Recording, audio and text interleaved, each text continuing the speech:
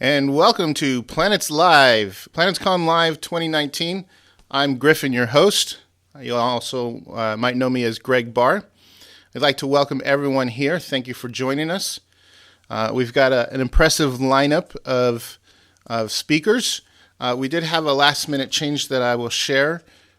Frosty, who was doing the presentation on Broken Empires, had to cancel due to a work commitment.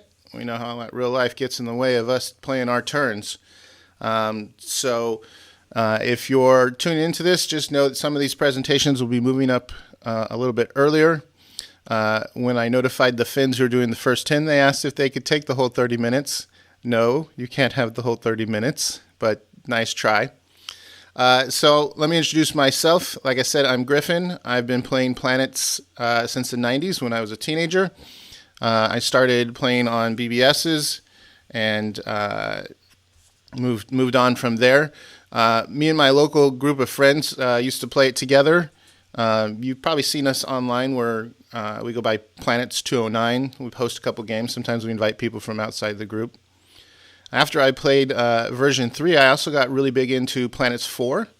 If you played Planets 4, put a shout out in the YouTube chat, which you can join us on and send in your questions and interact with other listeners.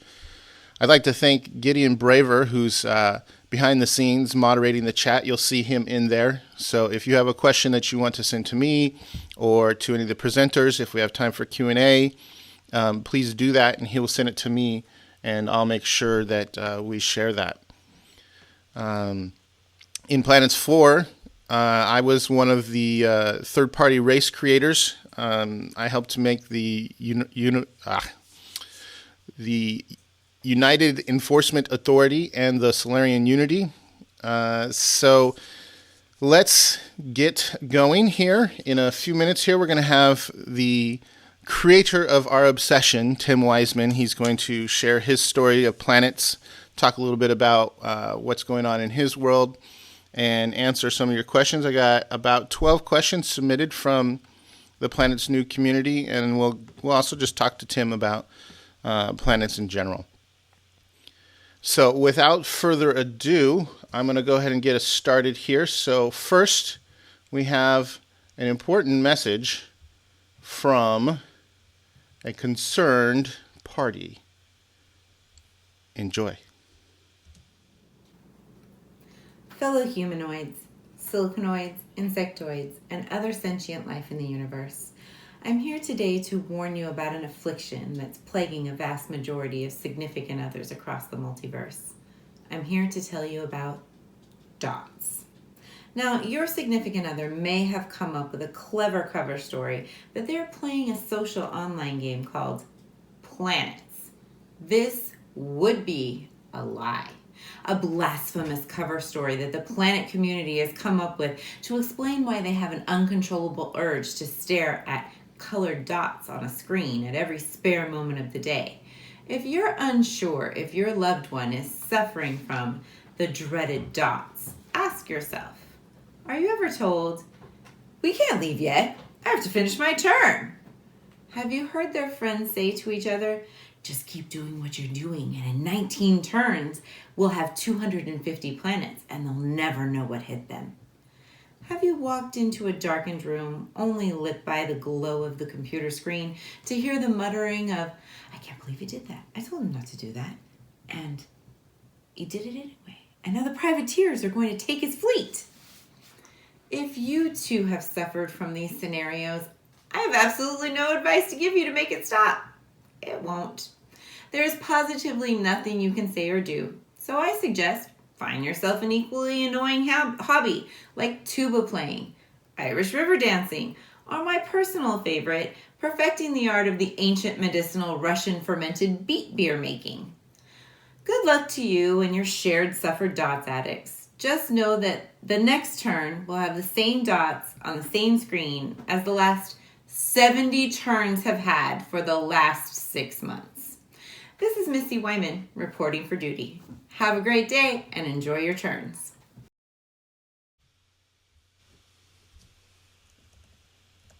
Uh-oh. Technical difficulties.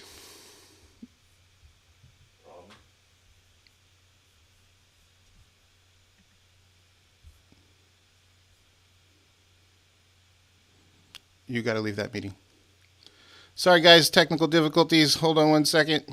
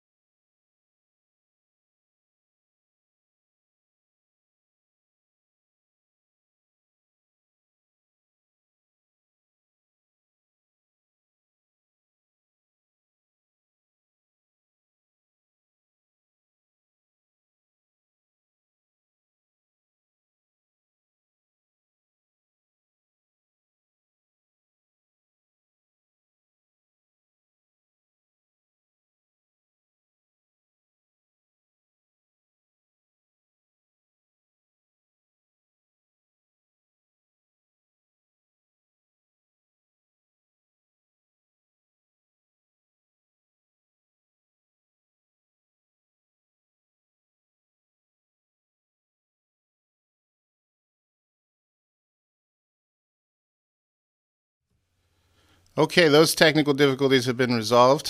Thanks for hanging in there, guys. I got a little view behind the scenes as that unexpectedly came up. I would like to welcome the man who is responsible for all of our obsession, the reason why we're here, the creator, the originator, the infamous Tim Wisman. Tim, thank you for joining us. Well, it's good to be here. Good to see you again. Tim, tell us a little bit about yourself. Where did you come from? What planet are you from? Where were you born? I grew up in a little town in the mountains in the Sierra Nevadas, really close to Yosemite National Park, and I ended up going to college at Santa Cruz. And when I was there, I studied electrical engineering and got de-accredited and had to go home. But one thing I did do when I was there is I came up with the idea for planets. So, what was the seed of the idea that became planets? Why did that just happen? Hold on, guys. Technical difficulties again.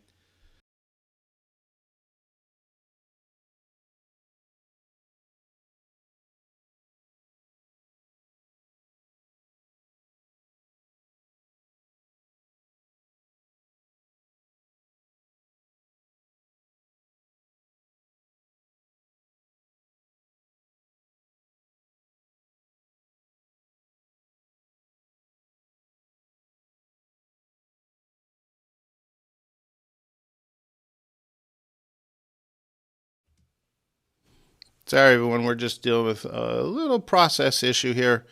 We'll get Tim back on here in just a minute.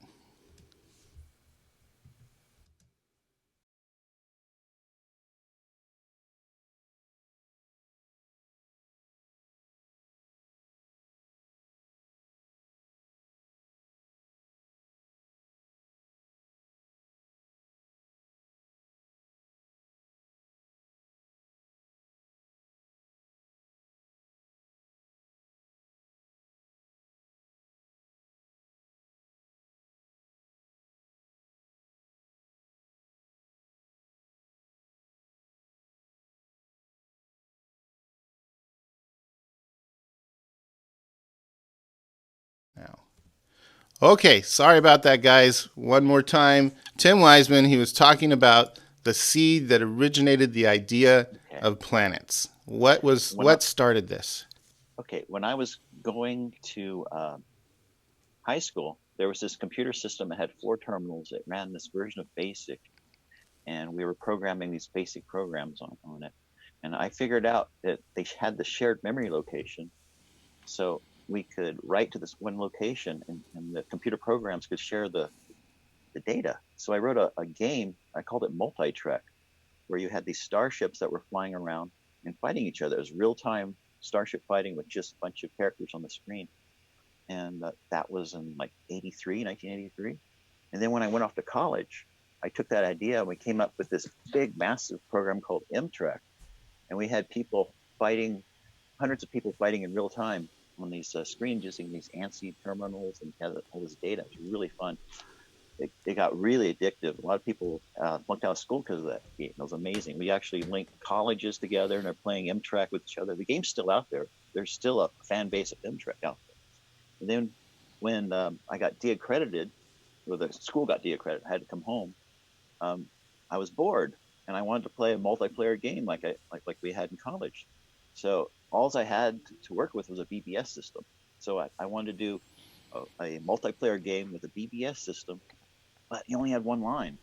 And then Trade Wars was around, and people would dial in and they'd hog the BBS for an hour or two, and no one else could get in. So I wanted something where you could log onto a BBS, exchange a file, log off, and play offline. And that's where Planets came from. So originally it was written for BBS systems, one-line BBS systems. And that's actually where I suspect a lot of us started. That's how I started. My group of friends started. And actually, we were playing Trade Wars 2002. That's how we all kind of met each other. And they're like, hey, we found this game called VJ Planets. And then all that time of our lives disappeared. Poof, poof. So let's go with like one of the first obvious questions about planets. Why 500? That's all that would fit into memory, because I was programming on a 286 with no hard drive, and that's the largest piece of array I could fit into the memory to make it work, and that was my limit.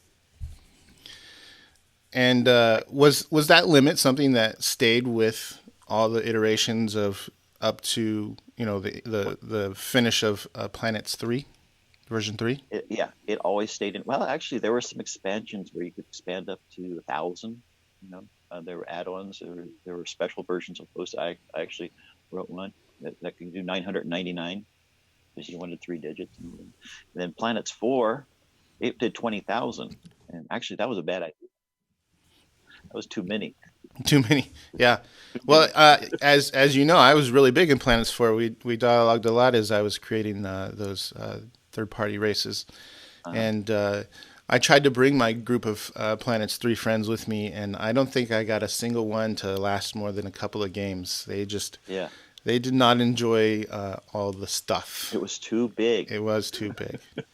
But Drew had still running his Planets 4 hosting site. I poke my head in there every once in a while. That was one of the best communities that formed around Planets 4.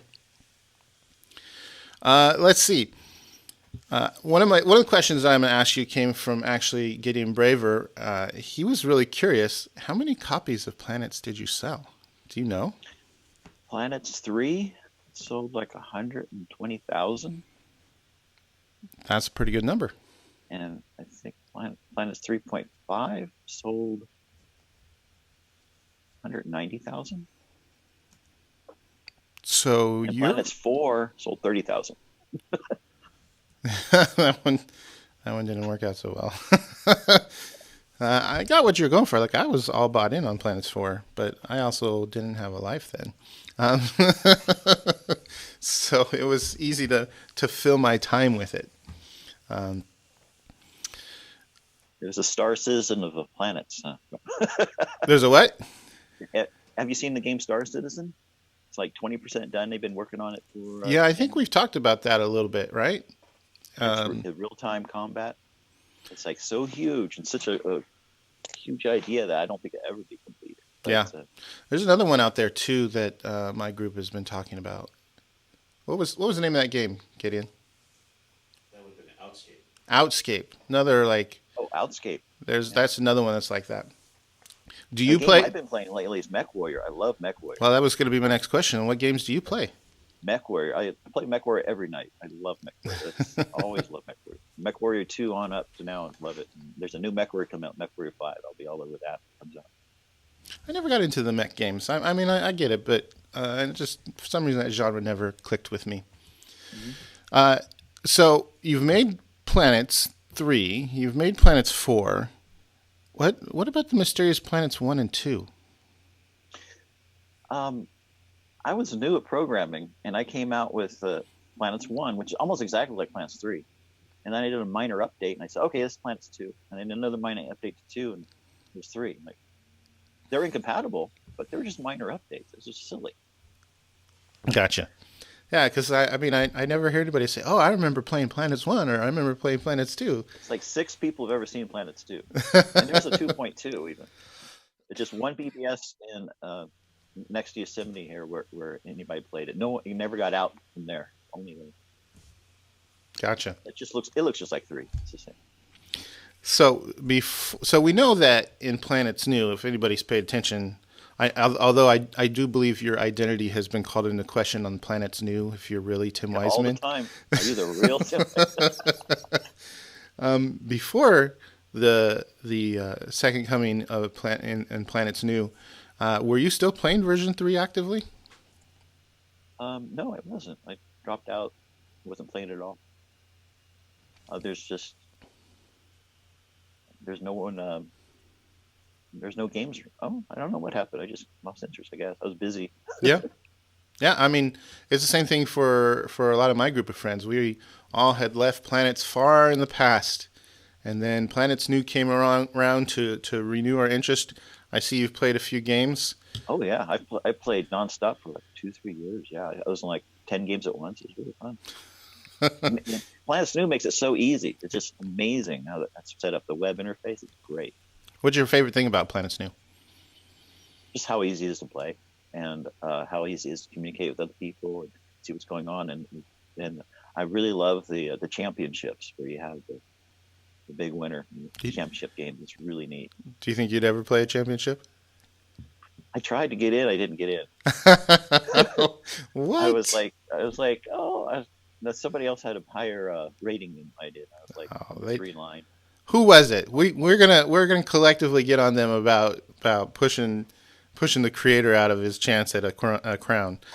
I just need to do better. I need to get my my lizard score up a little higher. So the lizards are your favorite race? Yep, they're my favorite, and I like the robots too. The robots are cool. And don't they thematically have a shared history? Like, isn't there some theory that the robots were created by lizard people? Yeah, actually, yeah. That's part of the original lore. Yeah. Galactica. Yep, exactly. Well, I wonder how many of our watchers were aware of that history there. I love my sci-fi. What is your favorite sci-fi series or movie? What universe do you love the most? I like the BattleTech universe the best of all, the big robots. But I love Stargate. Stargate was an amazing series. That was one of my favorites. I loved old Star Trek. The new Star Trek, I'm not really getting into as much. You don't like Discovery? No, don't like that much. I love the Next Generation. That was. I think so. Sometimes I ask fellow geeks, if you were stranded on a desert island that oddly enough had a flat screen TV and a DVD player, and you were able to get one box set of a sci-fi TV series or movie series, whatever you want, what would it be? For me, it was Battlestar Galactica, the revisioning, the reimaging one. But now I think the new show, The Expanse, is a strong contender for that title. Yeah. I love The Expanse. It's amazing. I'd love to write a game with the ideas of The Expanse, something really scary, a real-time game where you warp in on the ship and there's contacts out there. You don't know what they are. You don't know what they're going to do, and you have to fight this mind game with them. And you have all these computers that are locking on. There's a percentage chance they're going to hit, and it's just like cat and mouse. That'd be a really cool game if anybody comes up with that. Do you find yourself coming up with new game ideas for just as you go through your life? I have all kinds of game ideas. There's all kinds of games I always wanted to make, but I just don't have the time to do it. So let's talk about the other things that you do a little bit. I know your big thing right now, what you've been doing, what I think is your profession, has to do with magic. Yeah, I build magic props. So explain to that what that is to people. Well, the genre of magic I like is the real spooky, scary, ghosty stuff. So what I do is I build magic props that look like they're 100 years old. They're really scary looking, and they use them in like seance shows or ghost shows or Halloween acts and stuff. And sometimes I'll get contacted by a big name from Las Vegas or a big stage magician who wants something very special made, and I'll engineer it and build it for them, ship it out to them. So I don't know how many people are into magic, but is there any magic celebrity that you have made something for that you might share with us? Yeah, I made something for David Blaine. He used it on TV. Yeah. All right. Mm-hmm. Can you tell us what? Not supposed to. Oh, okay. Supposed to be a secret. But yeah, I've made some of the stuff for him. Yeah, if I have a website, darkforestmagic.com. You go in there, you can see my workshop. You can see some stuff, the stuff I'm building right now, what it looks like. Awesome. Let's see. I'm going to go to some of the pre-submitted questions here. Let's see. If you had to go back in time when you created a game, what is one thing that you would change and why? And that was submitted by Moper. Hopefully I said your name right.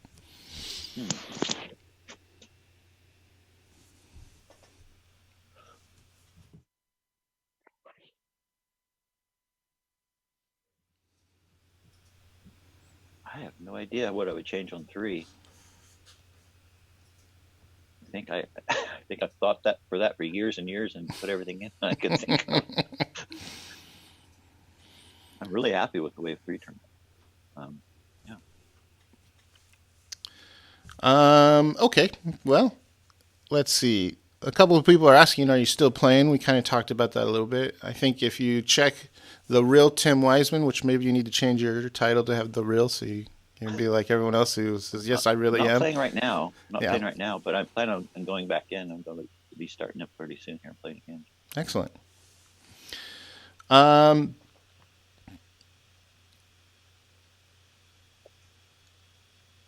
When the epiphany about the game and its mechanics came to you in the early 90s, did you think the game was going to be so important to so many people? This question was submitted by Gruco. No. I was just writing a game for me. It's just for me. And I wanted to find some friends to play this game with. And I didn't know it would take off like it did. I was shocked.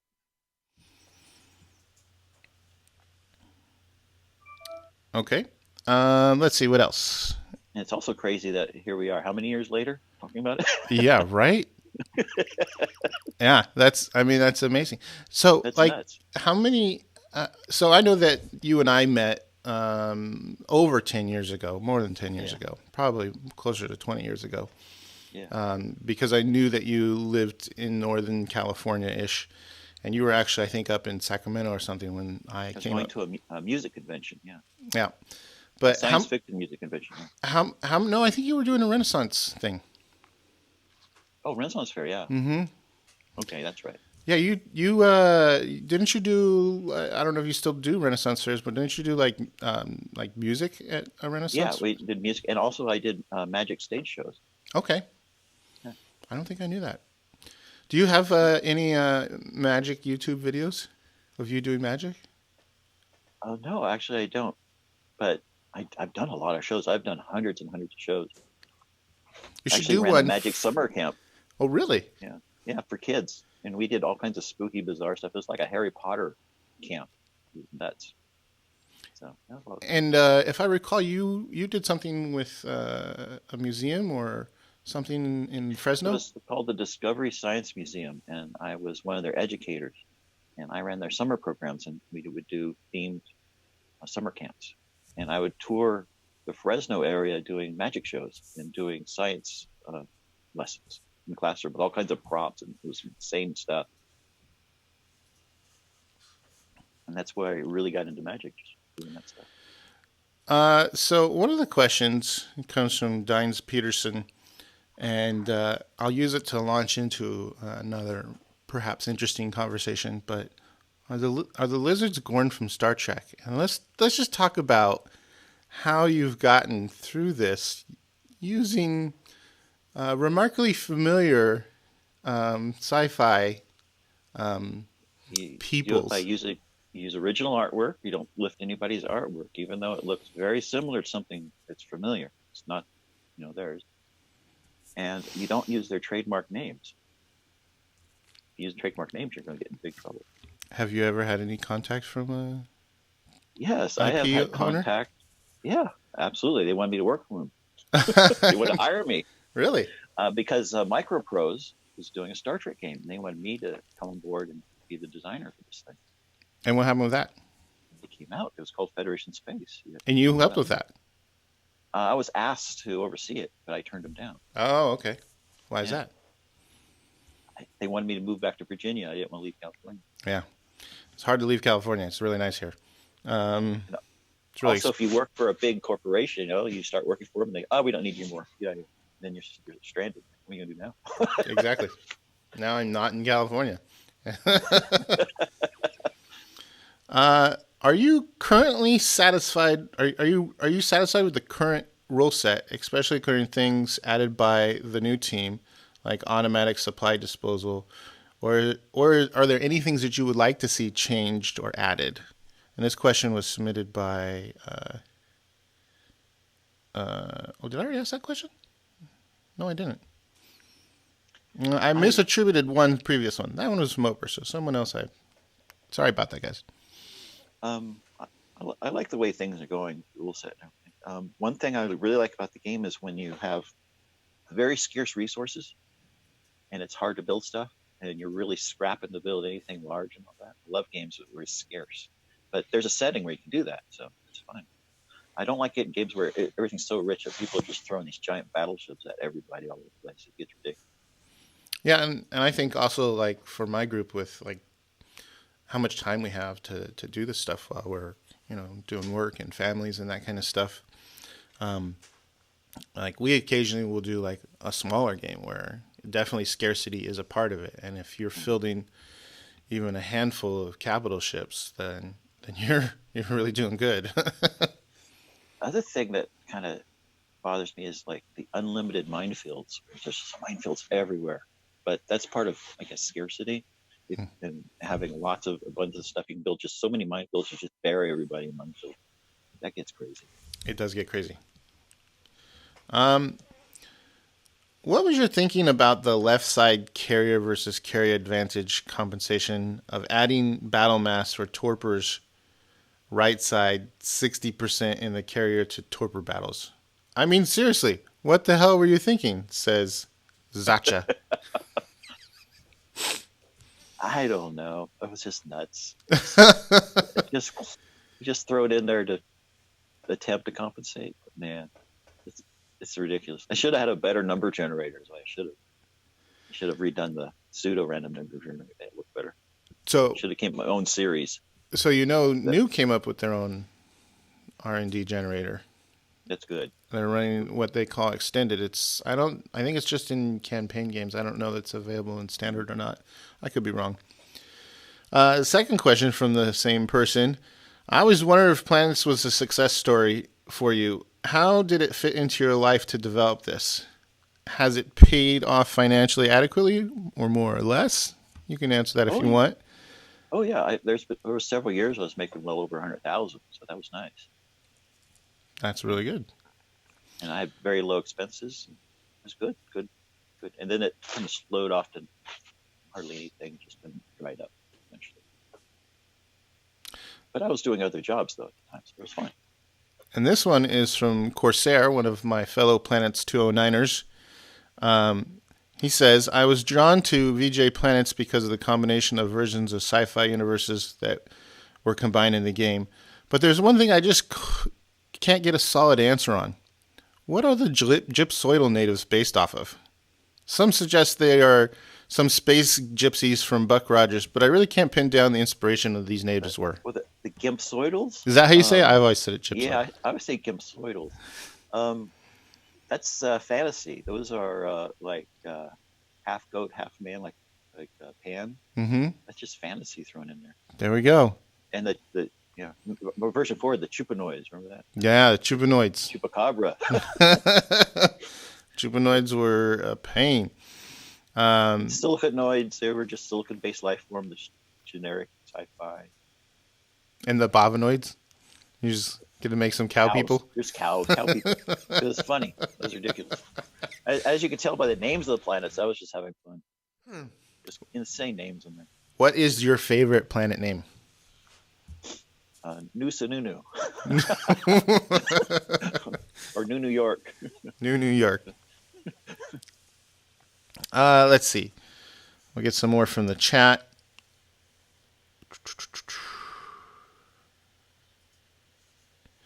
Runestone Studios says, have you considered putting any other popular sci-fi races into the planets when you were doing this? I wanted to put one more in, actually, to make it even 12. I couldn't think of anything.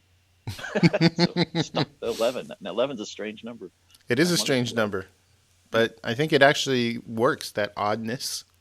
Yeah. Have you played? So Maximus 1776 asked, does Tim use the new interface on Planets.nu or the old one? Have you tried the new one? The what's collectively referred to as the mobile client? I have never tried the mobile client. No. I've been using the original on the desktop. I'm an original person. I can't play Planets without McNimble's add-ons. I just can't. Man, I can't. Planets.nu has just the most amazing map. I'm just overwhelmed by how well that's written. It's just amazing. Asha Mall asks, why did fighters/bays not have tech increases like other ship components? To make it more simple, because I thought I was getting out of hand with all the tech increases. Just wanted to simplify it a bit. And what do you think about the? What was your thinking behind the superpowerness of the 3.5 carrier races versus the torpedo races? I was thinking more of just have them matching up with their science fiction analog, even if they're overpowered and crazy strong. Just keep them in there, just because it was true to their form, and then to compensate that, give tricks and all kinds of dirty things that the weaker races could do to make up for it, compensate sort of. That was the idea. One thing I'd love to have in the game is like have ships have experience points, where the more battles they survive, they rack up experience and become better in crews and stuff, and that would give them a battle bonus. I always thought that would be a neat thing to have. So I think actually New has crew experience as a stat, and I think it affects a couple of very minor things. I don't know if it affects battle or not. Maybe I don't. I know he's got some commitments this morning, so he may not be listening right now. But that'd be a great question for him. I'm actually write that down about crew experience. We're getting near the end of our time here. I want to see if I have any questions that I haven't asked yet. Okay, here we go. This one is from Tailspin. Once a Planets fan, always a Planets fan. Decades of technological advances cannot quell the love we have for this game. What does it mean to you to know that your creation has found a special place in the hearts of so many people? It's really nice. It's really great to look back and think about all the fun I've had it, all the fun that other people have had playing it. It's really surprising how. I think the reason Planets has stayed around for so long is it's a pure game. It's strategy and it's thinking, and it's just a purity of the game. Even though it's not the most flashy, it's a game. It's like chess. It's just a classic game that just sticks around. I know for me, when I play chess against someone that I've never played before, it's one of the few games that actually creates anxiety in me, because it really is sort of a measure of your intelligence and your ability to think. And just because you get beat doesn't mean that you're dumb, but it is something that you really think about. And it's the same thing like that when I play people I've never played in Planets. So like with my group, we all kind of have a general idea of where we are in the pecking order. And there's always a group. It's always a little bit of moving, like, oh, if he beat me this time, dang it, I'm going to get him next time, that kind of thing. But one of the fun things of playing online with strangers is you have no idea what you're going to encounter. And one of my favorite parts of planets is that I'm playing against humans and not against a machine that I can, at least up until this point in technology, I can get smart enough to know its patterns. And diplomacy is so important. It's just ridiculously important. It gets funny at times with the people, tricks people calling each other. That's the fun part of the game. Yep. Okay, let me see if I got all of our questions out of the way. Okay, here's one. What do you think of the whore wasp?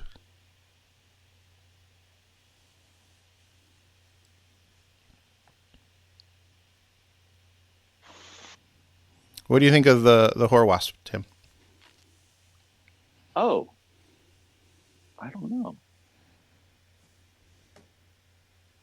I haven't decided yet. Have you played in a game with him? Yeah, just a little bit. I haven't had much experience with him. I just saw him out there. Maybe you should try playing him. Yeah. Just make sure you have time. Yeah. They are a labor-intensive race to Okay. play or fight. Okay, I think that covers all of our questions. I don't see any other coming from the chat. You got 2 coming from the chat, 1 coming from the chat. 1 second.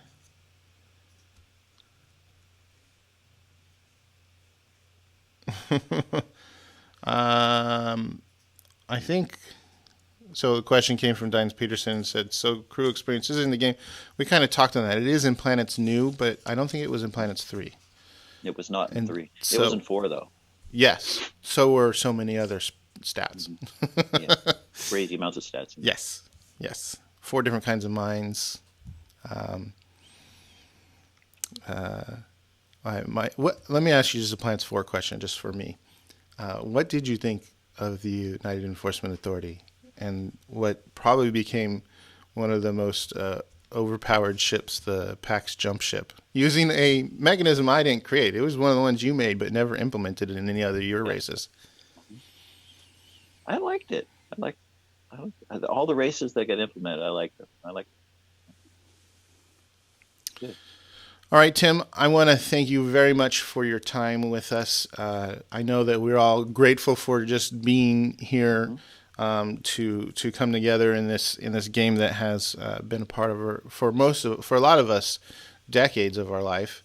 And then there's some people that are new finding planets, and I think that's really cool. I think Planets.nu is trying to attract new people.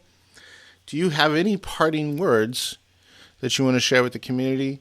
And maybe anything that you would want to share with the new shepherds of planets, Josh and Big Beefer? I think Josh is doing an absolutely fantastic job. It's amazing. I've given out source code to many different people to do something with it, and he's the one guy that took it and ran with it and made it into something even better than the original 3. I mean, what he's got is far better than what I did. He's just such a capable programmer. And the community, the new community, they're awesome. They're amazing.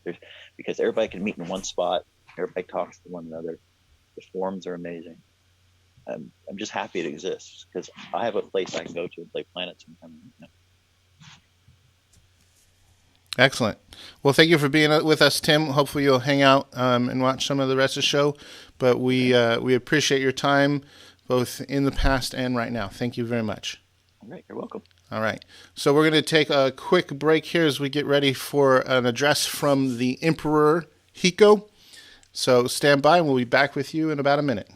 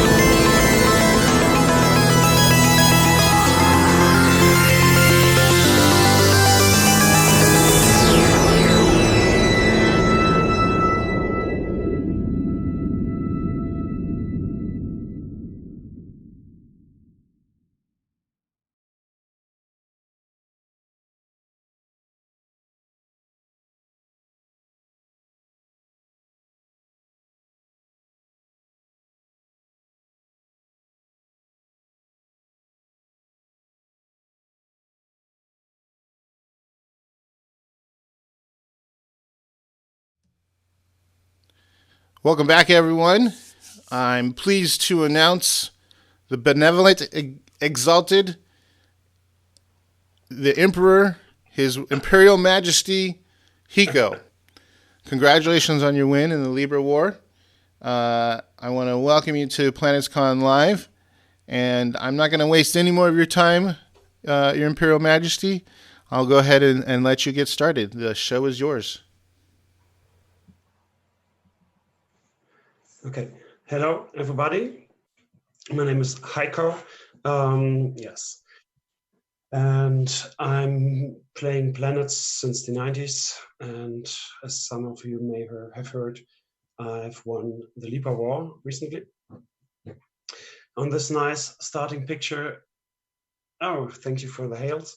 On this nice starting picture, you can see a sort of scepter, which was presented to me by Miami Step. In my talk about Libra, I will concentrate mostly on strategy and speed. I've written a large synopsis on Libra, which concentrates on diplomacy. So I hope it doesn't. It should come online sometimes next week because I've only sent it to Whisper this Thursday, and so he needs a few more days to put it on. So when Libra started, I still had do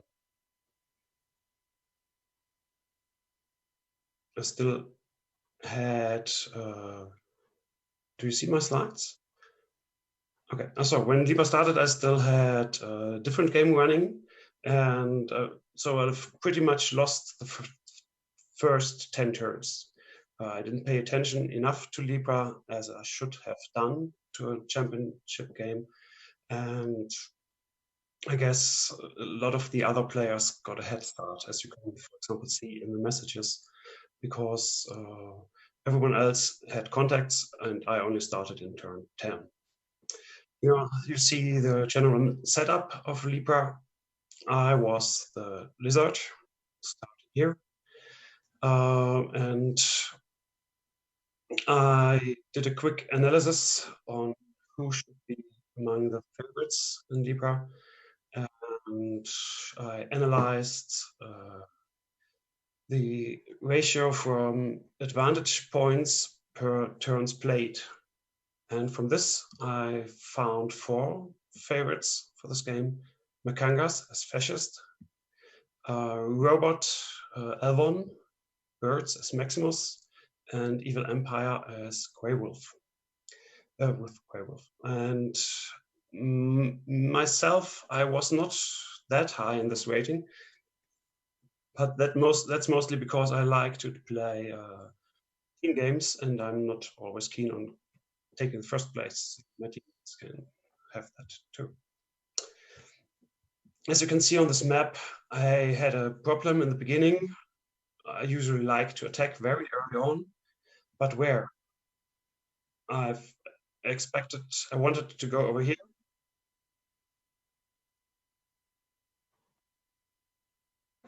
Okay. So I've just moved 1 lizard class cruiser over here and pretty much nothing else. I've concentrated completely on developing my economy. In turn 10, I had 2 bases, but 1, 2, 3, 4, 5 more bases were already planned. So I was going up quickly. And I've had contacted Privateer, Evil Empire, and Fascist. And the Fascist gave me some non-committal responses, always signed with something like Admiral Makengas of the Fascist Empire. So I thought right from the start, okay, be aware of him, you cannot trust him, he will probably attack you. What I didn't do properly was appreciate how dangerous double beams are. So my homeworld got killed in turn 10. Turn 17, sorry, turn 17, which was pretty bad. Especially since my most important Merlin, just full of minerals, was killed in that attack too. So my only allies in my neighborhood were Privateer and Evil Empire. I would have liked to ally the Privateers because Lizard and Privateers make a very strong combination in my experience. We can both strike very early on, very fast, and the game can be decided by turn 50 if two of us ally. But for some reasons we didn't ally, and I've allied the Evil Empire, which is quite unusual alliance for a championship game because there can only be one victor. I would have, but my reasoning was at that time, I am one of 5 favorites, so my winning chance is about 20%. If I ally a strong player, we will win this game without question. So my chances go up from 20% to 50%. And yes, some of you may be laughing, and right so to do so, because I didn't spot a mistake in my line of thinking. I've discovered that in turn 130. Later more to that. In the first 52 turns, there was a lot of action. Like I said before, my homeworld was killed by the fascist in turn 17, and he tried to attack my secondary base the next turn, but he got killed, and that was that for his first wave. My troops, meanwhile, were on their way into the Privateer area. I thought shortly about turning them around, 2X, 2 Lokis, and some Lizard-class cruisers, but there was no point in that. Either I could defend properly with the ships I'm building at that time at home, or I cannot defend. So it's just as simple as that. And the fascists attacked me along 2 more axes, along here and along here, splitting up their forces. Maybe that has saved my life, I'm not sure. And after a few turns, I've destroyed his main attack fleet around here and started a counterpunch. After my homeworld was destroyed, it was obvious to me from a strategic point of view that I was lost. I couldn't win this game anymore. So I had to come up with some creative ideas of how to win. One was to find proper allies, of course. And I've already had agreed on a minor deal with the Borg, which grew in size. So he got a base over here, and I got fire clouds from him. I got a base somewhere up there and built whatever he wanted for him. Lokis, Lizard-class cruisers, whatever. The Evil Empire, like I said before, we had already a proper alliance running up to the end of the game. And he got a base over here, and I got a base over there. I've built Lizard-class cruisers, Lokis, and so on for him. And he built 7 Gorbis before the slots were full. The slots were filled by turn, I believe, 33, very, very late. And if my economy hadn't been disrupted that badly, I would, by turn 33 as a lizard, I can have 300 ships. So it was ridiculous that the slots were open so long, but in the end it was good for me because by that I got fire clouds from here, Gorbis from here, and another idea I had was after the slots are full, usually the huge amounts of money and minerals a lizard makes are pretty much wasted. I can put a base on every planet and then order a T-Rex everywhere, and that's it. So I've contacted the crystals over here and asked them if they wanted to join me. And before I did that, I thought long and hard, what can I offer to them? Because what they can offer to me, it's pretty obvious. And I've heard they were in trouble. The robots were attacking them, and the birds would join pretty soon. So I offered him survival and revenge. And he thought for a few turns, and then he agreed. While he was thinking, I've already hooked over to his area and got him on his way back. If he decided against it, not much would be lost. If he's for it, then I would have a very strong ally. And as you can see on the rest of the map, there were a lot of battles going on, and I've heard it's pretty unusual for championship games. Colonies of men and rebels fought each other. Fed and Robot started a war.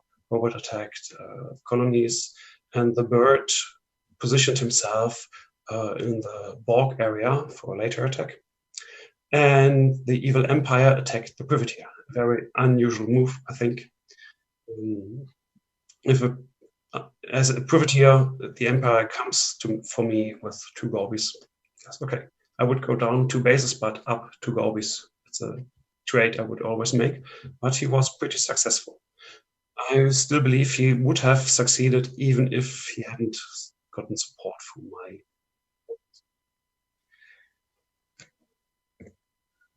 Here are the rough borders after turn 52. Fascists are dead. Crystals are killed in their area, but got a new home in my area. I had to do a bit of thinking where to give them planets without crippling my economy, but I found nice places for them, and they eventually got a base on every planet and mostly diamond flame orders on them. The colonies had killed the rebels and taken their area. The robots had pushed back the Feds, and yes, the bird was already invading and had started hostilities with the Borgs. The bird played a very nice strategy right from the beginning. Here we see the scores in turn 52, and as you can see, he's first, and he still has 115 priority points left. When the slots were full, he had about 340, if I remembered correctly. So I estimated about 20 Darkwings, Heavy Phaser, and whatever, and 20 Resolutes would come out of it, which makes for a pretty nice force for the Birdman. And, sorry, I have to go back. And as you can see, in the beginning, he was not attacked by Borg or by the crystals. He could expand peacefully into this nice cluster and into this nice cluster. I didn't know at that time that he was in this cluster. I expected to find the robot over there, but it was the Birdman.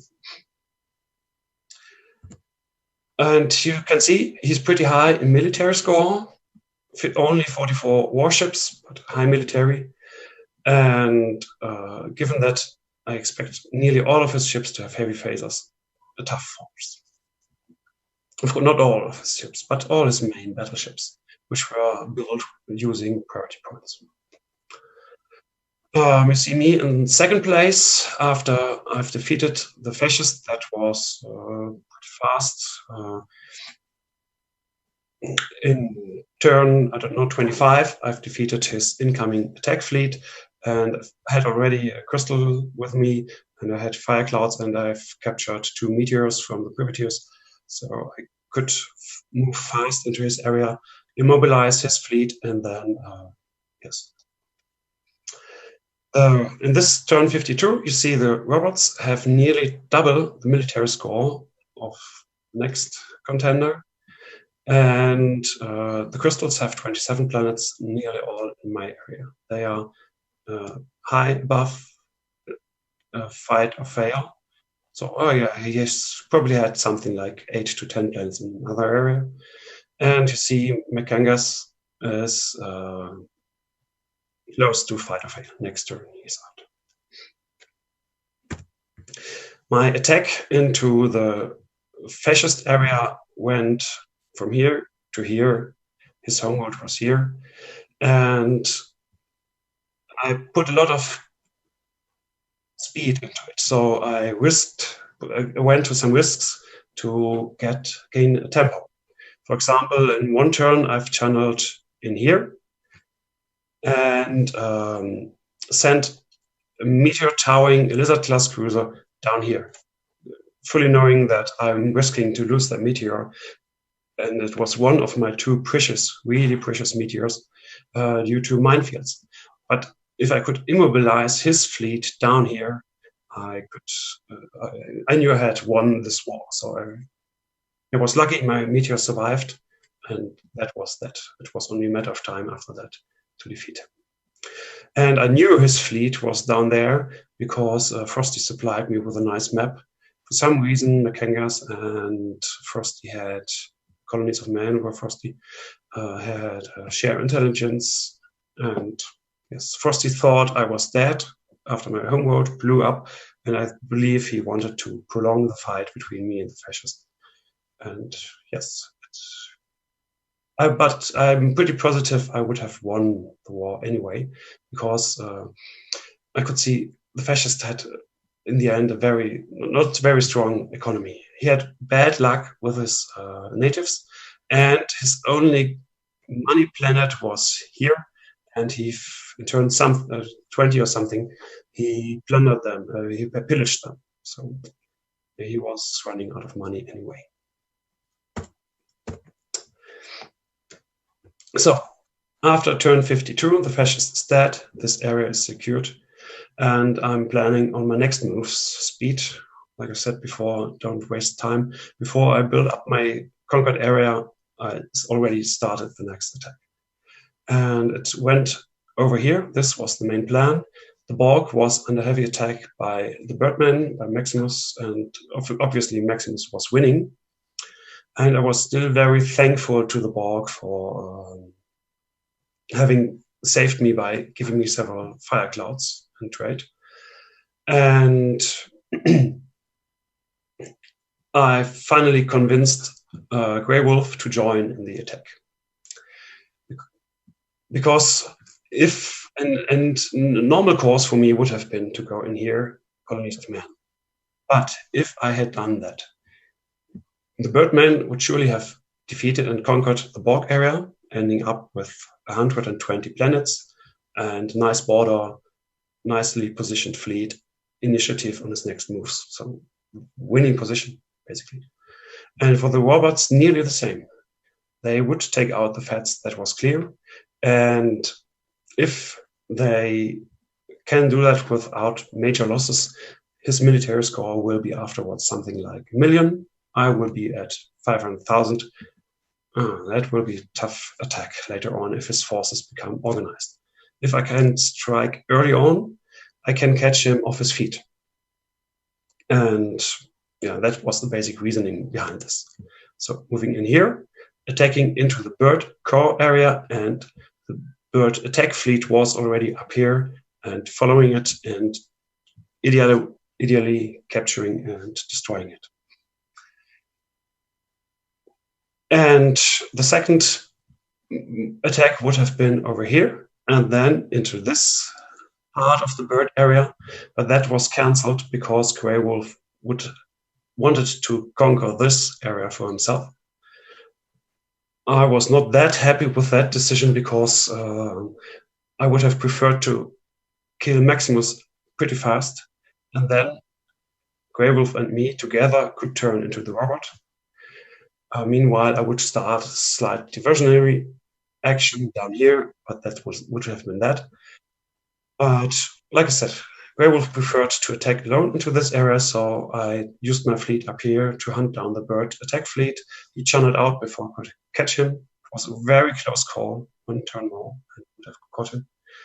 And then I've tried to just attack the robot over here. Didn't know by then that this was bird area. I was surprised to find always bird planets, but okay. My attacking fleet was there, and so I continued the attack. And I believe it actually helped Grey Wolf a little bit, because Maximus had set up somewhere around here a place where he could channel Gorbis to kill them with his golems. And I've always looked out for his golems and tried to hunt them down, so I hope I disturbed him somewhat. And after that, my main attack went down here towards Robert, and this was the main attack.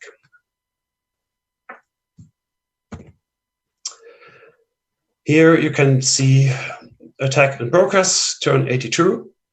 Please note here, I've put my attacking fleet into position, all these waypoints here. This is where my attack on the robot starts. He has pushed back the Fat even more. I knew from Frosty that he had a pact with Alvon to kill the Fats, so Fat was dead I was hoping to help him to alleviate the pressure, but it was unrealistic. I couldn't move a fire cloud towed by a meteor down here because of robot mine fields. I couldn't move through Frosty's area because he was not supporting the Fed. So there was no point. There was no hope to getting there in time. But I could catch L1 off his feet. He had to decide continuous attack into the Fed or turn around his fleet and go to my attack. He did send enough ships down to the Fed to kill him, and some ships up to me, but his fleet was divided and I was able to isolate his main fleet around here. And that was when he quit frustrated, which I fully understood by that time. From turn, 40 on to 100 and something, every turn took me at least 5 hours, some turns 10 hours, and I was unable to do a single turn in one night. So 3 turns a week, 6 nights a week are gone. And that was no fun for me to play, and much less fun for someone who's on the receiving side on this style of play. You can see up here, I've conquered some planets. I was looking for speed, so fast, and then channeled my fleet back down here to support the attack. And you see Grey Wolf has captured, meanwhile, these planets and these. And from here, my attack into the robot territory got rolling, mostly because Alvon quit. If he had stayed on, I would have been much, much slower. But his replacement tried some diplomatic tricks for 4 turns, found out that all the alliances in this game were fixed. So Evil Empire, Lizard Crystal, Borg were playing together, Frosty had joined me, and yes, so Bird and the robots were working together, but that's it. And Rosalie, gehst du bitte raus? Sorry, my child has come into my room. Kannst du bitte rausgehen?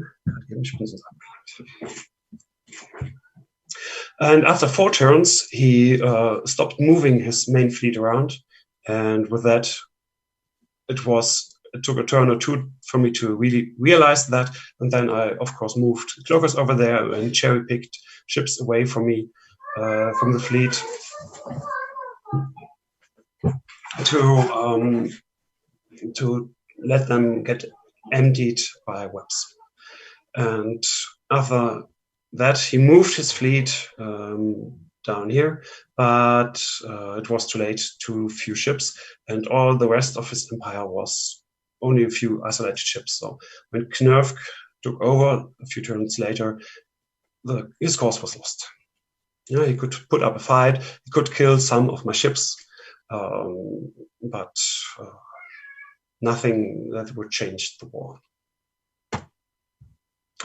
Then in turn 112, I've received a message by Frosty. By the way, Frosty's area had expanded. We made a deal. In turn 105, he would start minesweeping against the robots.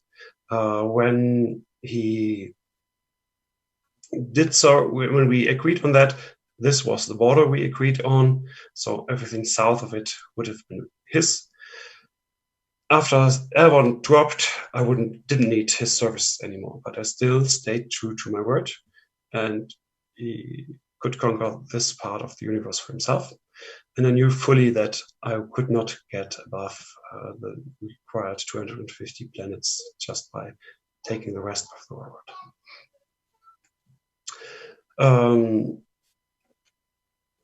And so Knurf was basically out of the game. It was in turn 112, I received a message from Frosty. Grey Wolf intends to attack me. And she sent me a copy of the original message from Grey Wolf. And so I was pre-warned, but I didn't think that Grey Wolf would attack immediately. I started to do some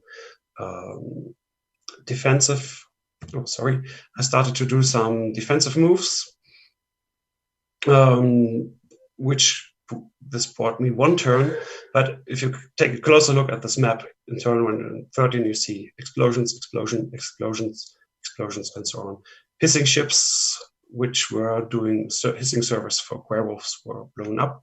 He was hoping to get lucky in the Starbase lottery and gain some hobbies. And he started an attack into my northern side. Down here, you see I'm pretty unprotected, or none of these bases were max bases, no web mines at all over there. So he could simply invade over here. But he was a bit unlucky because I had one turn of warning. I had channeled a lizard class user full of torps in crystal hands over here.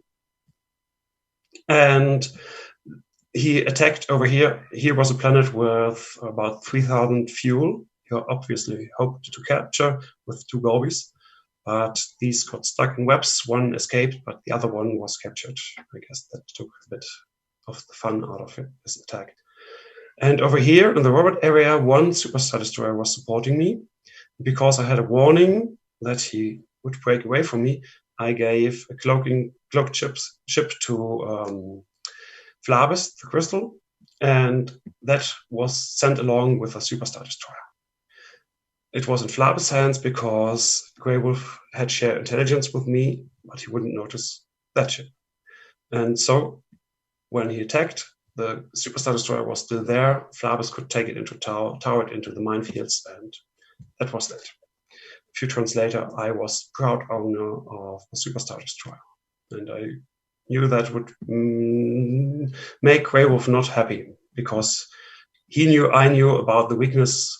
Should I come to the point where I attack into his core area where everything is max base, a Superstar Destroyer would of course be very powerful too.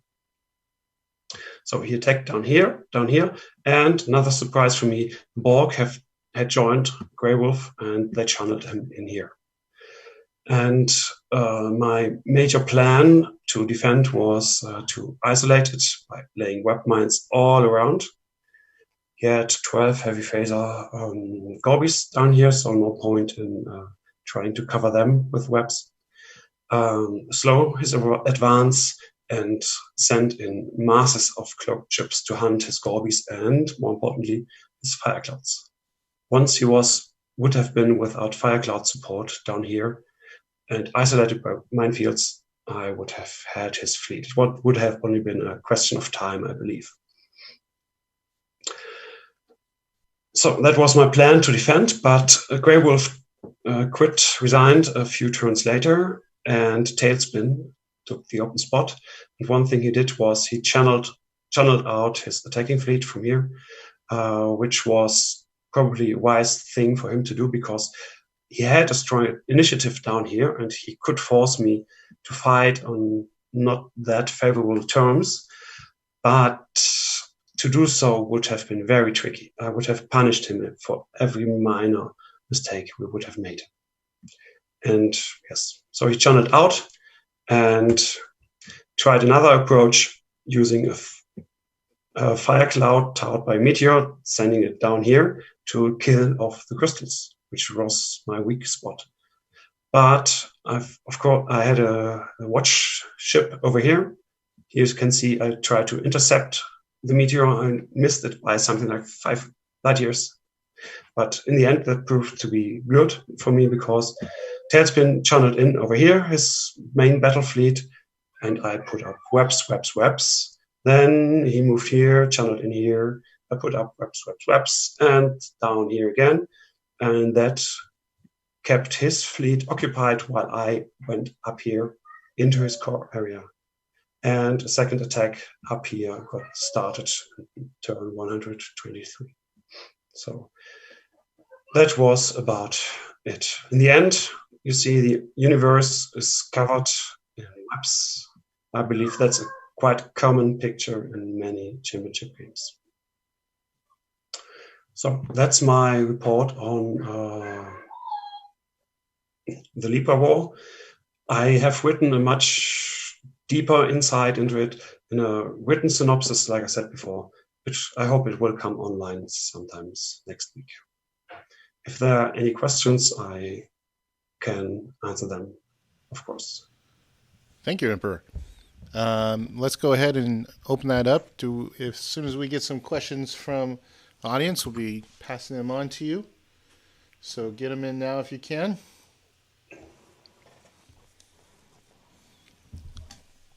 Tell me, how was the experience of being in a championship game for you? Was it stressful? Did you enjoy it?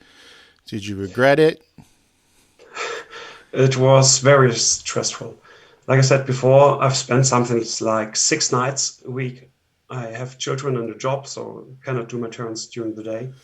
And in the turn when Grey Wolf attacked me, I was close to quitting.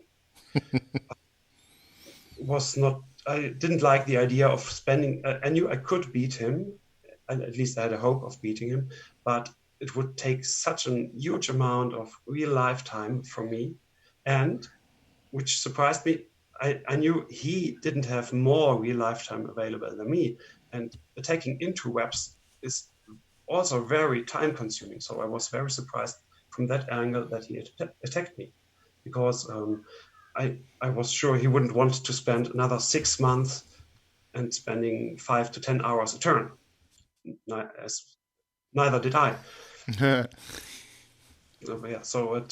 was close to quitting. If he had continued, I would probably have defended up here and just slowed him down, told Frosty, hey, my southern end is undefended. This is the friendly code for the webs. Star bases are undefended. Come and get me. And then Frosty would have become emperor, I think. So Frosty, by keeping his feet still, had a good chance of winning, actually. Some have criticized him for a start of play. I think it was very rational. I've talked to him, and he did his turns with a moderate amount of real life time. He played, when Lipa started, something like, I think, 8 games simultaneously. And for me, it was very time consuming. And said to him, it feels to me like I'm playing it like a sprint and you are playing it like a marathon. So if it would have gone much longer, he would have won. One of the questions that I wanted to ask, and also came from the chat, did we ever find out the reasoning behind Grey Wolf's quitting? He wrote a very lengthy email about it.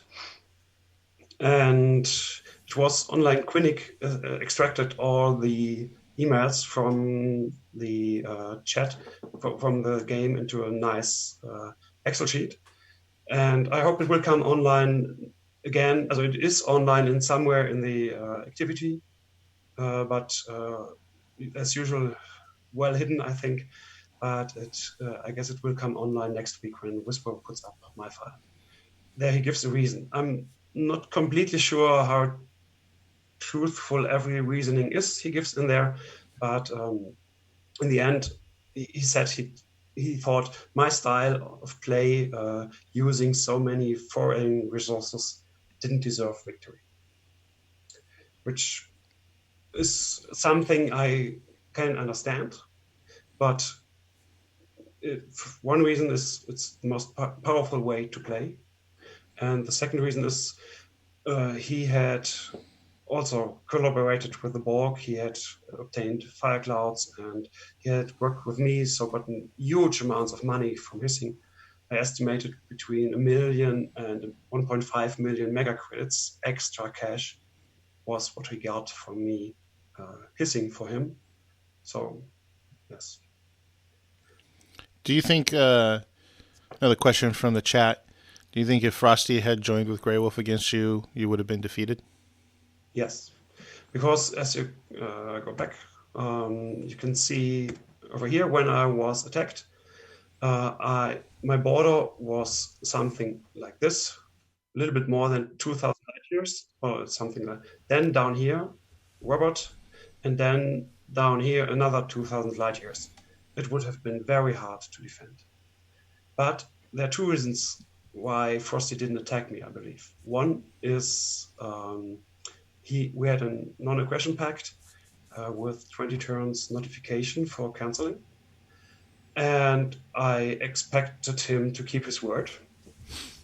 And the second was, if he had broken his word and attacked me with a surprise attack, he would not have won. It would only have made Grey Wolf the emperor. So Frosty had no chance of winning at this stage actively. So there was no point for him to attack me, except he wanted to make Grey Wolf emperor. And so he decided against that.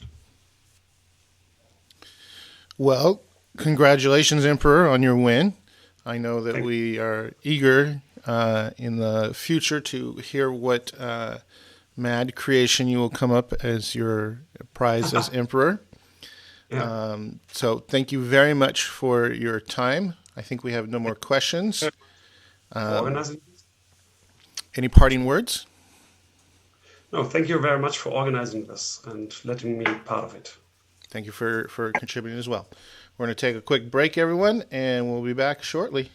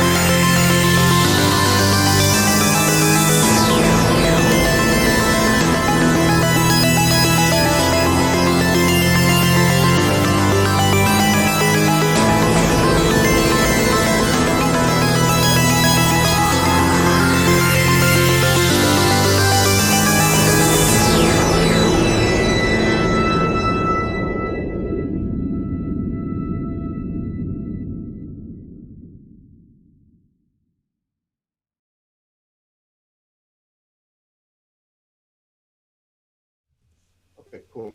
Welcome back, everybody. We got our friends from Finland here. We're going to talk about the first 10 turns. You should see them there in the corner. And in just a moment, I'll let them introduce themselves. But my point of contact has been former Emperor SMN. And thank you for joining us. We're going to learn about how these fellows approach their first 10 turns. So, guys, why don't you go ahead and introduce yourself first, and then take it away. Okay, hi, I'm Rauli, known by the nick SMN, and here we have... Yeah, hello, I'm Jaakko, known as Mursu. As Commander Koski here. And Pakuri here. Okay, so, hey, greetings from Heinola. We are in the cabin, which is really cold in the countryside with the fire going on. So our feet are freezing and our backs are burning thanks to the fire over there. And what we're going to do today is that we're going to go to pretty basic but important part of playing Planets, and we're going to look at the 10 first turns, or how many we actually can find time for during this 45 minutes here, because we expect having some difficulties. Isote, also known as Tuukka, was supposed to join us. Unfortunately, he couldn't do that today, so there's going to be the four of us discussing. Yeah, but we have his comments on how to do, so we can comment them. Yes. Yep. Okay, and we'll be happy to receive any opinions or comments via the chat. At least Koski is going to be monitoring over that. And what we have set up here is an actual game. This is a single player game with computer opponents, but we're only going to play 10 turns. So we will assume that we are playing against capable humans. Obviously, the diplomacy and contacting other players aspect has been left out of this kind of setup, but that's the way. That's what we have to deal with it in order to be able to actually go and play through 10 turns. So what we're going to do is look at the situation, think about what needs to be considered at each given turn, decide commonly what to do, and then hit 10 turn and see how it goes. Okay, and what we have open here is now a first turn of a new game. We chose to play as the birds, basically because they are such a interesting and many-sided race to start with. You can start with so many different approaches and strategies, and also because there's been really good discussion lately on the PlanetsCon, Planets.nu forums for the bird playing. And to save a little bit of time at the start, we took a few minutes and pointed on the map the most possible starting planets for our couple of neighboring races. So if we look at the map here that we managed to get, it's a really nice cluster for the birds to be in, and also we figured out that we are probably not alone in this cluster, and it's either here or maybe there where the closest enemy homeworld is. Yeah, maybe we could go through why we think the homeworlds are there. Yeah, that's true. Well, we think because Fakuri's script says.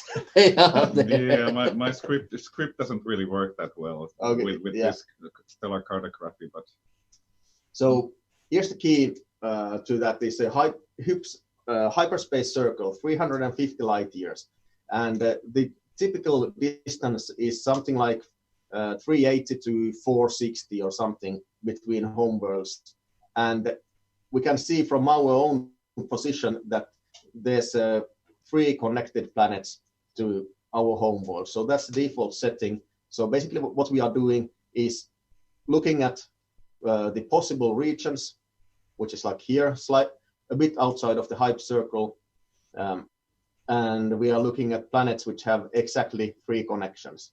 And that's pretty much everything there is to it.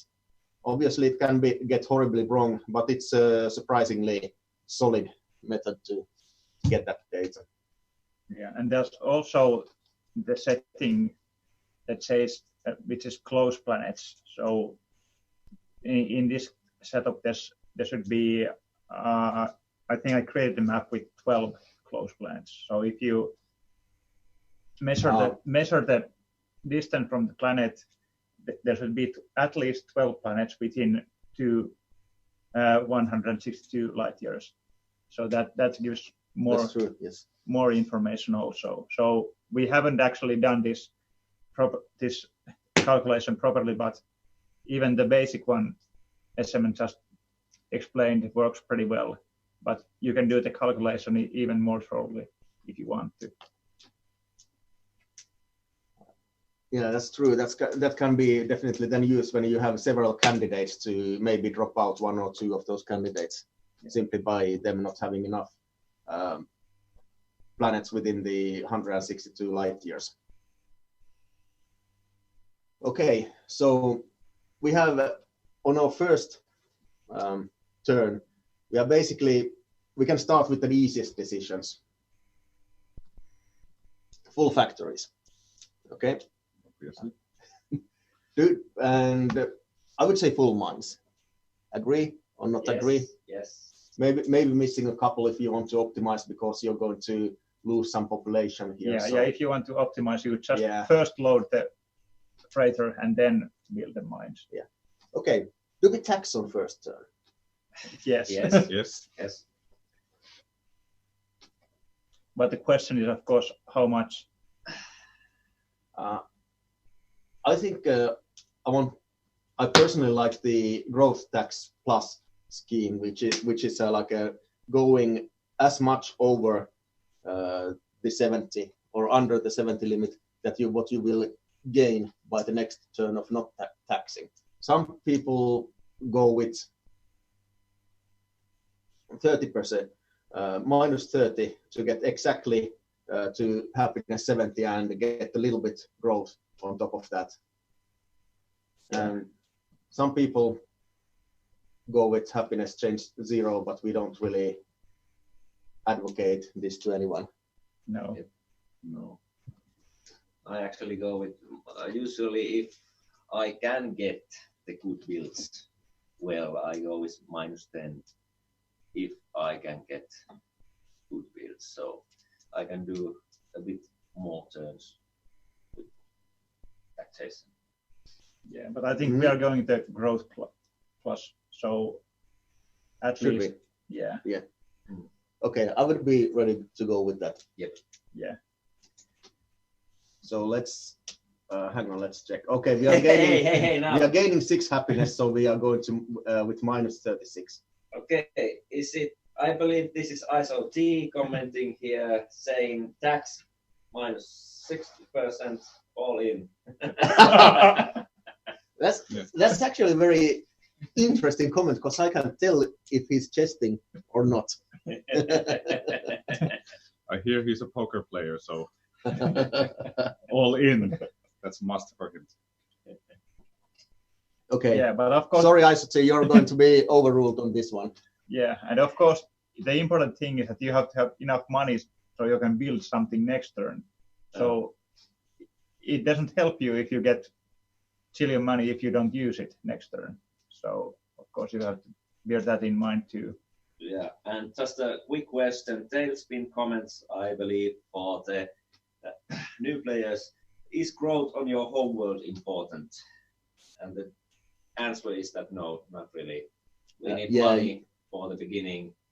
Yeah, the payoff of growing your homeworld is very, very slow. So technically you can tax down to 40 happiness.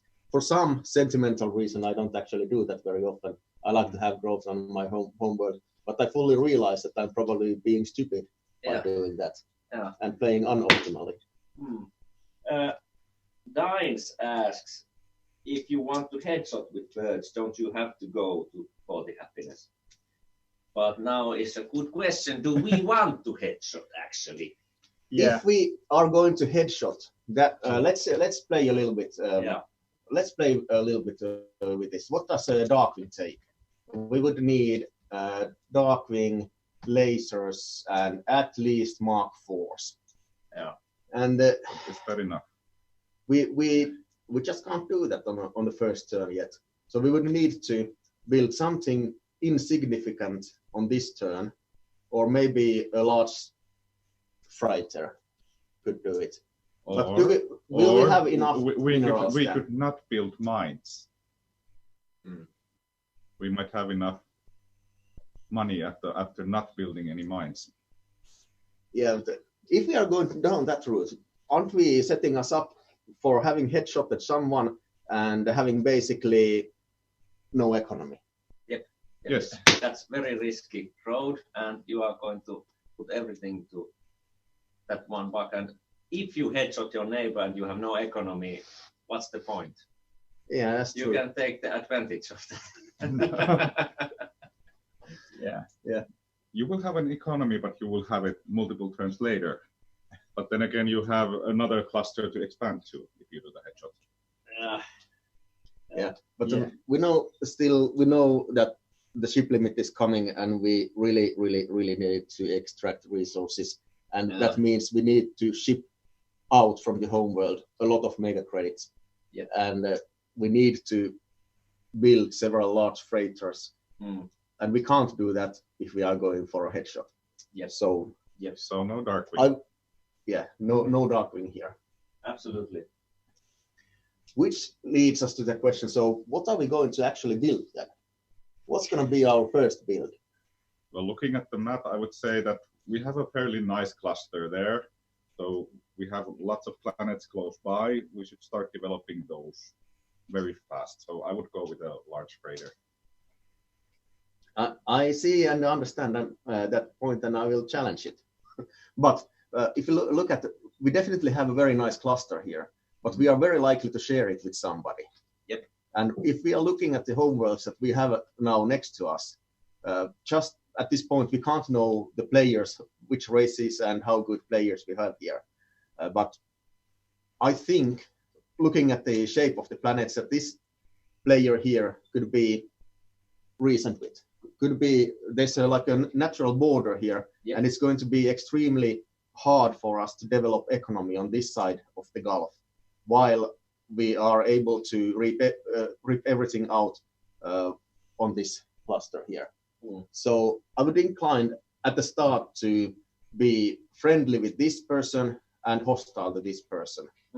And that's like it's almost forced, I think, by the setup that we have in this cluster. I agree. The map dictates that to us. Yeah, but there's one point that if you can see this cluster here, I would be really not happy with that in the hands of someone else. It's really close to our... That's true. And if you also looking at the shapes here, so holding this cluster is exposing a massive load of front on both against both of these. So this is something that we actually might want to compete for. Yeah, but of course that could be done with diplomacy. So you could talk to the person, and of course he sees that it's probably closer to the enemy homeworld, so he might give it to us, even without fighting, if he's reasonable. If he's reasonable, and we carry a big enough stick. Yeah. So now I'm gonna put my argument. I'm going to very heavily argue that we should build a Resolute with lasers and Mark IVs. Agree. And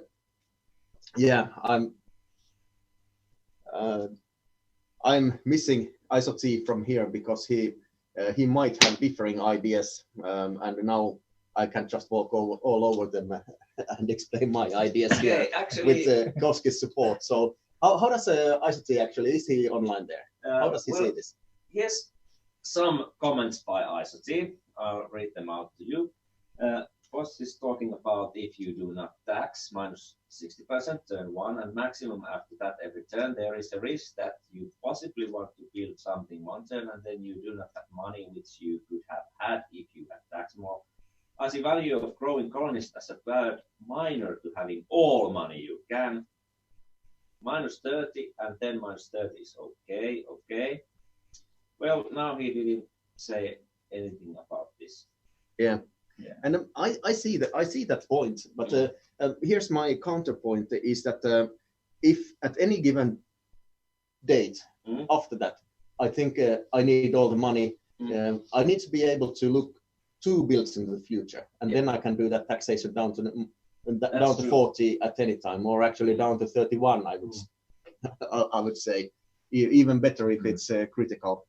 But now about the idea about building Resolute or not, and the one argument against that is again that you might risk an important build instead of building economy with lost displacement factor and everything like that. But I think, are we going to at what point talk about the benefits you get when you attack with the Resolute? Yes, we are. And here's my claim. Okay, this is now very bird specific, I think, because this is a very bird specific thing to do, and as such, it's not overall really turn 10 reasoning. But early military power, to actually being able to show that, hey, look at my military score, how high it is. That means that I have several warships out there. You might want to listen what I do. And if your neighbors have any skill there, they can look and see that, okay, yeah, there's a bird who built 4 freighters at the start. This means that, okay, all of my backwater is completely safe. I can build whatever I can. I can actually go and attack the bird, because he's gonna take now 6 turns, 8 turns to get the warship in position to attack me. So that's one of the things that which is why I would want to have a heavy warship as the very first build. It's just the ability to threaten somebody, or it's not even a explicit threat. It's a very implicit threat. They look at the military score and think that okay, that might be in my backyard. Yeah, that's because everyone in the game looks at the scoreboard, turn 2 or turn 3. Then you see bird has not built any warships. Okay, he's not a threat, he's not attacking, I can build more fighters. So, but if the bird has built even 1 warship, then okay, he might be coming. So that makes you think. I'm not sure if everyone knows this, but you can actually deduct from the military score exactly what weapons there are in your. Yeah, we are going into that when we hit next turn. Yeah, that's true. Yes, now ISOT is now telling, he suggests that we build first an last space breaker. You can go and colonize Money Planet, and then when you build Resolute, you can send it via that Money Planet, and you do not have to use money for talks in your home world. And you lose 1 turn momentum, but get possibly 1,200 more mega credits. And most importantly, save money at home world. That's not true. 1,200 is not actually true, because Resolute has a fairly large. How big is it? 300 kilotons? I forgot the cargo. Let's check. Should not be forgetting things like this. Okay, the cargo space is 280. And you're gonna drop something like 20 or 30 for the minerals there. And torpedoes there, and the rest is going to be supplies and clans. So there's a little bit less of difference there. I hear the point though. Yeah. But here's my counterpoint to that. You can't know that you're going to hit that Money Planet with the LDSF immediately, and you can't know that you're going to hit the Money Planet on the way to the enemy with the LDSF. And on the other hand, if you first go out with the Resolute, which is now sending the threat to the enemy, you can scout a few planets on the way and make a decent forward colony with one of them. So you actually, if you look here at the builds, if of the neighborhood, here, DSF, and we have an MDSF here. The MDSF explores one of these planets, and on the second turn, we already need to send the LDSF either after the medium fighter or blindly to one of these two places. And we're only guaranteed one decent to good money planet nearby, so we might actually miss that. If we build a Resolute first, MDSF scouts one planet and then scouts another planet, while the Resolute scouts the third planet on the way to the enemy, and we know exactly where to send the LDSF. Okay, that's a good point. But I can also see the side of saving the money and getting the money planet course. You might go just like towards the enemy with the LDSF, and you're likely to hit the money planet on the way, but you just don't know when it will happen. Yeah, maybe this kind of map maybe leads a little bit towards the large breaker, actually, because there's a clear route towards the enemy where we are going to attack.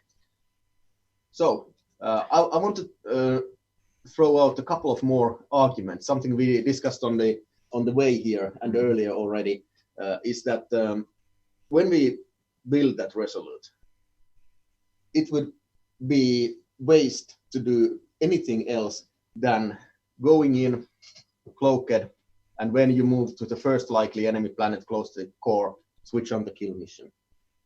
Because now this might sound diplomatically like a stupid thing to do, but but I don't think there's much downside to it. You go, you see, you hit the enemy planet, and you're able to, let's say, turn 2 Resolute, turn 3, turn 4, 5, 6, maybe 7 here, or maybe 8 here, or maybe you even save more turns and just take the route down here if you want to. Because the earlier the enemy knows that you hit them, the faster they are going to turtle up their economy building and start to protect their freighters and start to protect their shipping and start to build mines and everything. And they start to waste money on minefields and waste resources for minefields. Exactly, and this is something that you want to happen as soon as possible, like the very first moment, just to disrupt the enemy economy building. And that's going to happen when the Resolute hits you on turn 7 or 8. Yep. But if you waste time and go in later, or even worse, you scout the planets and the next race there before hitting them, not using the kill mission, then you're wasting even more times, which means the enemy gets even more sensible economy builds instead of being forced to stop and counter your Resolute. And the second part of it is that, you're probably going to anger that player that you're hitting, but so what? If it's a bad player, they might just take offense of the action and fight you until you die. But but you have to trust yourself. You're gonna outbuild them. If they're a bad player, you are going to be the better one. Yes. So. And if they're a good player, they recognize the moment that the Resolute comes out of cloak and hits the planet, that, okay, I'm screwed. Yes. This was my game. So if that's a good player, he's bound to be very eager to send a message and think that, hey, okay, can we figure out something here? Can we maybe not do this? In this situation, you have a pretty good advantage in the process. So let's make a Resolute and continue. Okay. Because we spent 20 minutes here already. I'd say that this was a very important discussion, and I think we can go faster the following turns. But we actually discussed the beginning strategy and the biggest disagreement we had before this event when we discussed with this. ISO T is talking here more about that he would like to send first the last space breaker north and south, and ISO T wants a more careful tactic, putting more pressure on the economy and building a more solid economy and firepower first, and then go with the Resolute. And here discuss this other kind of method that we want more advantage of the early attack with the Resolute. And now these are two different ways that you can use and two different approaches you can proceed with. And now at this point, we have decided to go with the Resolute. Yay! Yes. Yes. Yes, So- but of course we have to decide what weapons do we put in the Resolute. Yeah. And now we will pick up speed. Okay. Transports. Lasers, transports, Mach 4s. Yeah, of Would course. we want Mach 7s? No, we don't have money. Yeah. We We know don't that have we money. don't have money. And Should We- we use X-rays to capture fighters after the initial attack? lasers can do Yes. it also. Lasers also capture the fighters, but the lasers might save you when fighting a planet with a few That's true. defense posts. So I'm firmly in the camp of always building lasers. Yeah, but But- there's one Yes. point in the laser X-ray, because still X-rays can clear mines at least a little bit. Those very small minefields. Yeah, but in the very early Lasers stages, don't. That's true. in the early stages, there are not going to be any large minefields. And of course, this is what's the worst case situation. We run into crystals, and there's a crystal minefield dropped. Hello, Mr. Crystal. I just hit you with kill mission. Can we be friends? Yeah. I have lasers. There's the 10% Yeah, probability that it's going to be a very yeah, and of course, if you hit their planet, they will see your ship has lasers. Then true. they just lay webs there, and then you're screwed. Yeah. Or of course, they have to be in a position to lay the mines. So Yes. it's not easy, but I think there's a Let's go with lasers. there's point with X-rays also. True. I usually all my support ships I equip with X-rays. So we are now building, spending 6,500 mega credits here, and not a very significant amount of minerals, fortunately, considering or comparing to our gain and the existing stockpile. So we will hit build on that. All right. We have the question of the medium fighter. Yes. Yes. And like argued before, I would love to have all three of these scouted when the LDSF is built. So The closest one first. Yeah. here, and then the medium, either if it doesn't really find anything, if it just finds a very bad rock without anything significant to extract, then it could go forward. But it's likely that in this cycle, it will dump its load on either this or this planet and then come back for more. Okay. Loaded up What? with some colonists. 100, 120. There's many things here. Birds are stiff with money. If this were feds, I would say 100 supplies, 100 clans, 700 mega crates. So you build first factories, then mines in 2 turns, up to 100 master colonists, and you're golden. But I don't think we can afford that. We need to leave a little bit more money behind. You agree? What's the next build? If it's going to be a large fighter, I would say it's going to be definitely the next one. 760 mega credits. We're getting a 1300 from the tax, so we're good for another 2 turns. Yeah, that's true. So would you still advocate going out with 700? Maybe not 700. Yeah. 400. Koski, Mursu?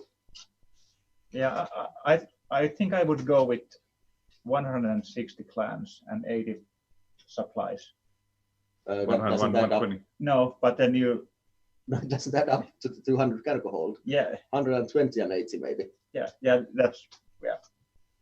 And then you have some clans for the first, the rock planet, and then you drop something the next one. Of course, it could be a little bit less or something, but I would say that you drop either one or all. yeah. Well, of course, you you drop at least 100 to the rock, and then 1 to the other planet. I would be okay with upping a little bit the amount of clans. Maybe not 20. Yeah, well, but maybe 10.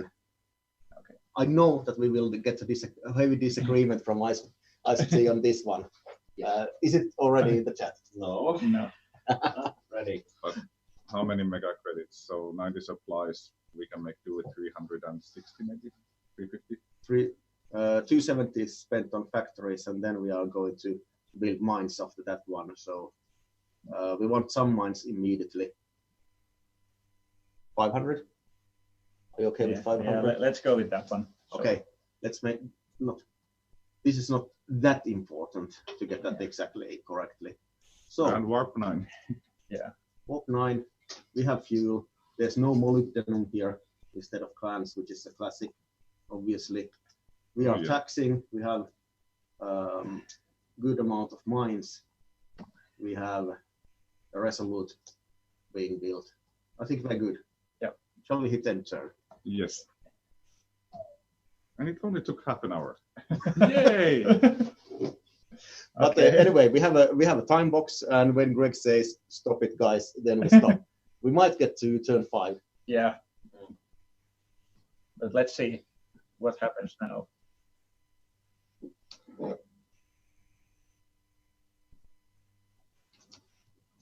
Do we have anything in the chat? No, not really. They're just talking about what about plasma bolts and stuff like that.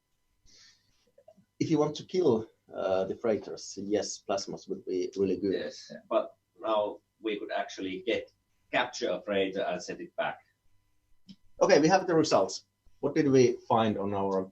I can't see what we found there because there's the small screen in front of it. How do I change this? Can you move the Stupid small screen? Windows. I don't know. Okay, I can. Okay, cool. Yes. Nice. So. Okay, we missed 2,400 mega credits there because not of having the large deep space freighter already. I'm sorry, Isoti. But yeah, this is a jackpot. This is a jackpot. So there's 424 uranium there with 57. Yes, with 57% density. So we get a decent push of uranium out of there. We get a bit of moly. We don't really get any fuel. That's fine. Yeah. So, but we get the money. That's the this is a jackpot, and this is where the LDSF goes.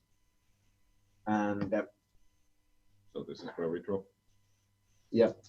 Now 10 clans and go to the next planet. Yeah.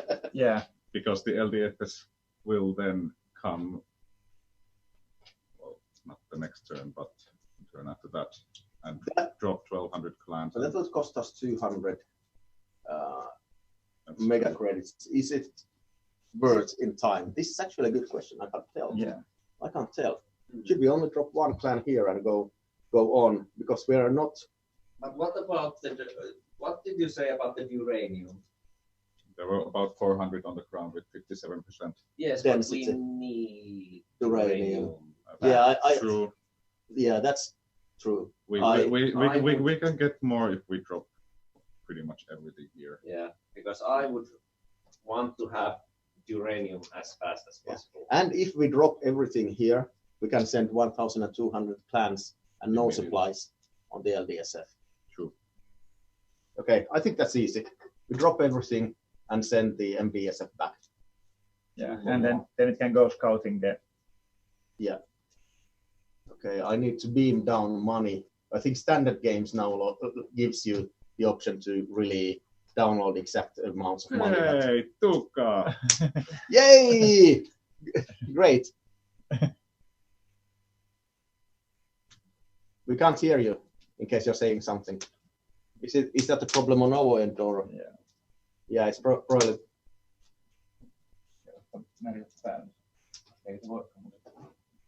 Lähdetäänkö kiertää? Okay, but we can continue. Yep. Okay. We are going to beam up the uranium. That 13 kilotons is going to help us. Maybe. And that's it. Then the resolute. Now we have a lot of different choices to make here. And Okay, I can hear Asti laughing at us. he probably is. Yeah. Cheers, But mate. we are not listening that.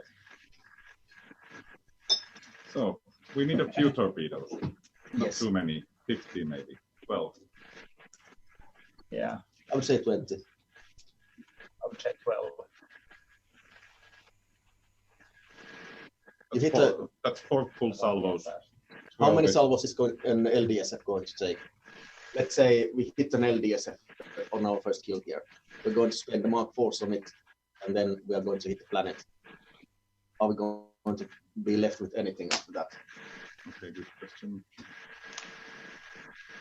I can't tell how it goes, so let's have a quick battle scene.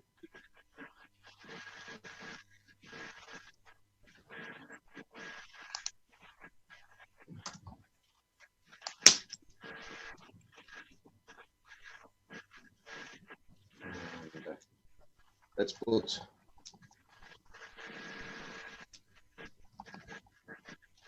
well on it. Here we have a LDSF, and we run the sim. It takes too many.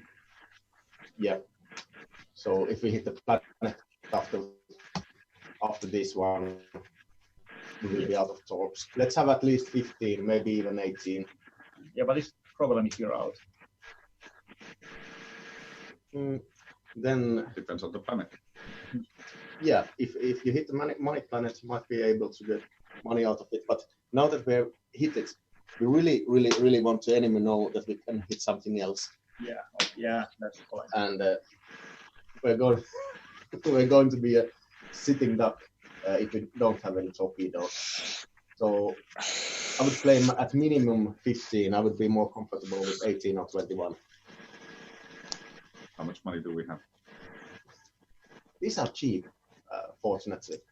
Well, cheap is maybe the wrong word for torpedoes, but let's say 18. We're left with 2.5k. Make it 21, just to be sure. Our good thing now is that we have the insectoids, and we can send the LDSF out without any money and without any supplies. Yes. So, well, almost without. Okay. Take some plans. Clans.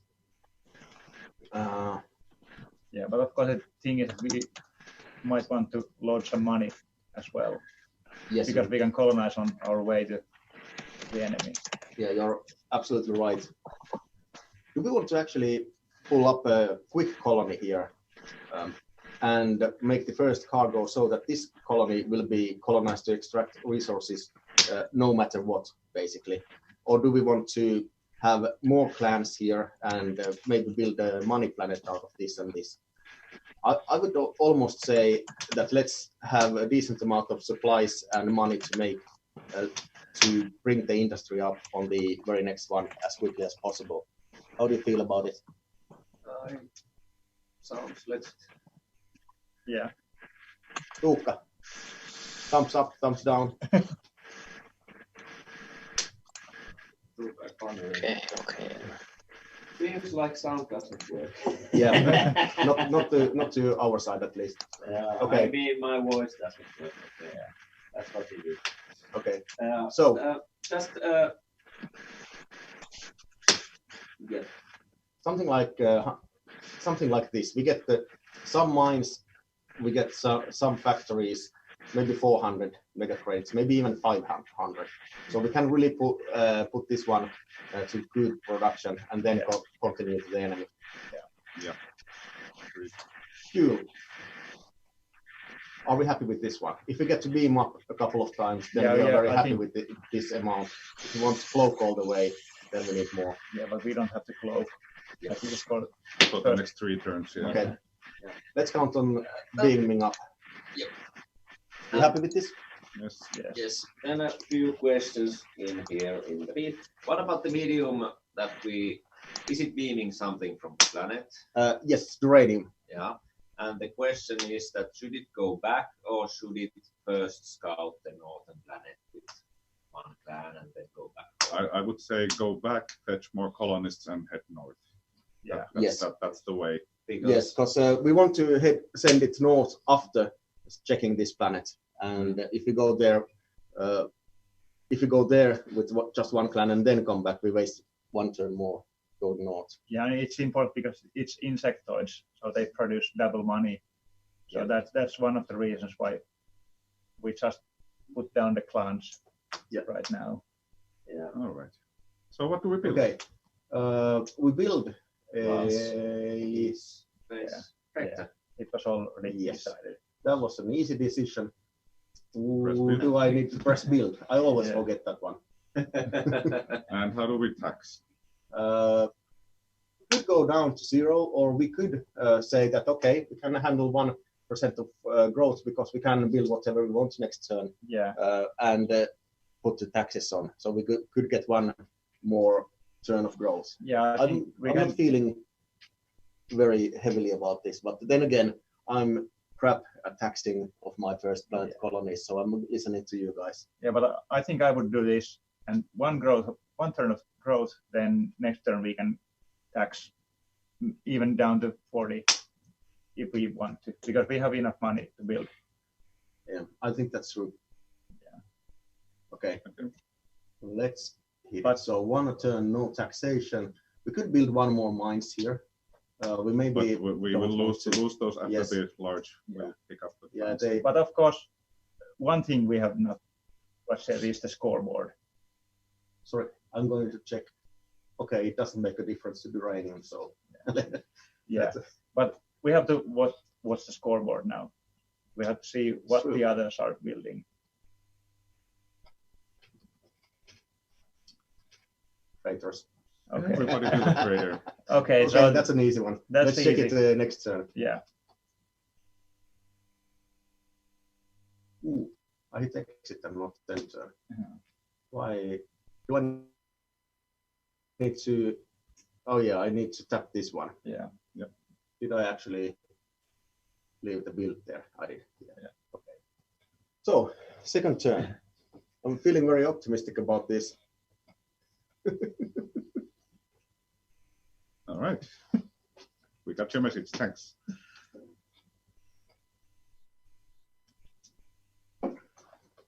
Okay. So we'll be swimming with money pretty soon. Swimming in money, not with money. Yeah. That's a new one for birds. When I last played birds, my 2 first planets were like amorphous. Yeah, I mean, this is a jackpot. If you play birds and you get this 5 million monarchy insectoids here on your first turn, you're golden. Yep. You're absolutely golden. Question. We could be able to build mines here and get the LDSF to return back home with 51 uranium. Or we could lose that and build factories, in which case we don't get that extra uranium back, but we can get more colonists in here, because then the LDSF doesn't need to bring more supplies. How do you feel? Yeah, just look how much uranium we have left at home. Yeah. Yeah. That's So the who- dictating. Yeah, that's true, because we will want to visit this very quickly afterwards with Yeah. all its money. So Yes, we are coming here. So we have lots. So I don't think it's critical to build the mines. that yeah, quickly. okay. Because there's still so few minerals, so they will be mined Yeah, out. we have 297 here, and I would be inclined to even build a second large deep space freighter here. Yes, we You need agree? to start colonizing the southern planets in that cluster very fast. And that's with transwarps. So that means We have still 180, so enough for another resolute. Yeah. No, we don't. But we will tax now. So how much do we need for Resolute after this? All right, sorry, I was talking about the range. All right, sorry. Yeah. Agree on that. So it's about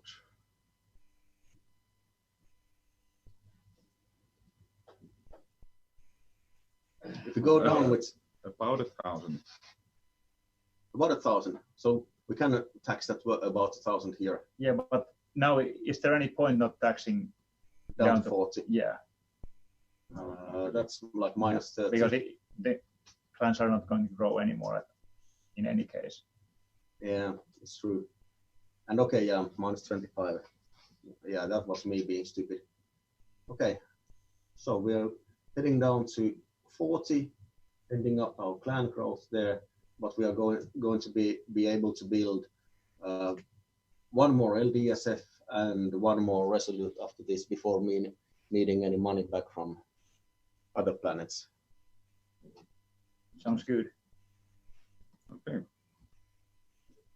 And So then all clans. All clans? Yeah. All clans. Some fuel. Enough to get back. 100 maybe. No, it's very close by. Yeah. So, and we need enough to get back, so we are happy with maybe 40 fuel. Yeah. No, hang on. Does it nowadays just Yes, waypoints yeah. automatic? Yeah, it works so. It's pretty cool. Yeah. There's a setting it you didn't can used to back in my time. yeah. But Okay. actually, yeah. And this guy is back. So now we need to figure out what to do with the MDSF. At least we are going to remove the beam down money. That's always a good thing to do. We are building this one, and we are getting the money to build Resolute. So we will remove the beam of the uranium mission. Yeah. Maybe sensor sweeping. Yeah. And I think we should load something pretty similar than on the first time. Yeah. 110, 90 or 100. Yeah, I think we could even. Yeah, we want to explore and one colonist drop these planets here. So let's have 110 and 90. And that's a tough one. This is a tough one.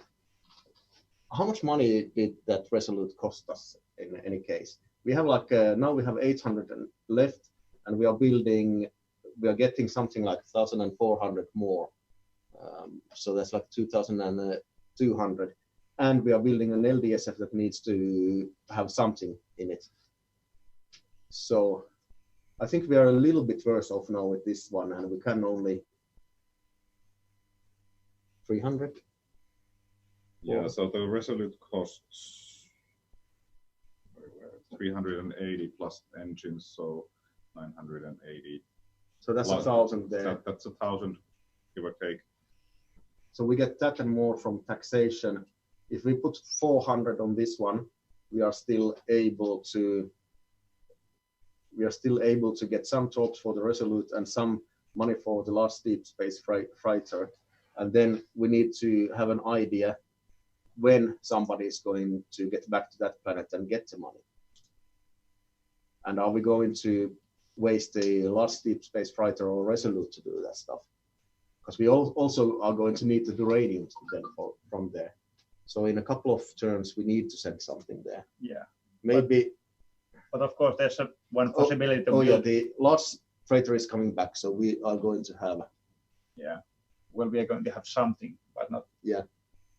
But we could also use one build to build some. Seriously, we could have a Warp 5 medium deep space fighter just going back and forth here. Yeah, that's what I was suggesting, because it's so close distance. We could just build one turn something really cheap and then get better builds next turn. Yeah, agree. That's a good point. So, are we happy with this setup for sending out the freighter? Okay. Yep. Here we go. Looking good. Fuel is probably okay. That one. What do we have here? Yeah. Did you move everything there? I mistakenly clicked that button. But look at the planet. What do we Yeah, have? it was the planet here. Okay. Oh no. Insectoids. But it's a cold one. And that's so Doesn't few of matter. them. There's Plants a are cheap. lot of tritanium. Okay. Okay, percentage. So tritanium, okay. Other stuff, Okay. not so much. It doesn't help us with uranium, but other than that, this planet is really, really nice also. Let's just, I'd say, how many clans will survive on Temp 6?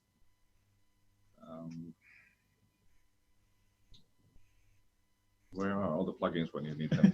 Yeah, not other than, I want that we go and dump something like 600 clans onto this planet in a couple of turns to overtax those insectoids, especially now that they don't actually grow there.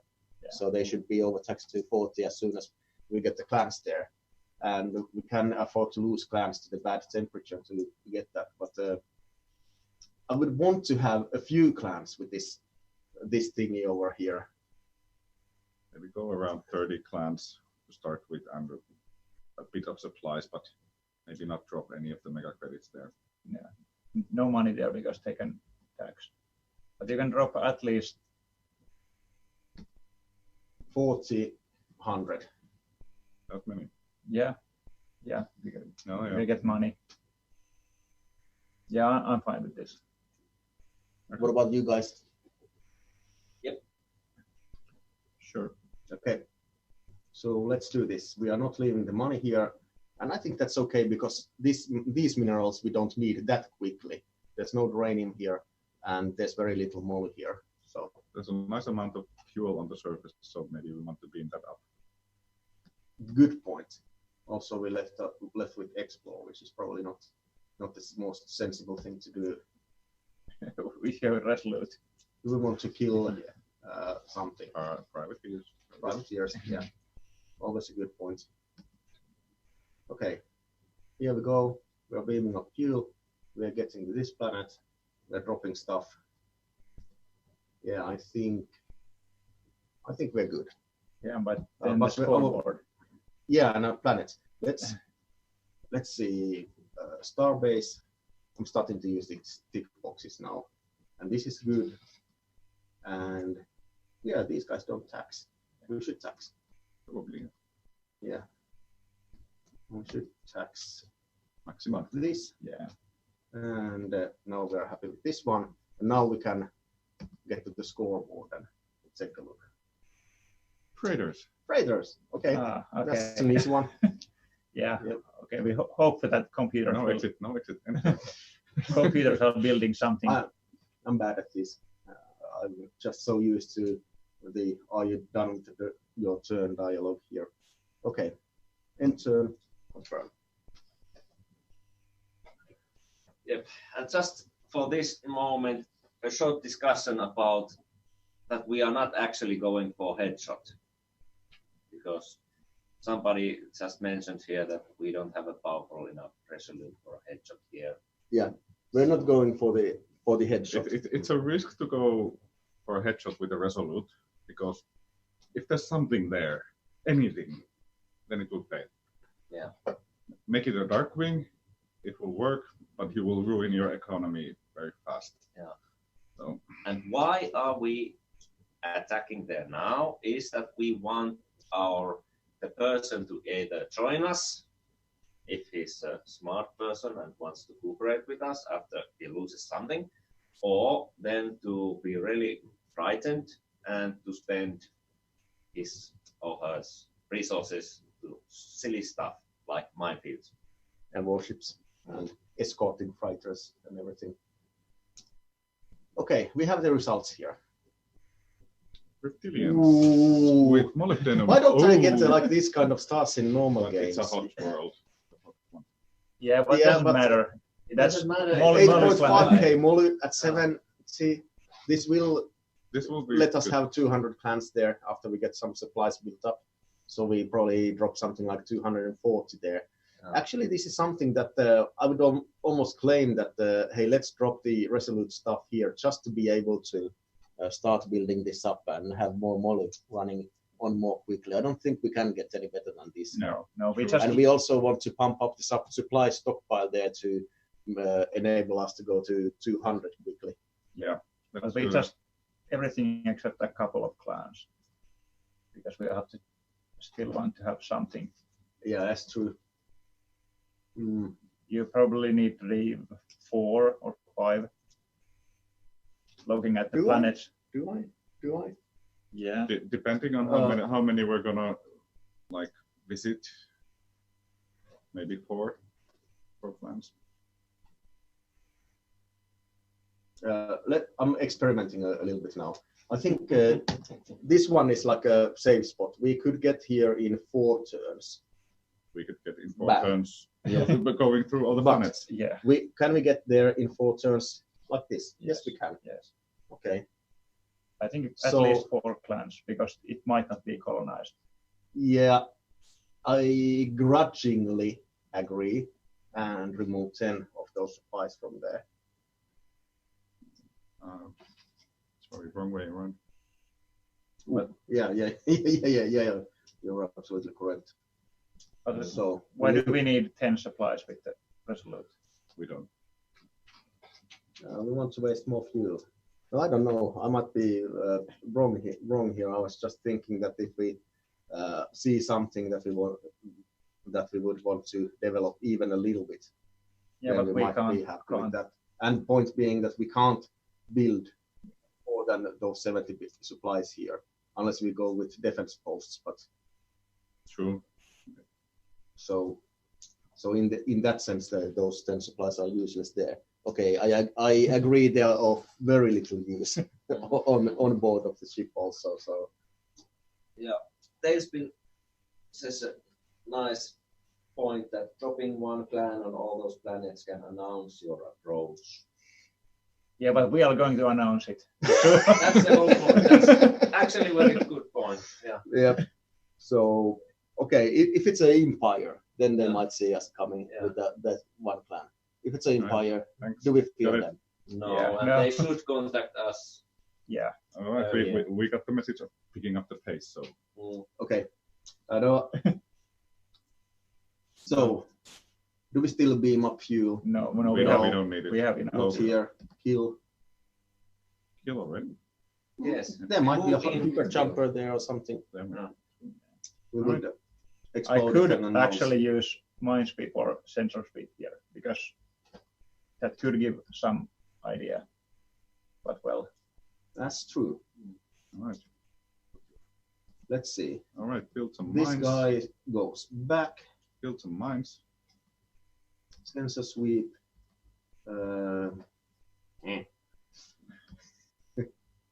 And I think all of this should be in our mines. Yeah. Until we are full of mines, and then only we go with more of those. What about this? Oh yeah. the money. Beautiful. Okay. Minus 12 happiness, I would agree. Yeah. Argue here. That sounds good. No, okay, it's limited. Sorry. We're happy here. You can move the rest of the mega credits from there in the crater. We will tax here. Sorry. Yeah, I can actually bring. Yeah. The Back rest, that money. there were 98 You're mega credits correct. left. That's a very good point. So those go back. And here we stop taxing at more than 9%. Okay, this is good. Yeah. Okay. Good. And we will have another build. This is going to be now a A medium. medium fighter of Walk 5. Just go there and back, and there Reduce the and distance. back. Because then if we build that ship now in the distances, okay, let's see, MG. 20. Yeah. So, So warp 5. Warp Yeah. 5 is enough. Walk 5 medium for the purpose. Why? This. Cheap And enough.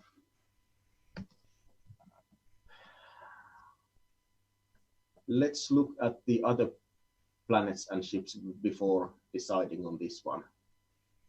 Because we need to, we have this decision to make. So it's a rock. But there's It's a rock. Tritanium and fuel. Fuel, titanium, Not and decent uranium deposit. That's going to be a 300 uranium pretty quickly up there, and that's going to make or break the Merlin. So I would argue we drop everything except 10 plants. except one, 1, 2, 3, 4, 5, 6, 7, 9. 101 plants.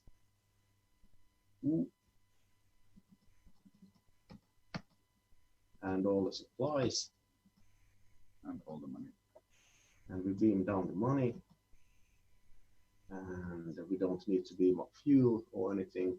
And then we probably have these guys just scouting. Something like this. Yeah.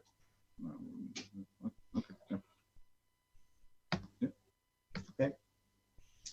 And this means now we want to go here quite quickly. Yeah. And this doesn't help us much here. We got a bit of more money when we go over this one, but that's pretty much it. So 1,200, 400. Question: Do we need can the insectoids there? Can we pick up that money from there? We can pick up a bit of money here, but not more than that. How much are we going to get? 200. So 200 is enough if we want to build a resolute. Well, we are having 1,100 already here, and then we have taxation coming in at 213 and building more. So we have something like 460 income now by turn here, and we have a little bit of extra deposit. So we can definitely build a resolute next turn. We are having a large deep space fighter come back next turn, so we need to load one there and have some resources in it. The medium is going to be shuffling between these planets here. Yeah. So it's some fuel and on its way. Yeah. Maybe the problem is that we have something like 3 minutes time left. Yeah. So we didn't make all of the turns, but I think it's been interesting and fun. Yeah. So, and what do you think, guys? Could we play this later on to the end and download it as a video to the internet? yeah, I think we can do that one. Yes. Yeah. So we can, if the time is going to end now, we can pause here and thank the audience, and then we can play it later to the last enters. Yeah. Because maybe, How far did we get? yeah, this is Four. actually, yeah. I predicted we might get turn 5, but even that was failed. But yeah. All right. But are we having a build? Let's end the turn and we get to But- number 5. But maybe one word about the scoreboard. We could look at. Oh yes, that's a very good point. Do you have the link to the shipyard site? I do hate this. So okay, the computers build just the fighters. Yeah. But okay, that's a separate discussion No, there. Then No. oh yeah. But yeah, Thanks. we'll go into that in the sequel, I think. And now I'm just going to end the turn like this. And I think we can call it quits right here and Yeah. Yeah, Give should room be. to the next ones because it's a long night coming or long day wherever you're Hey, watching thanks this. for watching. Yeah, thanks. 2 minutes. Well, actually, okay. Well, before we stop, we are not going to be able to do all the 10 turns here. No. Yeah. But we could perhaps see the next combat. But I'm going to ask you, when are we going to get built the second Wait, star guys. base? What the hell is this? You clicked somewhere. Yeah.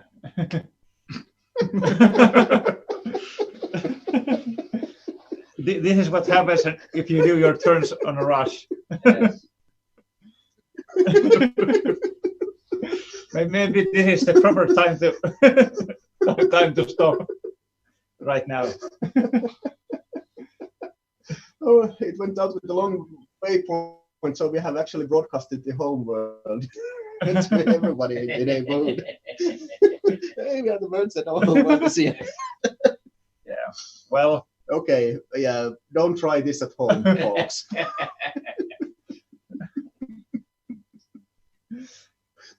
Yeah, but yeah, I think we are ready to call it right now, and we'll try to complete the turns. Look at this planet. Yeah. Yeah. Such a crazy start. Yes. Yeah. But the question, what about the second starbase? When is the time for the second starbase? Because I usually, when I play with any race, I have second starbase quite soon in order to build something. We should aim to do that, I think, before turn 10. So one of these planets that we already have. That's a reasonable one. Should be like the target. That's a reasonable call to make, and I think before turn 15 we want to build a Merlin, and before turn 10 we want to build that starbase. And I think if we would have found gypsoids or humanoids, that would be the natural next starbase. But now we don't really have one yet which screams that build at me. Yep. So I don't see yet any of these planets as the obvious one.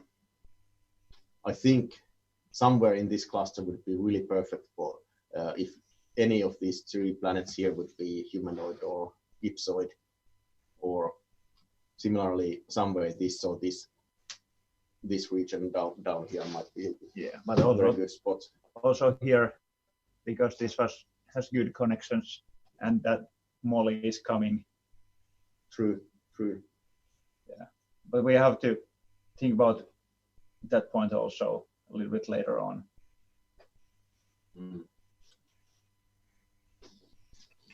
Okay. Yeah. But I guess we are running over time already, so. Yeah. Even if Greg is kind and would give us a little bit more time, I don't think I can continue up with this one. This is just too bad. This is just too horrible. Maybe next time, guys, we'll call it the first 5 or the first 3. We're going to make some sort of video and get it on YouTube. That what happens after this one. I think that's great. And if you guys record something and send it to me, I'll put it on this channel, and then we'll put a reference into it in the playback of this. Yeah, sounds good. Hey guys, thank you very much for your presentation. I really love the interaction in the chat and how much is going on there.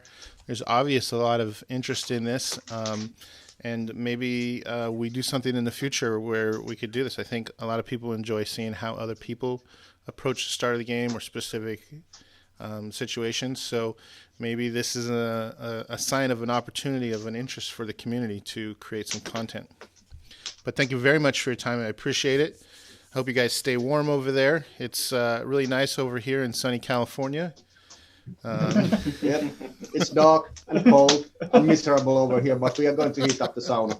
Yeah, but we have beer, so. All right, gentlemen. Okay, cheers and thanks for watching. Thank you, everyone. Thanks. Right, thank you. Bye-bye.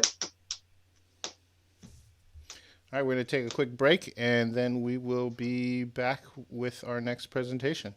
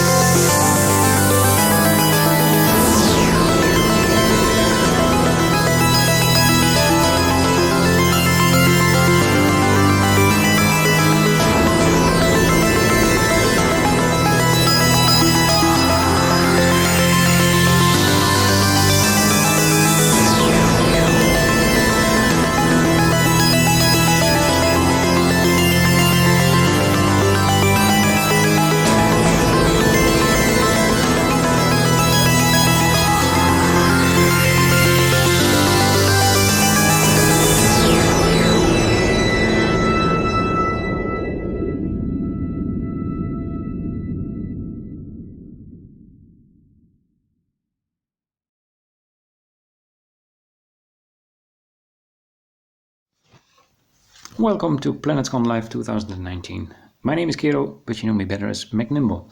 And today I will be talking about using plugins.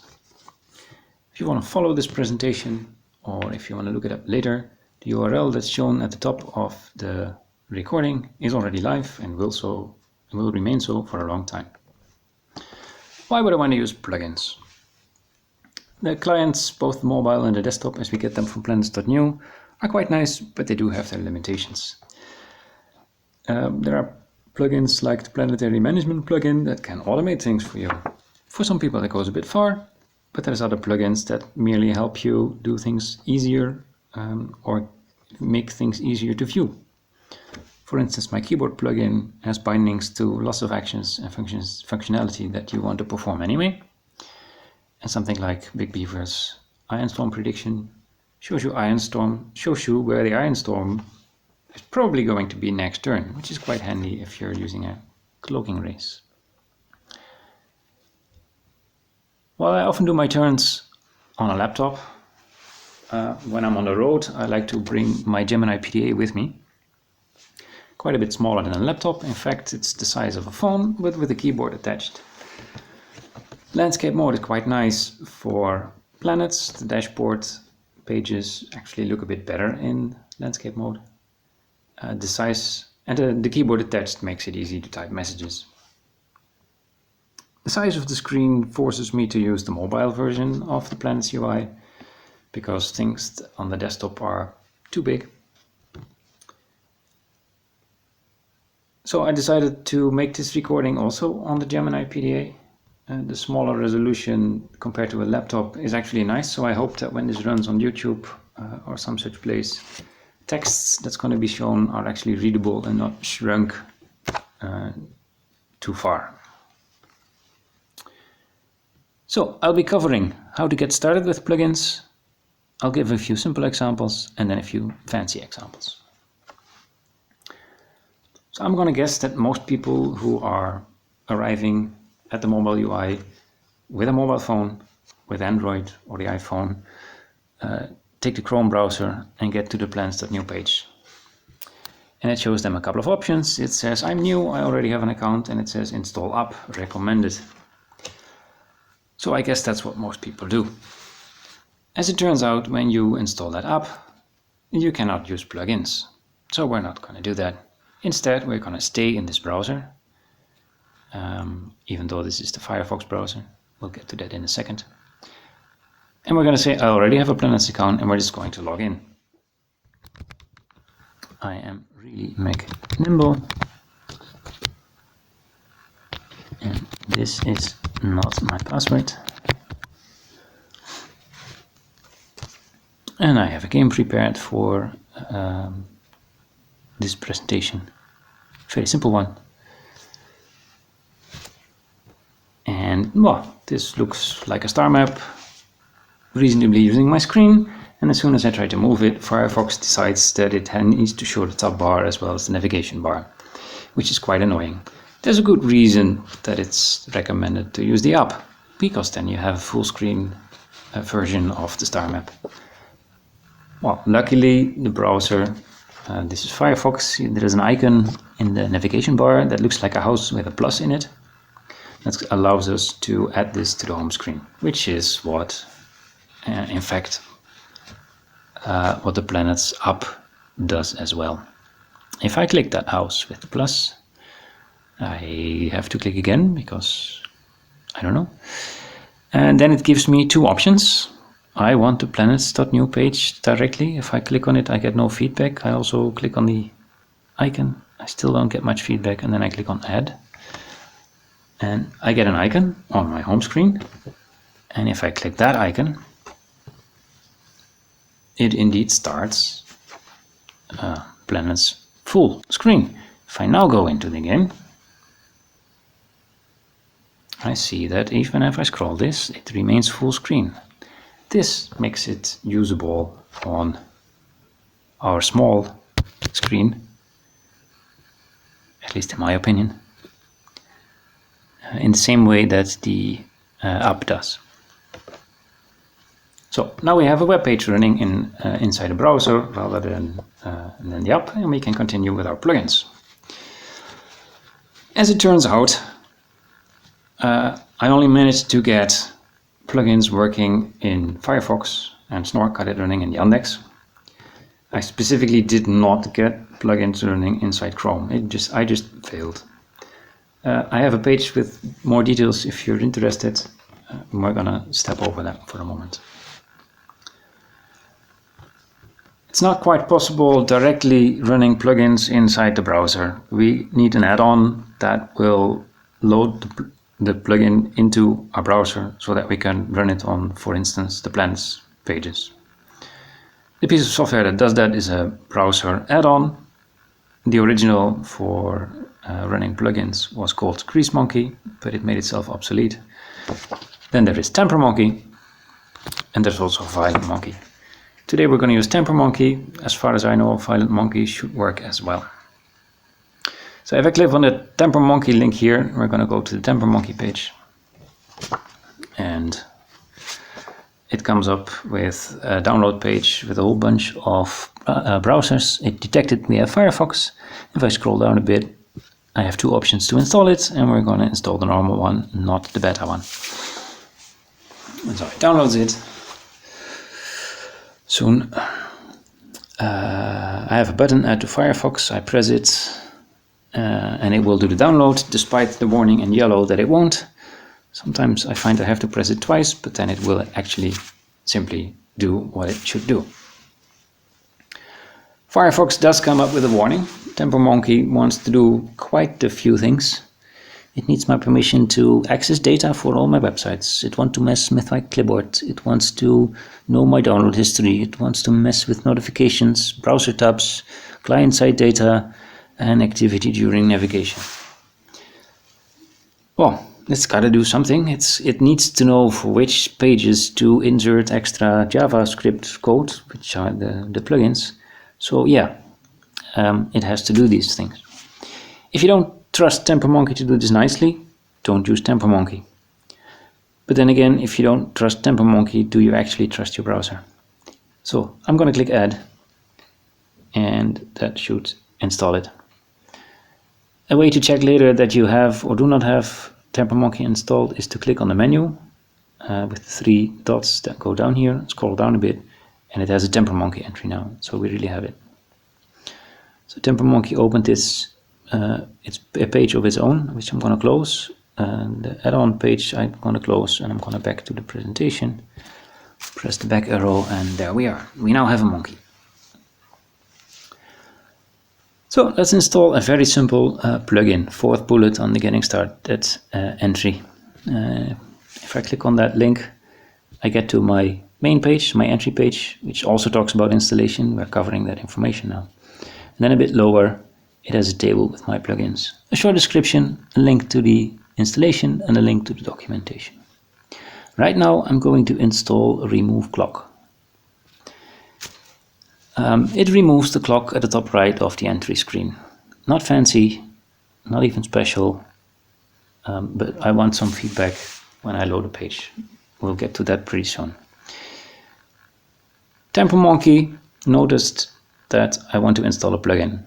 And it says malicious scripts can violate blah blah blah blah. Well, yeah, if you add arbitrary JavaScript to pages that run JavaScript, they can do a lot. So what's very important, the monkey also lists the pages on which this plugin will be active. And when you install a plugin, you should make sure that this only reads Planets.nu. More specific, you should be very sure that it doesn't include your banking site or other sensitive websites. Install. Alright, so now I should have a clock. If I reload this page, yeah, leave page, go.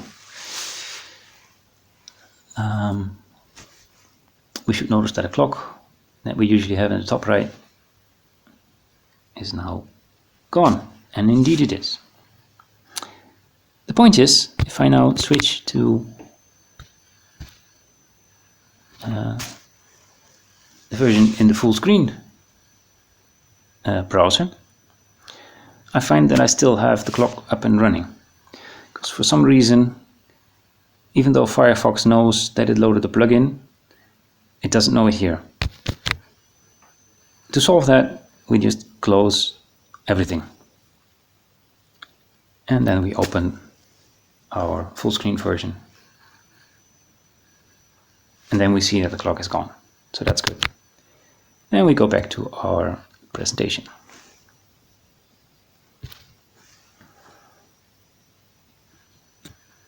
Back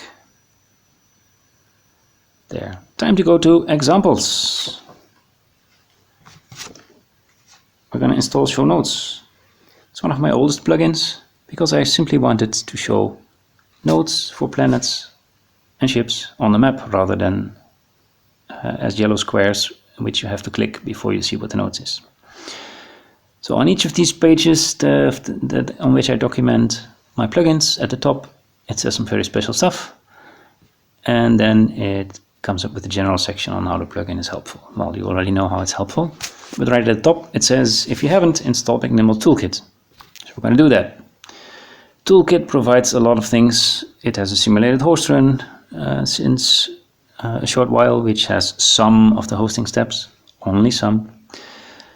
It can also draw text on the star map.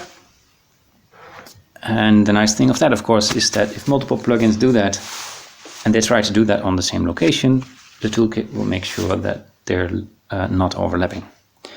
Yep, only works for Planets.nu pages. Install. Back to show notes, like also the current release, and only Planets.nu. Install. And then we're at the presentation. Okay, we installed show notes. Let's go look at it in our full screen version.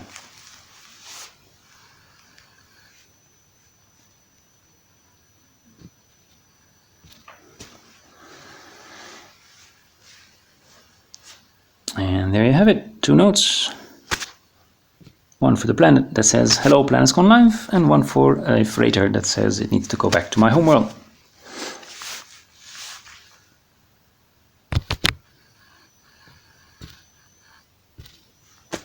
Back to the presentation.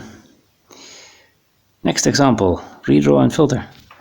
I'm sure you saw the yellow square around the planet still, and when I made that plugin, I thought I wanted to get rid of it. It turned out that wasn't all that easy, and you have to redraw the entire planet in a different way, which ultimately ended up in the redraw and filter plugin, which, so to say, is my flagship plugin. It does a lot. And after I had to re-render planets, I decided to re-render pretty much everything. So when we open this in our full screen version, you're going to see that the screen really looks totally different once we're inside the game on the star map. So planets are much smaller. They're fixed, they don't move, you know where they are. Ships, on the other hand, became circles. All ships are circles, because especially enemy ships, you really want to see them. You don't want a pinprick. That's not nice when it's a B200. It's certainly not nice when it's a fire cloud that you fail to notice because it's too small. In addition to that, you see that hull types are listed for every location where there are ships. Then, of course, that's a lot of redraw part. It's also filtering. So it adds a couple of menu entries to the new menu. You can filter players if you want. I can go back. You can filter all kinds of objects. You can filter minefields. You can filter planets if you only want to see ships. That's not very often. What is interesting is that when you click on the ship, there's different ways of looking at it. You could just look at the ships as they are and nothing else. Or you can look at their names, which is sometimes very nice to do. Or you can look at the hulls and equipment.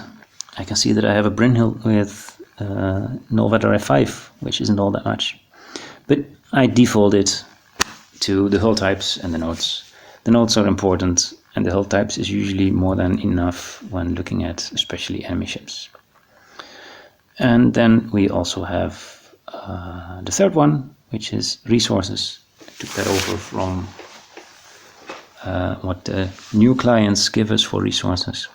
For instance, if I now click on natives, I get a very nice circle indicating how many colonists I roughly need to get them text down to 70%. I can go into the details of how that is computed, but most of it, the bigger the circle, the more money you can get out of it. Next to natives, it also shows things for the resources themselves. If I zoom in a bit, there you can see it much clearer. A solid circle for the amount of stuff that's on the planet and inside ships, and a dashed circle for things that are in the ground. So you can see on my homeworld I already dug up half of the molybdenum and the rest is still in the ground. For instance, the planet south of that, not the one where the LDSF is orbiting, but to the west, there's a very low density molybdenum there. In addition, fairly recent, if I only show one resource, so I remove the natives, it gives us the exact number. So I have 974 molybdenum on my homeworld. It also shows what I'm going to dig up with mines for the next turn, which is, of course, quite a lot. It's molybdenum. If you convert supplies to molybdenum, it will be accounted for as well. And there's a couple of more things, including movement. This LDSF actually picked up the 2 molybdenum that we have here. If I aim it to another planet, it's going to tell me that I moved the 2. I'm going to end up with 14 on my destination location, and I'm going to end up with only 69 on the planet that I left for the next turn. There's more. You can look it up on the documentation. The thing that I specifically want to show you, because it's really fairly new, that has to do with super refit. If I go here and I take a look at this Missouri, we see that it has an overdraft 5 and no armament whatsoever. I'm going to do something about that. So I'm going to first put this on super refit mission, and redraw and filter tells me that there is nothing to refit. Okay, well, that's handy to know. Let's go and build some stuff here. So we build some engines, we scroll this into view, and it tells us engines, and let's make some beams. If I make 8 beams, well, there's no clear hook for my plugin to immediately update the screen now, so I have to move it a bit. And then it'll tell us, yep, it's gonna super refit this into this with plasmas. Same thing, if I do torpedoes, I need 6 of them. And if I move the screen a bit, yep, Mark Force is going to do that. Oh, and it's going to also add the 20 torpedoes that I have in stock. Wonderful. That's what super refit does. Now, if I come back the next day, I've forgotten some of the details of this super refit stuff. I'll probably have a ship built and all that. And I'm going to look at the Brynhild and think, hey, it also has only Nova Drive 5s. I want it to have Quantum 7 drives. So I'm also gonna change this mission to super refit, and I should get a nice red warning because I don't have any components yet. And instead I get this, that the Brynhild is gonna use the engines that were meant for the Missouri. Whoops. That's how mistakes happen. And this is how redraw and filter shows you that you're about to make a mistake, so you can fix it before it happens. That's what I wanted to show about redraw and filter. Back to the presentation, on to the fancy examples. We're going to mess about with waypoints. First, we're going to install the Gravitonic Connections plugin from Robodoc.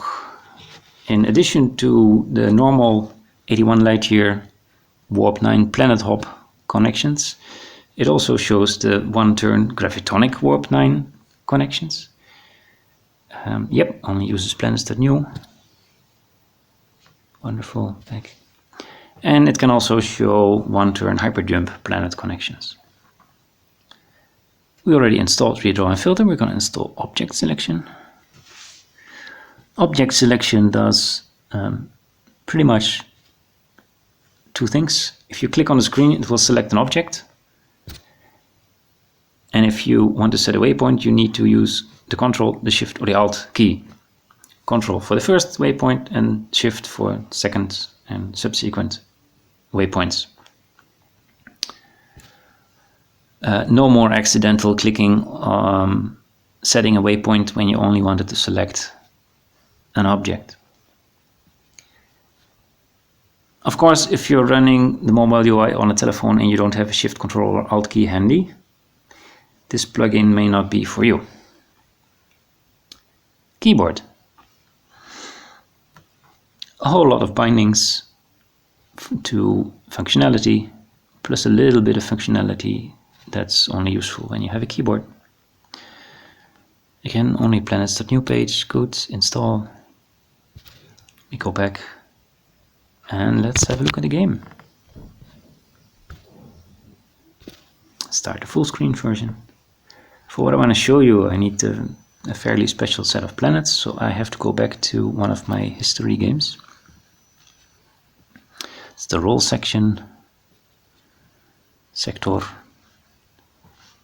where I died, but I'm going to look at the viewpoint from the fascists, Ropak. So we have a bunch of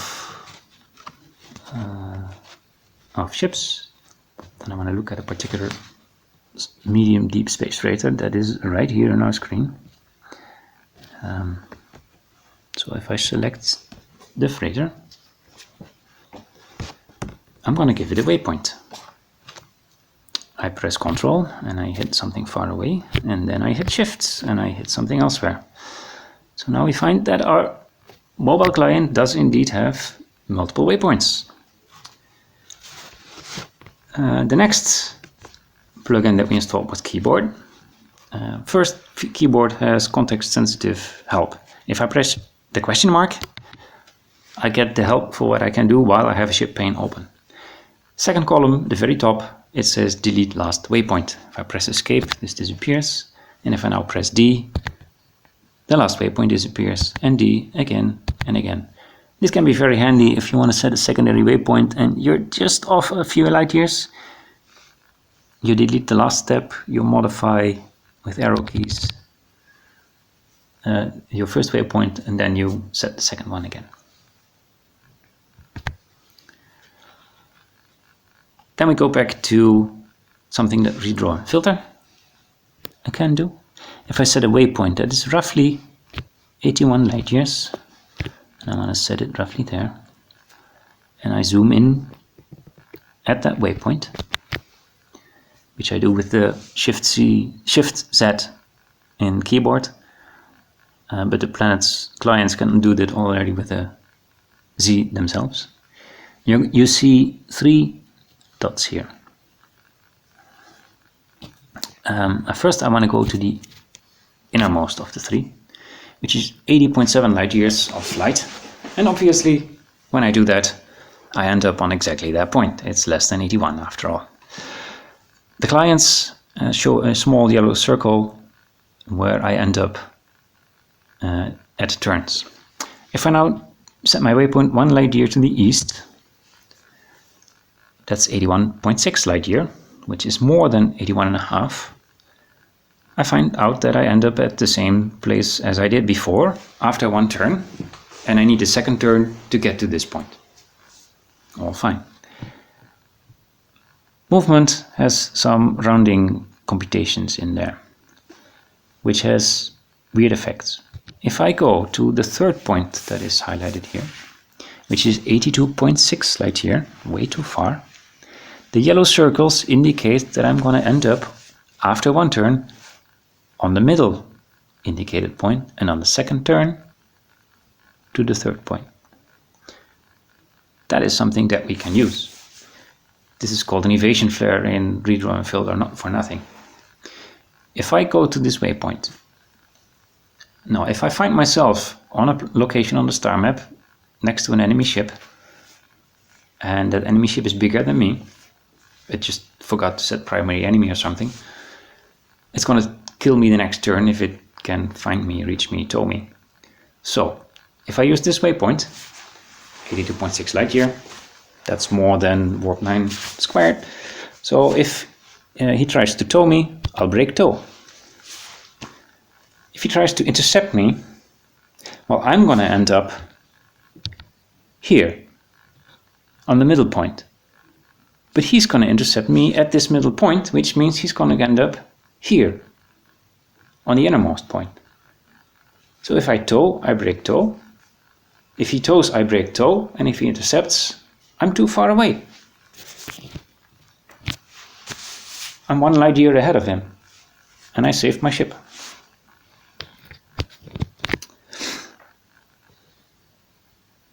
Alright, cancel the waypoint. It is time to have a look at what the gravitonic connections can help us with. If I activate them, I notice a couple of things. Close to the window, the ship pane, one of the lines turned orange. If you want to do a planet hop in 1 turn there, you have to use the gravity well. If you don't use the gravity well, you're not gonna reach the planet. What you also see is that it, from the medium deep space radar where we are, it's adding a purple line. As you can see from the 81 light year blue circle, it's quite far away. Turns out you can reach it in 1 turn by using the evasion points that I just showed you. If I now with Control Tab set my waypoint and again zoom in with Shift Z, you can see how. Object selection, put my waypoint at the outermost of a set of 3 evasion points, meaning I end up at the middle one, which is inside the warp well, so I end up at the planet. And as you can see, the yellow circle prediction from the client is on the planet. If I would try to fly to the outermost point of the warp well, so that's the middle evasion point, I would end up after 1 turn on the innermost evasion point, which is outside the warp well. I can show that. I can just move it like there, and then I end up outside there. So the combination of these plugins, gravitonic connections, shows us that we can make this planet hop. Object selection actually lets you make the planet hop, and redraw and filter shows you how it's done.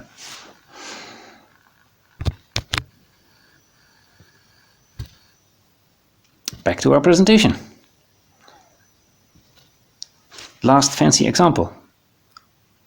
Big Beaver's Ironstorm prediction. As people may have, who have tried to install this on the mobile version, find out, is that it doesn't work. So again, only Planets.nu links, but they're not quite right. So we have to help a bit. But even if you help, you're not quite there yet.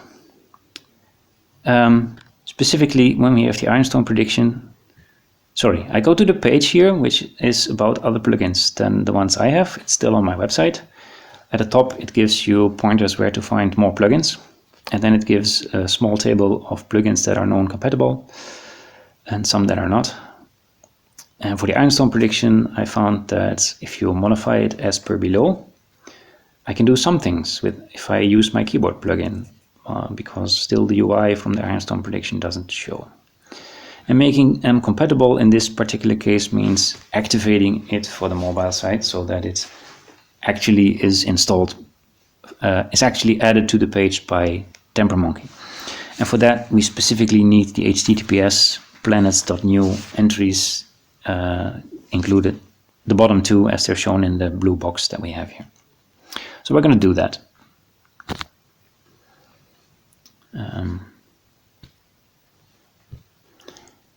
And you can find that page for some editing. And then we need keyboard, but we already have that installed. So I need to modify that stuff. For that, I go to the Tempermonkey entry here, and then to the dashboard. Now, the dashboard shows me the list of plugins that I have, and indeed in here there is the Ironstorm prediction. The icon that it looks like a paper with a pencil is for editing. I click on it, and it'll open now open the plugin. Now, this is one of those moments that you find out that the screen is really small. I can put my mouse cursor of the text cursor in the text there, and I have to use arrow down a couple of times to get to the HTTP include headers that we have here, and up and down a few times to see where I am. Yes, so here is 2. I need that one to be HTTPS, and then all the pages, and then the second one like that.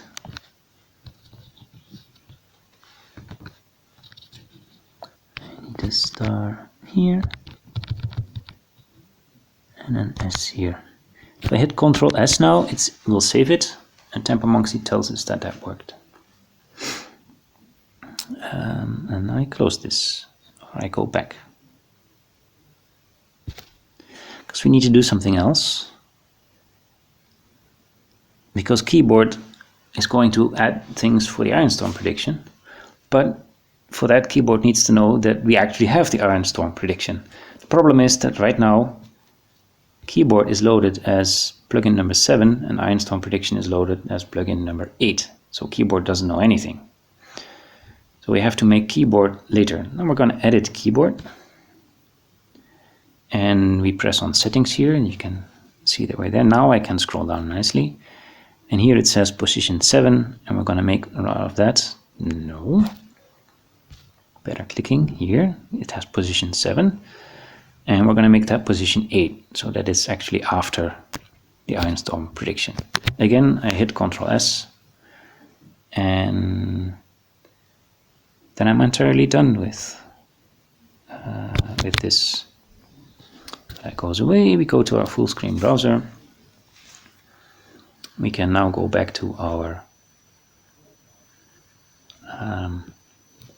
simple game, and we close this. We find ourselves a nice Ironstorm. If I press Shift question mark here now, we get a huge list of bindings for this central map, and in the left column at entry numbers 5, 6 and 7, it tells us that with Shift I we can have a look at the Ironstorm prediction, and with Ctrl I and Ctrl O we can view one turn more or less. So if I now hit Shift I get my prediction. If I hit Ctrl O, it adds a turn, another turn, another turn, another turn, and or I can get a few less. From a practical point of view, one turn is enough. But if you want to look at nice pictures, I think if we now have a look at that bit, then this is a nice picture. You can make planets art. Thank you for your attention.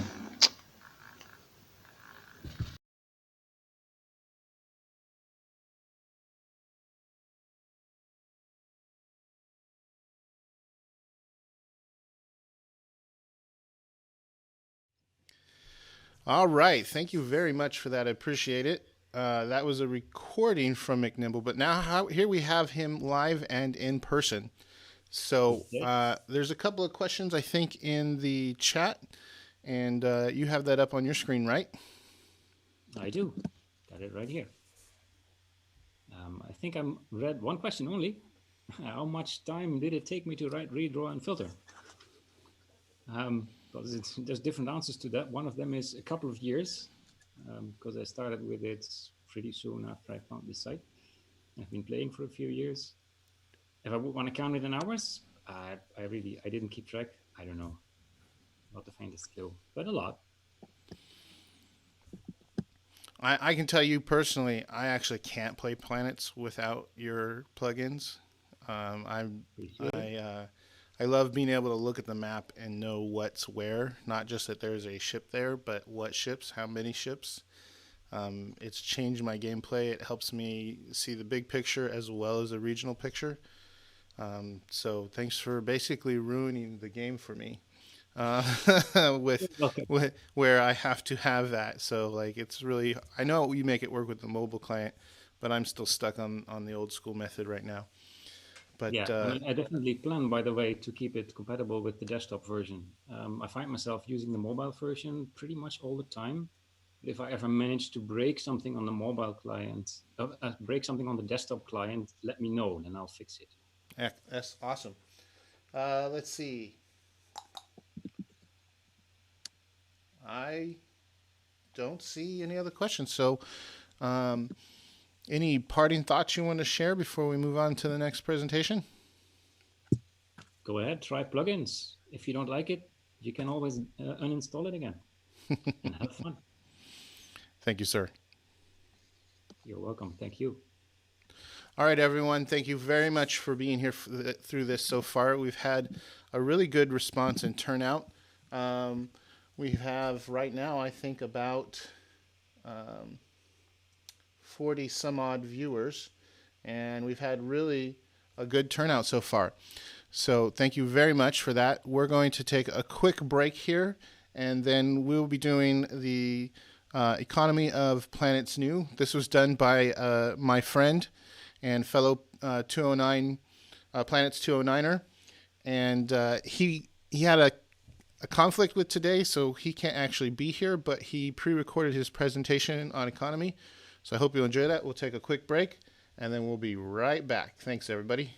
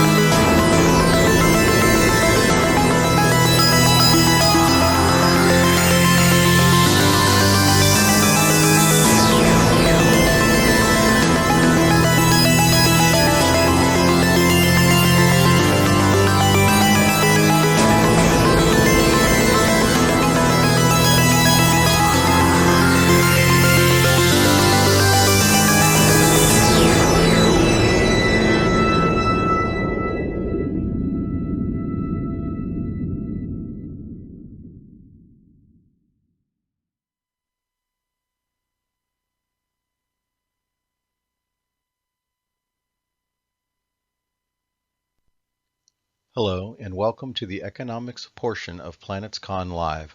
My Planets.nu handle is Calrin, and I apologize for not being able to be here in person. Real life has intruded, but Griffin asked me to pre-record my portion of the show, so I have obliged him. I hope this turns out okay and is received well. If not, I apologize in advance. The economy of Planets.nu: clans, supplies, minerals, and credits. Presented by yours truly. Economic Lesson Overview. In this presentation, we will discuss the basics of the economy within Planets as it pertains to Planets.nu. Fully grasping the nuances of the interplay between growing your economy versus your military is a difficult and ongoing balancing act. From turn 1 to about mid-game, careful management of your economy is imperative, especially if you hope to reach the endgame. This guide hopes to shed some light on how to accomplish this. Note, I play using the original GNU interface on a PC in Google Chrome and use scripts to facilitate my gameplay. While using scripts isn't necessary, I find they help my time management immensely. Learning objectives. Learn what to build, how to expand, and what you should strive for at each milestone. Understand taxation and happiness levels and what affects them. Don't get stuck in a rut. Learn to be flexible and reassess when necessary. Milestones.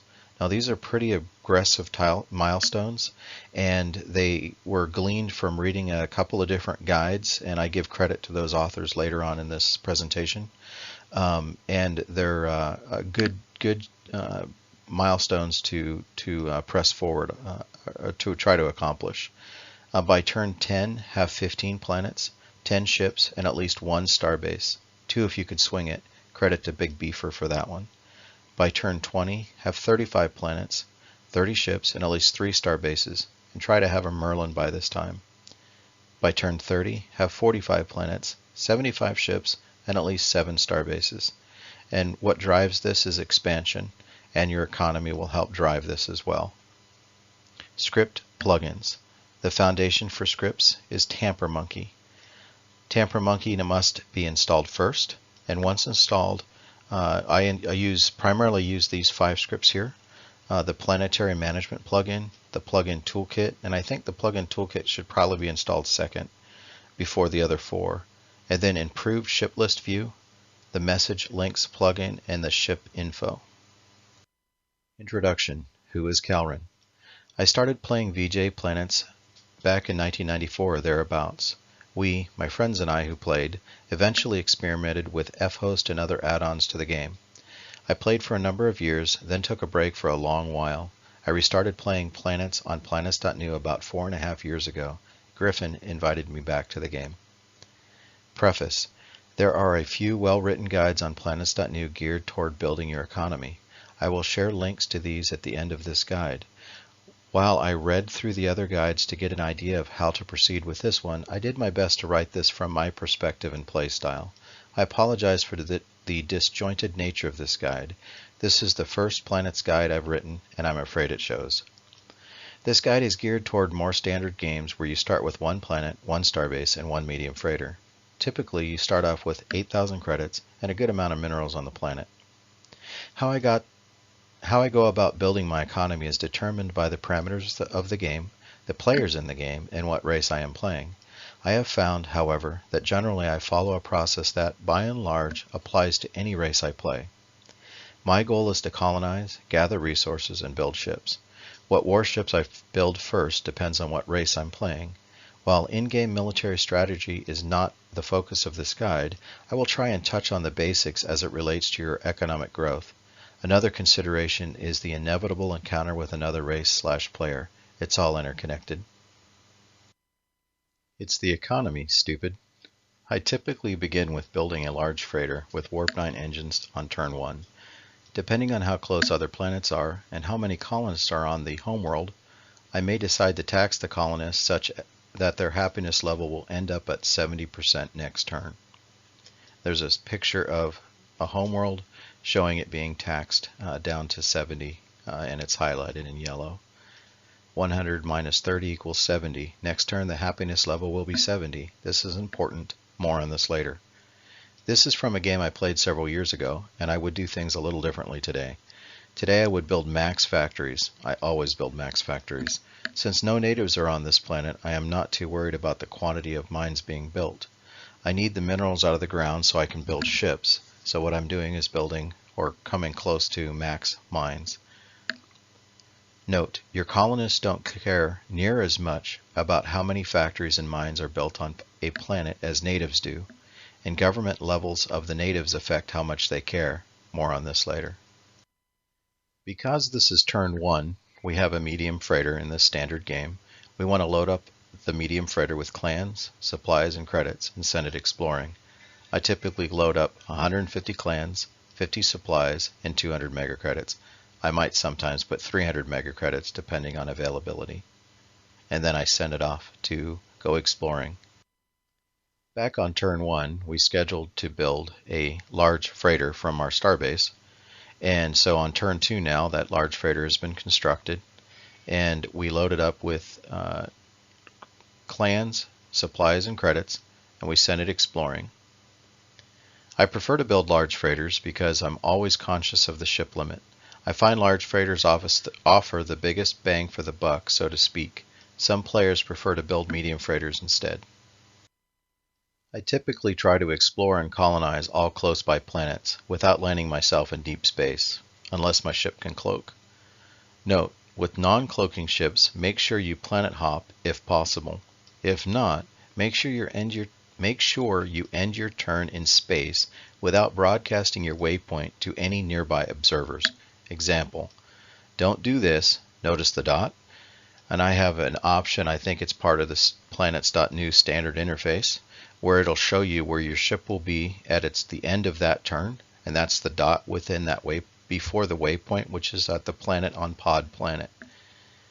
And so what you don't want to do is click on Pod Planet and leave your selection there, because at the beginning of the next turn, you'll be in deep space and your enemies can see that you're flying to Pod Planet. What you want to do is instead do this on the other graphic, and this is from a different game, but select 81 or 80.8 light years out, select on that dot, you can zoom in to do that, and you know where you're flying, and if you need to, add a note to your ship to say I'm going to XYZ planet over here if you need to, but at any rate, end your turn in deep space without your waypoint pointing anywhere else. And that'll keep your enemies guessing most of the time on where you're going. And you can also use this to feint. And then be prepared to modify your next move by what planet you find. If you find a Temp 50 planet with bovinoids and a participatory government, move lots of colonists to it right away, perhaps 2 to 3 large freighters full of colonists from your homeworld. Say you find an avian/tribal planet with a temp of 99, pretty much ignore this planet unless you are playing the crystals, because they love hot planets. When looking for planets to colonize, if the planet has poor minerals but has no natives, or has natives but isn't desirable due to the temp or native government level, then drop one clan and move on. That's why you're going through your colonization process. Do not drop one clan on planets with amorphous natives. They eat clans. If the temperature allows for it, however, be sure to drop at least 120 clans on amorphous planets. This will allow your colonists to breed faster than the amorphous natives can eat them. I notice a lot of players completely ignore amorphous planets, and it's typically to their detriment. Save the bulk of your clans, supplies, and credits for planets worth colonizing. As the game progresses, don't forget those one clan planets you colonized. Incorporate into your plan to bring in some clans, supplies, and credits. If you can build 150 factories on a crappy planet, in 10 turns you'll have 1,500 plus supplies, definitely more than a large freighter can handle. These supplies will come in handy throughout your game. Example, you have a homeworld, a planet next to it with one clan, low mineral count, and no natives with decent temperature. And 2 turns out you have a decent planet you colonized and reinforced. See picture. The upper blue planet is your homeworld, and you colonized the bottom planet, also blue. We'll refer to it as the mineral planet. And the orange planet is one you've only dropped one clan on. You use the orange planet to planet hop back and forth. Instead of heading to the mineral planet empty-handed from your homeworld, gather up 100 clans, 20 supplies, and 150 credits, and drop them on the orange planet to start factory production. Eventually, there will be a large freighter worth of supplies on the orange planet. Tip: try not to fly freighters around empty. If you're returning to base, pick up minerals, credits, supplies.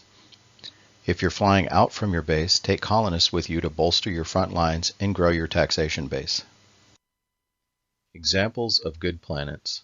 These are some examples of some planets from prior games that I played.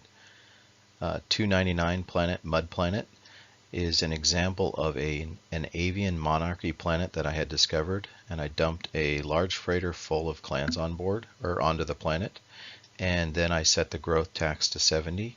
And as you can see, there's only going to be a -3 drop in happiness level, so I need to bring more clans here to fully utilize the taxation capacity of these avian monarchy. There's a lot of colonists on this planet, 4.7 million, and also notice that there's the build method, which is manual, and I always leave my build method to manual. My colonist tax will occasionally change that to growth tax 70, and I'll do that when I get typically over 200,000 or 250,000 colonists on the planet. Then I'll change that, like the native tax here is a growth tax 70, and on 99% of the time I leave it at growth tax 70, and this manages it really well. And bear in mind, you have to click the planets plugin icon to build planets every turn, and that's why I do that the very first thing when I go into my turns. More on that later, but that's mandatory, or you can really piss off your natives and or your colonists. Next planet is Boots here. This is a bovinoid feudal planet with a lot of bovs, and I dropped a lot of clans on this planet so that I could generate a lot of supplies per turn, and then turn those into minerals with the Merlin in orbit. And then in another game, Portsmouth, I had found this planet and put a note on the planet, get colonists here, and I highlighted it. That's one of the utilities I like, or I think that's part of the standard new now as notes. But I love having it being able to be displayed on the screen like that. So I have that feature turned on. But this is an insectoid unity planet that I ended up dumping a bunch of clans on, and it was a real cash cow. And then Planet 207 Summit. This planet is, I have a note, build a starbase here. It's got 7.1 million humanoid participatory, but because of the temperature of 89, it's really not utilized, or you can't really utilize it from a taxation purpose unless you over-colonize the planet, like bringing in 3 or 4 large freighters, dropping those colonists on the planet for a couple of turns to tax the heck out of those humanoids, and then pull the colonists back off before you lose a boatload of them, because they will start dying off, but they won't die off so fast that you can't get the credits out of the natives. Taxation and happiness levels. I use a taxation tool for the original client called Planetary Management. When I first open my turn after host runs, I click on the Planetary Management icon in the dashboard. This brings me to the following screen, which shows the settings I have chosen along with a list of my planets, not shown in this image. I next click on the icon on the right side of this image. There's a close-up of that icon, and I have randomized friendly codes checked on. The icon, when pressed, will carry out my build orders and taxation rules I have set on my planets, and then will say the following: all planets built. And there's a picture of the icon with all planets built. Before you can use this add-on, you must set up each planet's build order and taxation plan. I do this every time I colonize a planet or capture an enemy planet. Pretty much set it once and then forget it. I set the planet to build 250 factories. Mines are figured based on the minerals and density levels and natives on the planet, and I always build 20 defense posts. Example. Here's an example of Mud Planet with I'm building on this planet 75 mines because there's a high neutronium concentration and a lot of neutronium in the crust. So it's a kind of a fuel planet. And also the avians, I didn't overbuild the mines. I might have gone to 125 if I really need to fuel. But because they're avian, and I think they're like plus 15 on monarchy, they're not going to get that upset by me having a lot of mines or factories on this planet. It won't affect them as much. Note, you can sell supplies for credits at a 1-for-1 exchange rate. Think of supplies as credits for when you need them. If you're low on minerals and have a Merlin, bring those supplies to your Merlin via your large freighters, especially if fuel is abundant. If fuel is not abundant, then tow or fly the Merlin to planets with lots of supplies, and then ship the minerals to your base via your large freighters. That's much more fuel efficient. Tip: one thing I do with a planet that has poor minerals, but lots of supplies, is tow in a Merlin, turn the supplies into minerals, and then build a starbase. You can think of a Merlin as a mobile starbase maker. The reason this is important is a starbase at max defense levels, with a lot of defense posts on the planet and lots of fighters on the starbase, can take out most enemy capital ships, at least one. This will bloody the nose of most attackers coming into your space. If they attack your planet, they lose at least one ship in the process. This helps whittle down their fleet. Remember, you can turn supplies into minerals via the Merlin, and minerals plus supplies into fuel with the neutronic refinery ship. I religiously use the growth tax 70 taxation model with few exceptions for my natives. The minimum mines I build are 15 when the mineral quantity in the ground is less than 500 per mineral, and there are natives on the planet that can be taxed. The more mines and factories on a planet, the smaller the happiness recovery rate for the natives. If you notice that a planet has a +5 happiness gain for the natives per turn, and you build a bunch of factories and mines, you may notice that the happiness gain has gone down to +4. There are several things that affect this. They are mines, factories, the quantity of colonists on the planet, but defense posts do not affect native happiness levels. just mines, factories, and colonist population level. Depending on my needs, I may either balance the number of mines needed to mine the minerals with the taxation possibilities of a planet, or I may decide that I don't need the minerals as much as I need the credits, or vice versa. Remember, once you build mines and factories, you can't undo them, unless you are the rebels with Rebel Ground Attack or the fastest with Pillage Planet. Yes, you can RGA and pillage your own planets. Sometimes this is useful. Pro tip: in regards to taxing natives, if the native happiness growth rate is +5, for example, you can tax them down to a remaining happiness level of 65, and because the happiness level gained for the next turn will be +5, that will move them in that turn, the next turn, to a 70 happiness level. This effectively means that you can tax the natives on said planet down to 65, and the next turn they will act like they are at a happiness level of 70 in terms of population growth. Sometimes I will exploit this feature if I need extra credits immediately. Note, the higher the government level of the natives, the more happiness points the natives will gain back each turn. The higher the government level, the more you can tax the natives and they will still continue to grow. Pro tip: by turn 5 to 7 you should be building defense posts on planets to hide the industrial activity of your planet. 20 defense posts will completely mask a planet from nearby enemy ships on sensor sweep missions. This is important if you want to remain hidden from your neighbors and not give away planets you've colonized on the galaxy map. Balance your ship hulls. During the first 3 or 4 turns, I focus on building freighters, typically large freighters. I then focus on building key ships of the race that I am playing. If I'm the privateers, I try to build meteors or BR4s or BR5s, depending on resource levels. These allow me to scout farther, faster, and colonize planets. I can also tow my large freighters around, keeping them hidden from prying eyes by planet hopping. If I'm the colonies, I will build some Cobalt-class research cruisers to assist in colonization efforts and to build fuel for my expanding empire. If I'm the fastest, I will build Thorn-class cloakers to go exploring and colonize along the way. If I'm the feds, I build Bohemian-class survey ships and Eros-class research vessels, along with a Brynhild-class escort to help scout for natives. Hopefully you get the idea. Try and play to your race's strengths. By turn 10, you should probably have 30 to 40% freighter capacity and 60 to 70% scout ship capacity, with maybe one capital ship. By turn 20, you should have 15 to 30% freighter capacity, while you are building more and more capital ships. It's a balancing act that is affected by many factors, such as resource availability and diplomatic relations with your neighbors. Don't get stuck in a rut. If you found a good planet, unload several large freighters worth of clans and tax the heck out of the natives. You may find that said natives won't recover their happiness level back for 10 or more turns. If this is the case, try and move those clans to another nearby planet that has a lot of natives that is missing clans. This is great early game advice when you don't have a lot of clans to spread around. Don't leave them sitting on this unproductive planet turn after turn. Move those clans.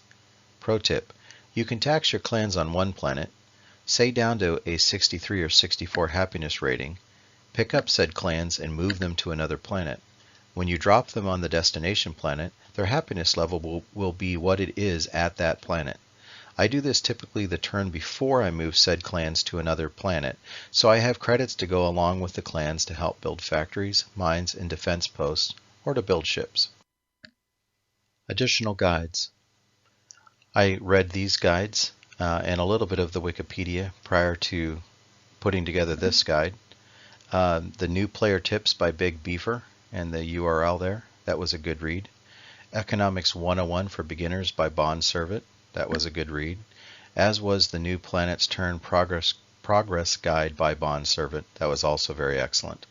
And that's where I got some of the milestones that are listed in this guide. And then just some interesting factoids in the Wikipedia article on VGA Planets. Conclusion. Planets is at first glance a simple game, yet complex in the details.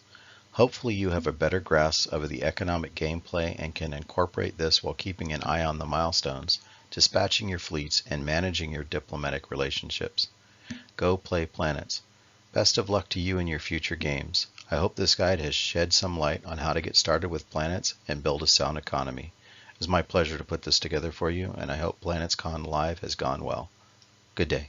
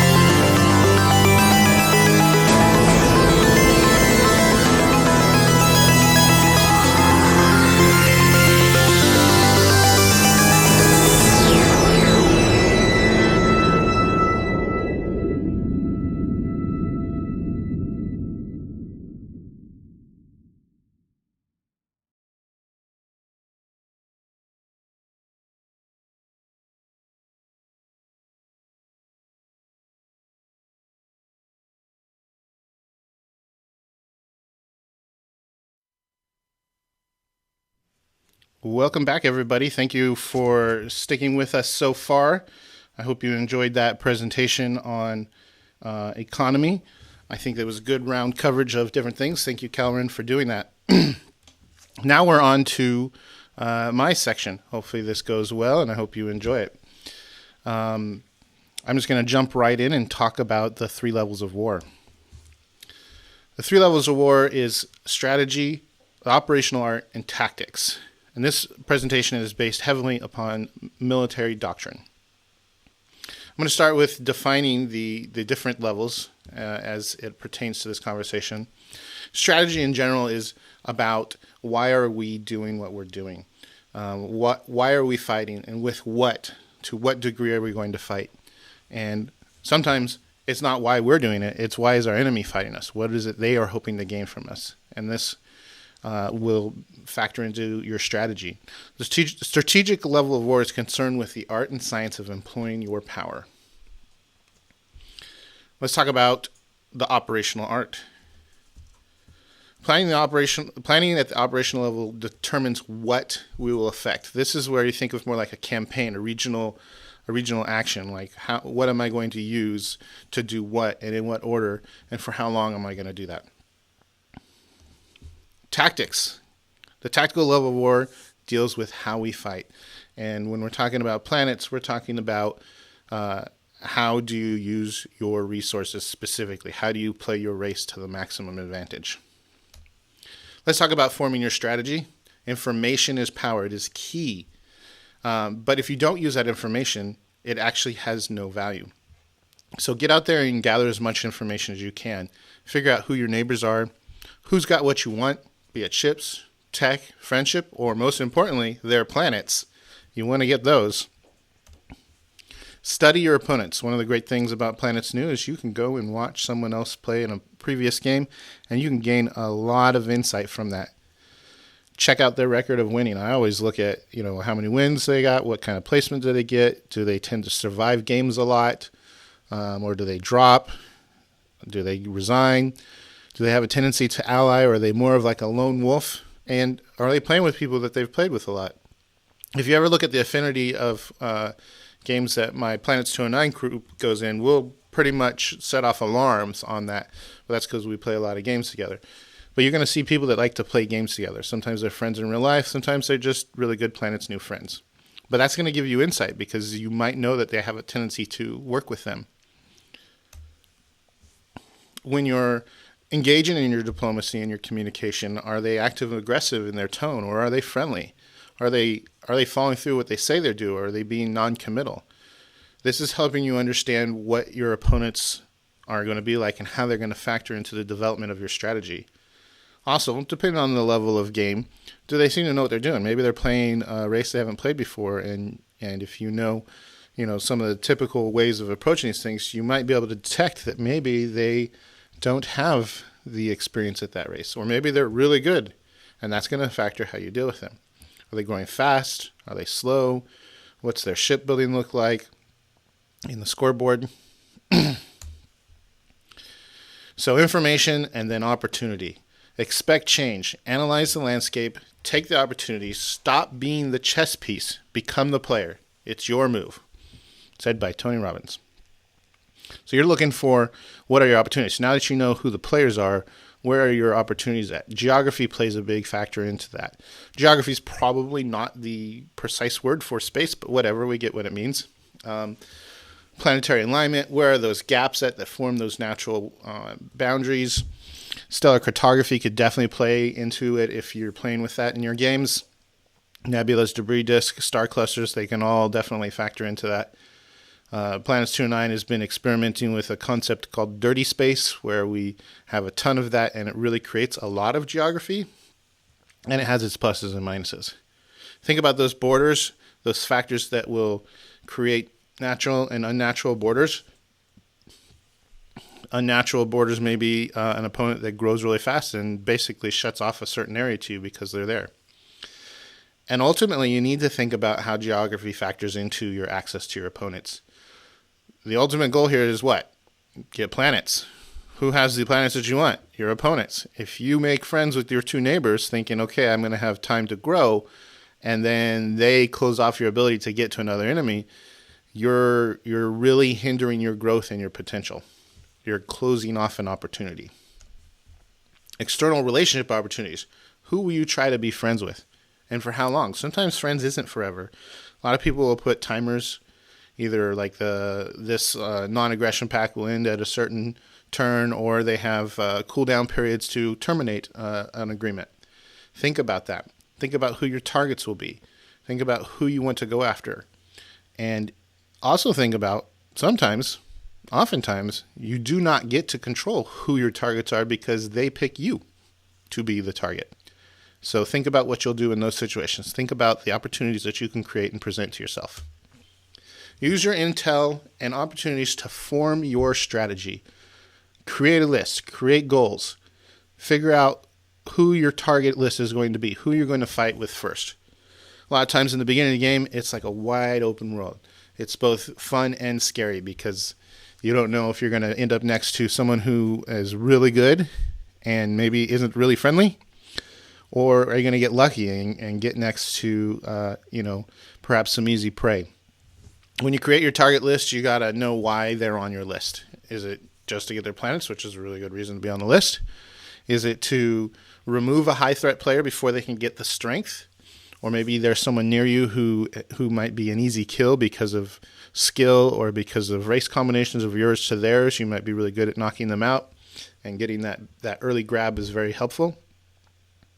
Or perhaps because of diplomacy, you're now committed. This is how wars start, that you have to go to war in service to an ally. Think about how you will use your diplomacy to reinforce the strategy that you're developing. And of course, strategy will inform your ship building. It'll determine what kinds of ships you need to buy or build, whether or not you need to spend the extra to put heavy phases on them. Maybe you're going up against the crystals or the robots, and that's going to be a priority. So think about how your strategy is going to inform your shipbuilding. Remember, your ultimate goal is to get the most planets, right? That's what we're here for, to get planets. The art of the operation. I love that they call it the art of the operation. Strategy guides your planning of your operations. So my strategy is that I'm going to take out this guy. So then I'm going to start planning my operations around doing that. However, you must remember to keep your strategies grounded in operational realities. If I come up with a strategy is I'm going to kill the Borg, but the Borg are on the other side of the galaxy, that's not a really good strategy because you operationally can't get to them. They'll get to you before you get to them. Always continue in your operations to use and grow your intel. Look for as much information so that you're making the right decision at the right time with as much information as possible. When you're positioning your fleets, you need to plan for logistics. There's many times where you go storming into someone's space and you're taking planets and then you run out of fuel. And they planned on you not having fuel, so now you're stuck. And you're either going to get picked off or you're going to lose those ships, and you're going to lose all the gains that you got for no benefit. So plan your fuel, plan your ammo, and also plan on bringing support to develop those planets. As you move into space, your supply lines get longer. And probably one of the most precious resources after fuel in enemy space is going to be clans. So plan to bring those with you so that you can rebuild a supply line there. As you lose ships, perhaps you can do shipbuilding in their space. It's really nice if they pull out all the minerals out of the ground for you so that you could use them. Let's talk about what your angle of attack will be. You always want to try to plan in advance. So thinking about how you're going to move into someone's space. Set some operational goals. Think about, I'm going to secure this area of space, or I'm going to find that fleet that's over there and knock it out. Or perhaps your idea is that you want to feint an attack in one direction and then go in another to throw them off kilter, so that when you come in with your main punch, they're where you want them. They're not where you want them to be in the sense of where you're attacking. When you're forming your attack plan, think about what could happen as you attack. Think about how you would defend against what you're bringing. I'm personally a big fan of the birds, so I'm obsessed with knowing things. But every race it gains an advantage of knowing how you might counter it. So be ready to encounter your enemy forces. Think of how you will adapt to them. One of the best things about Planets.nu is that you're playing against a human, so you never know what you're going to see.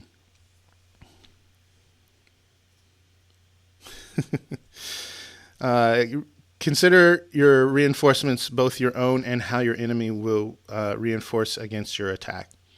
So make sure you're planning for that. You're not just doing a one-dimensional attack here. You need to think about it in levels. What's my front line? What's my reinforcement? What's my supply line? And what's the enemy's like, and how can I disrupt it? He will win who knows when to fight and when not to fight. Sun Tzu. I think any Plans player that's been doing this for a while has read at least some portion of The Art of War.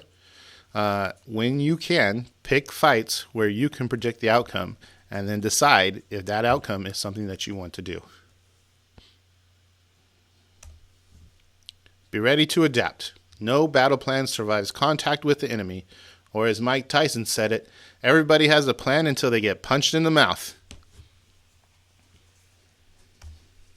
Momentum, speed, and tempo are crucial elements of the operational art. They're all aimed at avoiding any delays that would give the enemy time to respond.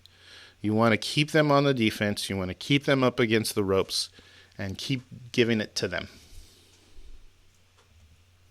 Let's get tactical. Know thyself, know thy enemy. 1,000 battles, 1,000 victories. Sun Tzu. So, again, that's going into that thought process of know the likely outcome of your actions where you can, and decide if that's the action that you want to take for the ultimate goals that you have. Every choice you make should be reinforcing that goal that you set in your strategy, your formation of your strategy, and your operational goals.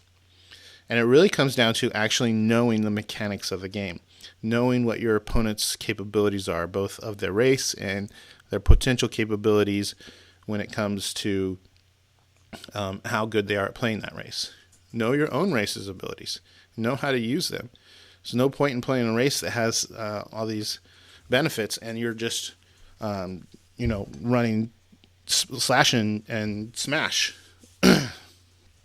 Leave no advantage unused and no weakness unexploited.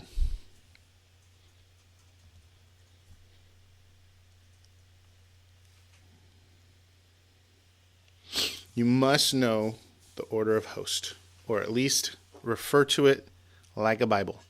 Go to it, look for the order of things, understand how things happen. You should open your turn after host runs and be able to predict most of what happens. And when it comes to fighting, understand order of battle.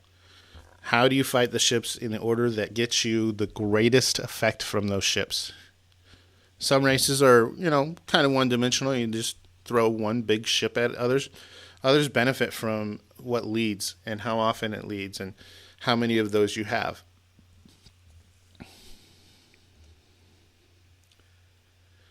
Tactics require knowing the mechanics of the game and utilizing them to your benefit. In closing, and this is a real quick presentation, but I'd love to have some conversation, think ahead, plan ahead, set strategic and operational goals. Does the proposed course of action take you closer to your goal? If not, why are you doing it? Really, why are you doing it? Know the nuts and bolts of the game, your race, and your opponent's races. When the Horwasp first came out, I made a point to go play them in a computer game so that I could understand the mechanics of them, because that will ultimately dictate how they behave and how they will fight and how I can fight them. It's a really, really useful experience to play a race, especially if you're going against someone who's really good or there's something new. You want to go get some experience as them so that you can then understand the roots of their tactics that inform, their operational behavior. The concepts of levels of war is a useful tool, but we need to remember they provide us with just a theory that is just a way to think of how we organize.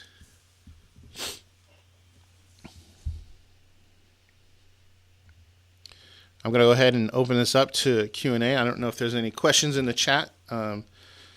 Gideon Braver is going to send them my way if there are.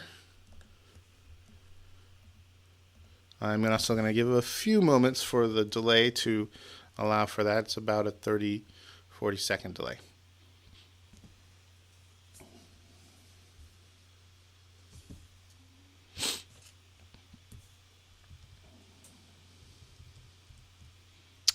We got anything? Oh, they're just now seeing it.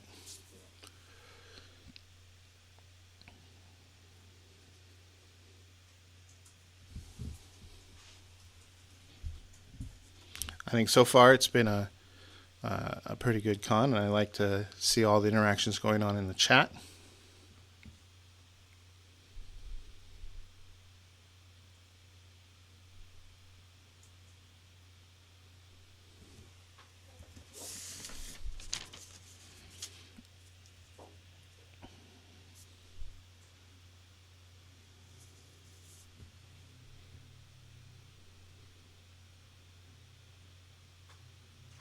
Bueller?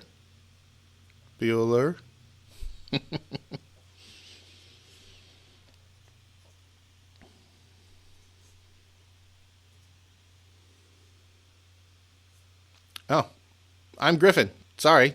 If you're just joining me, I've been your host today. The question was, who's presenting? I guess I forgot to introduce myself. Presenting, not one of my core skill sets, so thanks for listening to me rush through that.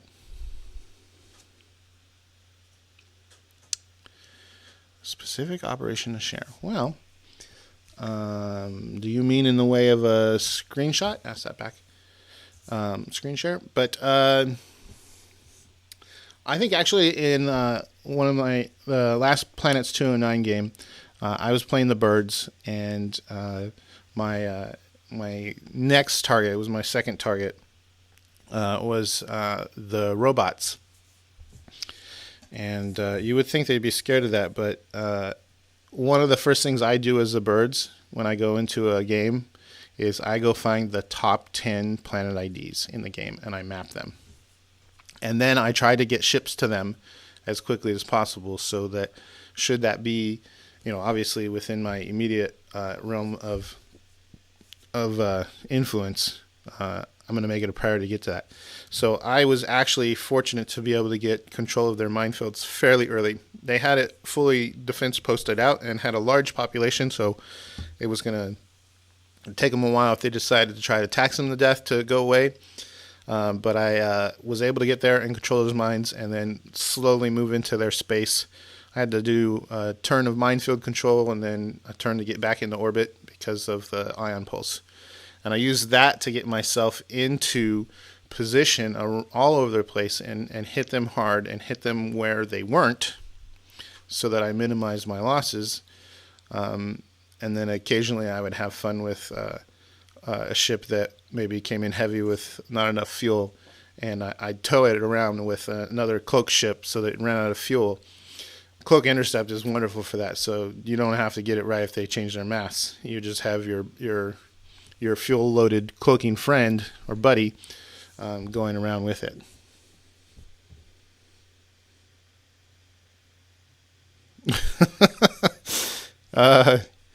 There's a I appreciate him commenting now without hearing anything, but Tyson needs to expand to the Quicksilver method from Karate Kid 3. Thank you for sharing that, TPD Planets.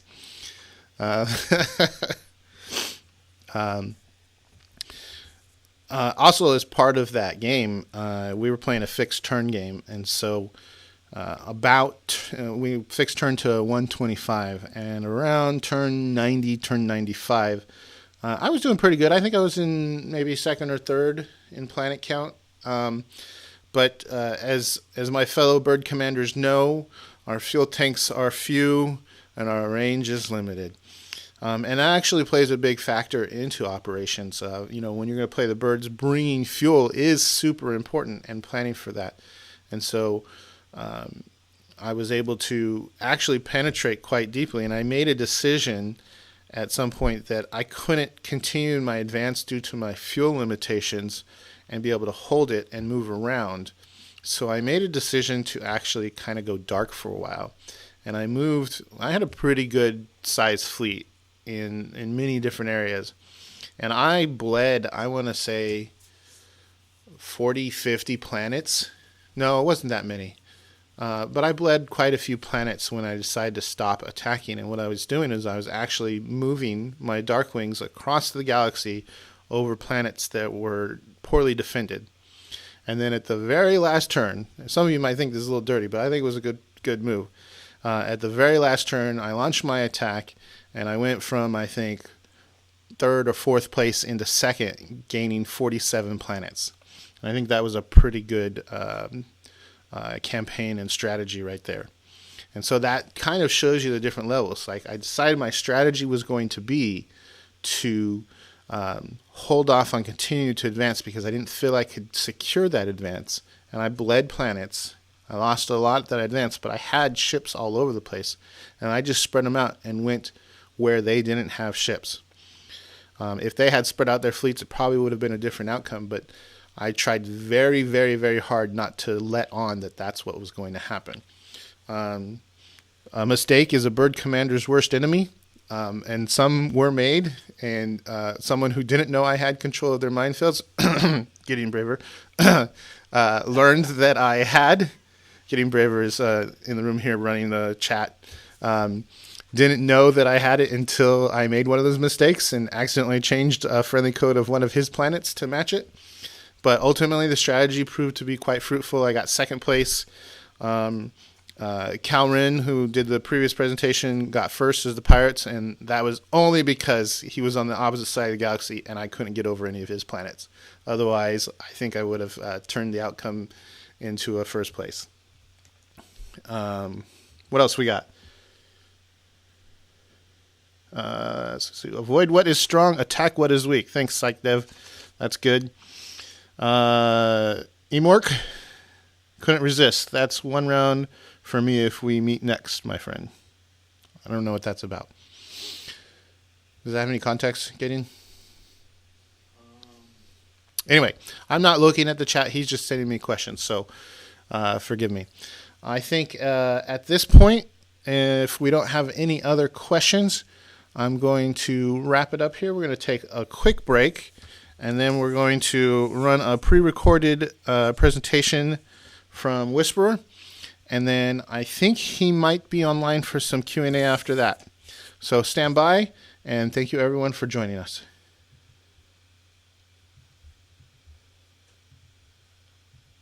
See you in a minute.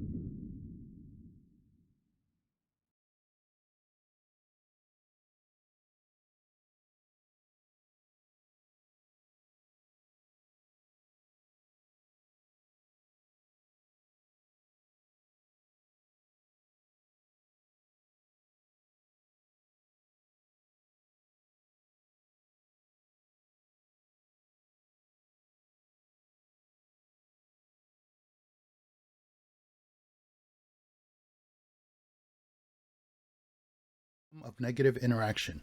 This also allows us to track the changes that go with a particular ticket. We're using a private repository on GitLab. Anyone who wants to contribute can send me a PM with a GitLab.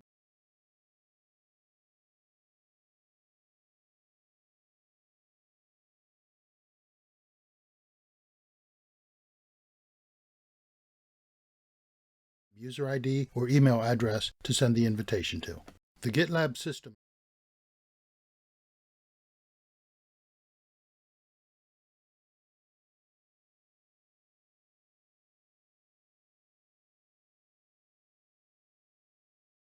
Hi, I'm Whisperer, and I'm giving this presentation on a special project I've been working on.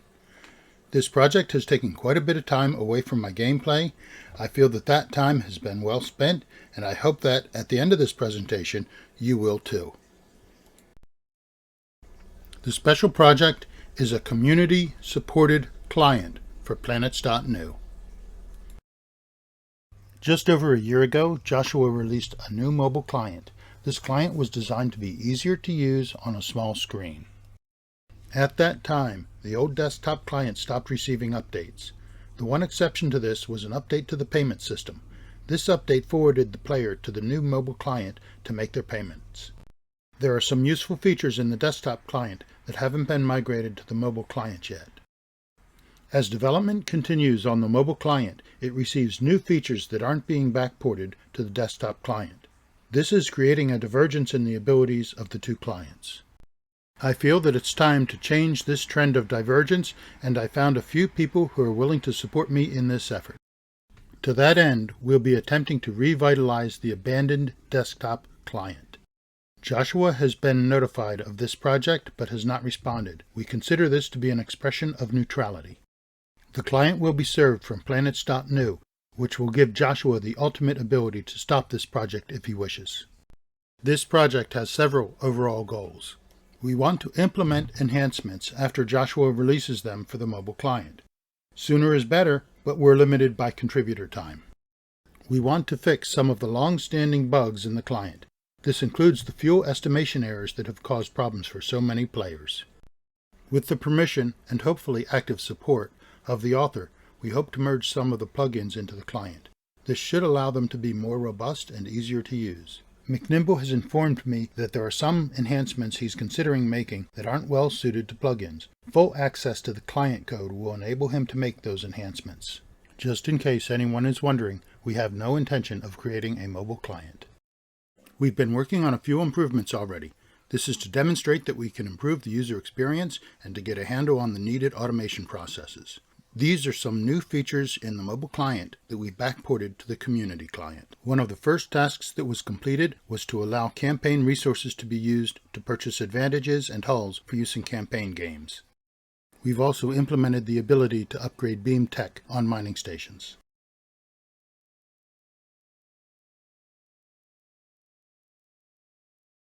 We've implemented a version control system so that multiple contributors can work on the code at the same time with a minimum of negative interaction.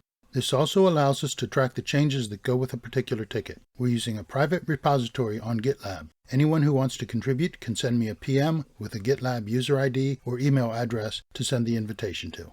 The GitLab system includes a bug tracking tool so that issues can be logged. Unlike reporting bugs in a thread, using a bug tracking tool keeps the bugs from being lost. Because real names are sometimes used in the GitLab system, public access will not be provided. We're currently trying to resolve the known issues with the fuel usage predictor. A few years ago, a list was created with the known issues in the fuel usage predictor. To date, 13 different fixable bugs have been found. There are also several issues that we won't be resolving, usually because of the complexity of multi-ship interaction or interaction with another race. Planets.nu has resolved one of the issues on that list that we've looked at. We've resolved 5 more issues. Some of the remaining issues appear to be simple, while others appear to be more complex. We're also working on automation of the deployment process. There are several high-priority tasks that need to be worked on for users. We need to convert the community client from using HTTP to HTTPS. This is to support changes in browsers over the past few years. Currently, all communications between the client and the server is through HTTPS. We just need to get the client to load securely and to make sure all the images are downloaded similarly. The growth taxing update that was added to the mobile client needs to be backported. The payment system currently calls the mobile client to make a payment. If possible, the payment system in the community client needs to be updated to function directly with the payment processors. There are also some high-priority tasks that need to be worked on for the contributors. We need to implement an About button. This is to give credit to the authors of this code, prominently including Joshua and Big Beaver, with Tim Wisman as the creative inspiration. All players with accepted code contributions will be mentioned. Finally, there are several third-party modules in the client whose authors should be recognized. The BSD 3-clause license ensures that contributors will receive recognition even if the code moves on. This work is being done for the good of the Planets.nu community. To that end, we encourage Joshua to merge the fixes and enhancements we make into the official Planets.nu client. To access the beta version of the community client, please use this URL. As with all beta software, this could have some new bugs in it. If any are encountered, please report them to one of the contributors. Like all projects of this nature, we can't succeed without the support of the users. First of all, we need information on what client bugs exist. These will be gone over as time allows and prioritized based on impact and complexity. The bugs that are most likely to be fixed quickly are those that are well documented and repeatable. To report a bug, send a PM describing the problem to one of the contributors and it will be placed into the system. Please provide as much detail as possible. We could also use some help with the programming. The more contributors we have, the sooner we'll get caught up.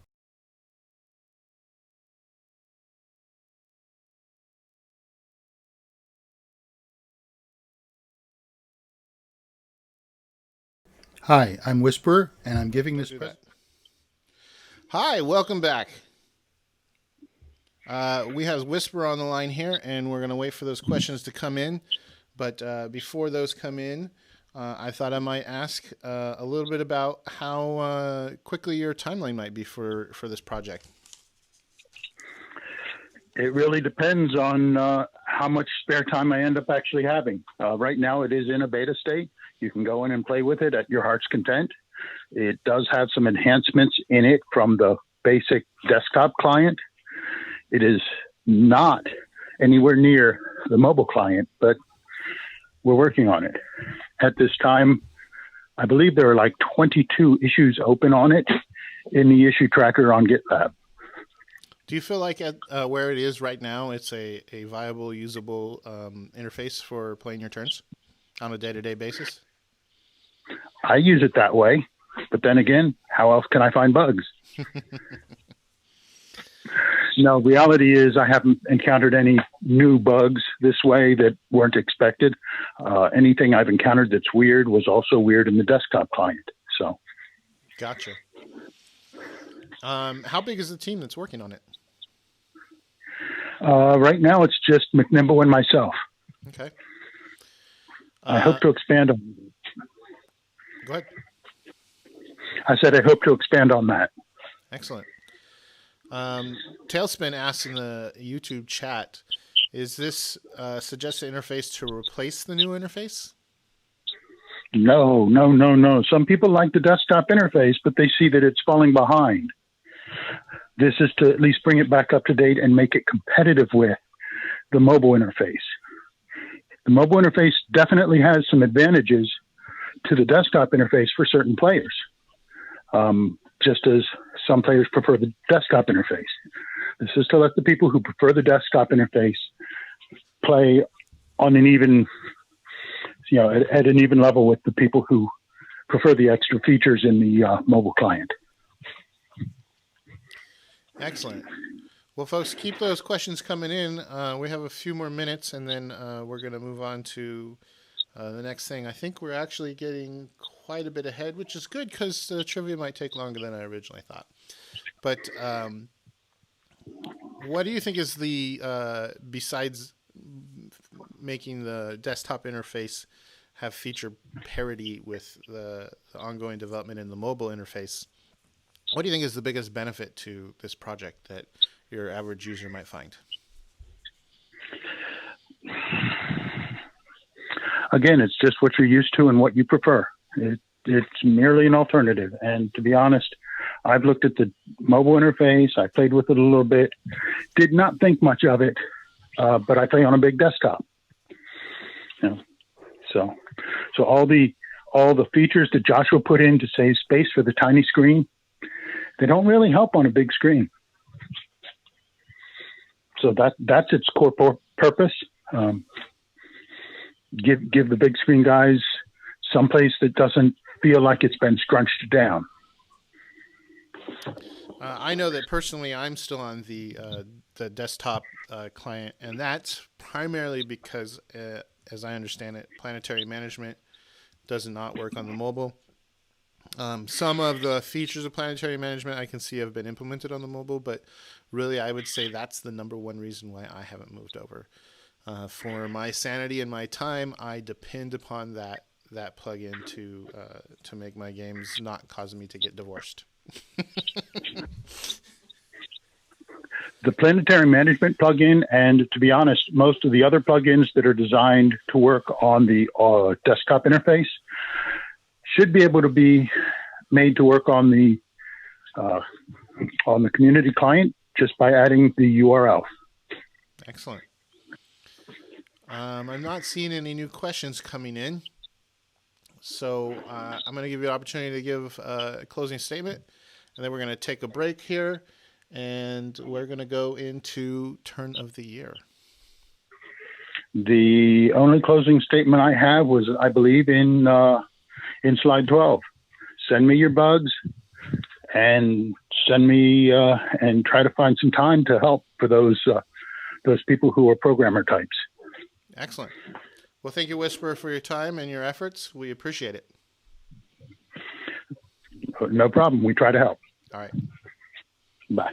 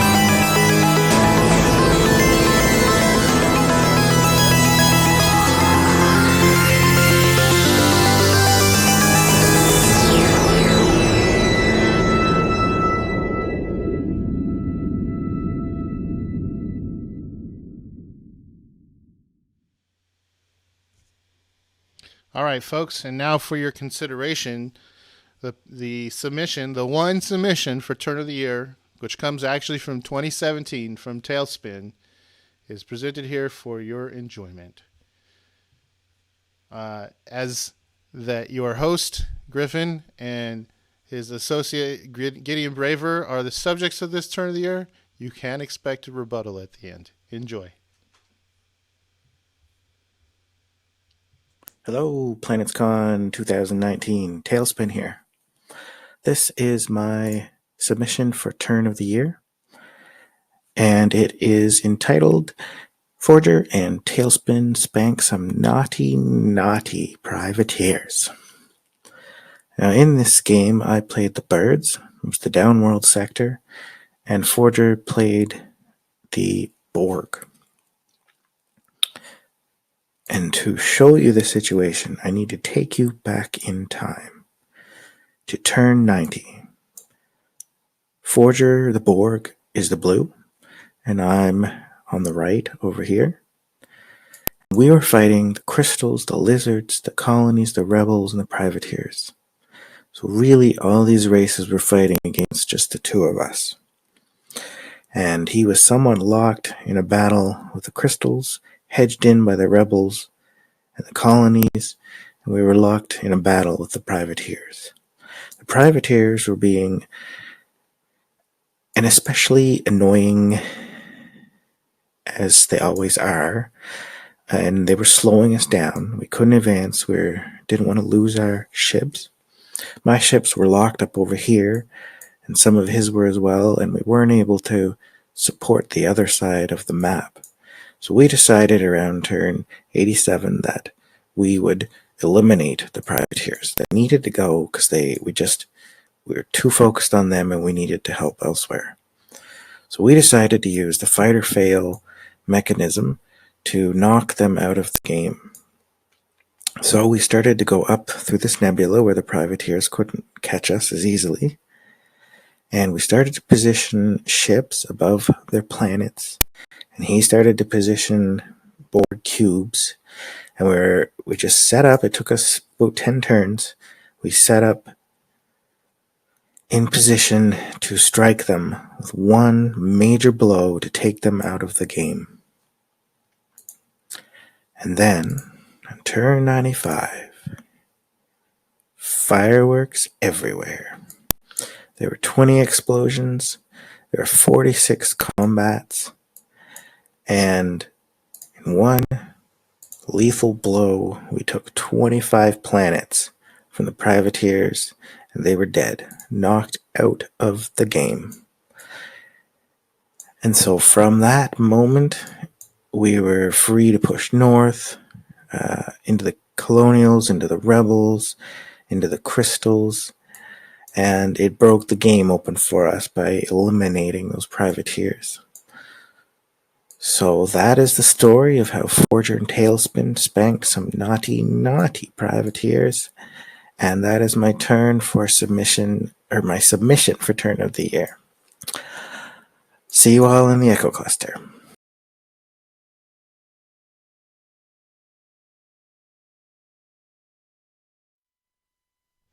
Welcome back, everybody.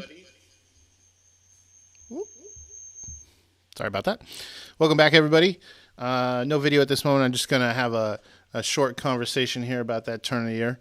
I do remember opening that turn. Me and Gideon were actually allies in that game. I was the colonies and he was the privateers. In his defense, his homeworld was in a nebula. Could you think of a worse start for a pirate? But still, even with most of his core space being in a nebula, he made himself such a big target that they had to orchestrate such an operation against him. One of the consequences of this was a sudden opening in the shipbuilding queue. And so while I lost an ally, I gained quite a few Virgos. And I actually penetrated pretty deeply into Borg space. And I want to say, just sounding as the whiny, complaining loser of the game, that The only reason why they were able to do so much damage is because somehow they'd gotten got their hands on one of his meteors and dragged a fire cloud up to the deep space in the back of my space, and I had no such maneuverability option of like the Borg do, and I could not defend against attack from my rear. But I did some damage. I'm just going to say that much. Gideon, you want to share anything? It just, everything worked against me in that game. That I just made a bad mistake of thinking I could use Tailspin to work for a stronger alliance in that area, and I did not realize he was already working with Forger, who was playing the Borg. So, really, by the time I realized I was being gamed, they already had taken advantage of it, so it took me much longer to actually start causing them difficulty. But once I did, I noticed that they had to completely focus on my Empire, which was hurting them in the other fights on their western side. So it was good to know I caused them chaos before they eliminated me. I'll also tell you this much. When I was in that game and I was doing my analysis of the other players, pretty much the beginning, Borg being played by Forger was, I remember telling everyone I talked to, enemy number one, because it's the Borg and because it's Forger. So kudos to you, man. It was actually a really great game, one of my favorites. I thought there was a period of time where I thought I had a chance. I was the planet leader at one point, I think, if I recall that game correctly. But way to go in that teamwork. They were definitely working hand in hand. As Tailspin may have mentioned, almost every one of his ships were named Borg Drone, and we hated him for it. All right, we're going to take a quick break here, and then we're going to go into trivia. I'll do some explaining what that's going to be. We'll be right back with you.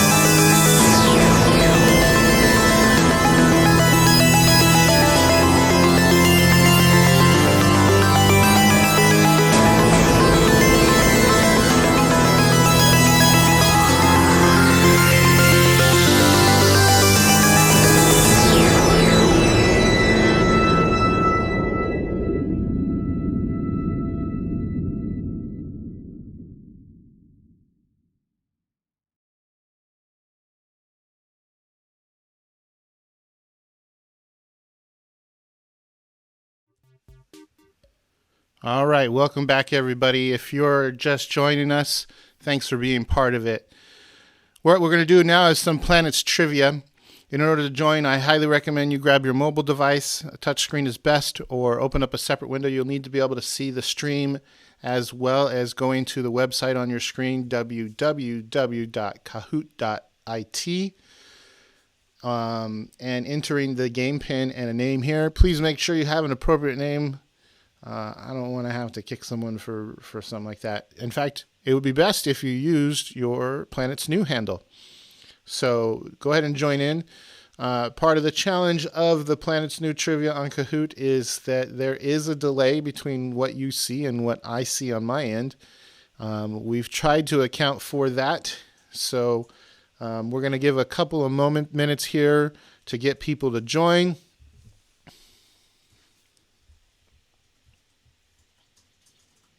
Look at these familiar names jumping in here.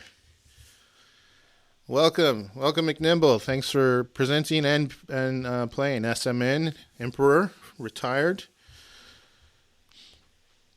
Keep it coming. Yep. That's what I want to see. We got 8 players right now. We have, I think was it 14 or 15 questions? I can't remember. I think it's 14 or 15 questions of different types. We're going to give plenty of time here to join. Right now we have, how many viewers do we have? We have 45. We have 45, which I believe is now our new peak. No, 50 concurrent at the same time watching. Just to share a little bit of YouTube stats amongst the people have viewed. If you consider 2 people watching the same hour is 2 hours of viewing, we have 162 hours of view time so far in this stream, which is now 4 hours and 20 minutes long. Thanks everyone for being here. We really appreciate it. I want to make sure to give a shout out to all the contributors. We're up to 12 players now. Thank you. I see my buddy Corsair in there. He's one of the Planets.nu crew. We're going to give it another minute or two for people to join. I'm going to put on a little bit of background music as they go. Tailspin, you're a naughty, naughty bird player. Now, notice the difference between me saying it and him saying it. Mine was funny. His was creepy. Just playing with you, man. Keep coming on in, guys. We got 17 players. I'm going to give you a few more minutes. And right up after Planets Trivia, we have the State of the New Verse presentation. And I know there's a lot in store for that. We're up to 18 players. I'm going to give it a minute or two. If you're having trouble, please let us know in the chat.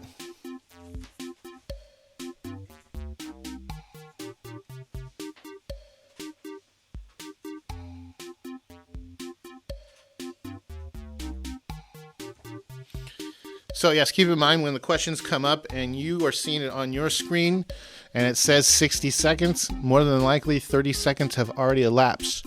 Also, once we start the questions, your device that you're signed into Kahoot.it with will present you your options to respond. Those will show up as one of 4 colored and shaped squares or shaped boxes that correspond with the answer that will appear on the screen after the question is presented to you. If you see those and you haven't read the question and you haven't seen what the possible answers are and you click on one, you might get lucky and score the right thing just by randomly guessing with in some cases, 1 out of 4 choice. In some questions, there are actually more than one correct answer. But I recommend that you wait.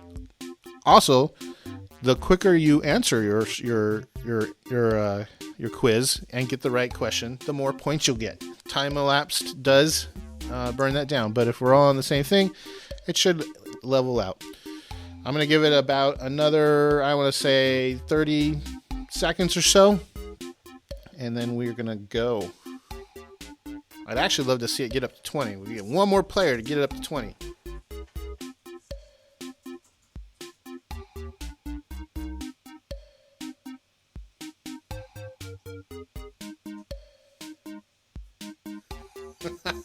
I saw the chat there about Tailspin trying to defend his creepiness by having won. Yes, you did win. We did get bested by you, but you still called him a naughty, naughty privateer.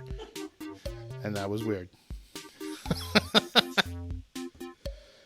All right, folks. I think we're going to get started here. We're just going to give a few more seconds because I do see it still growing. If you want me to wait a little bit longer, please shout out into the chat.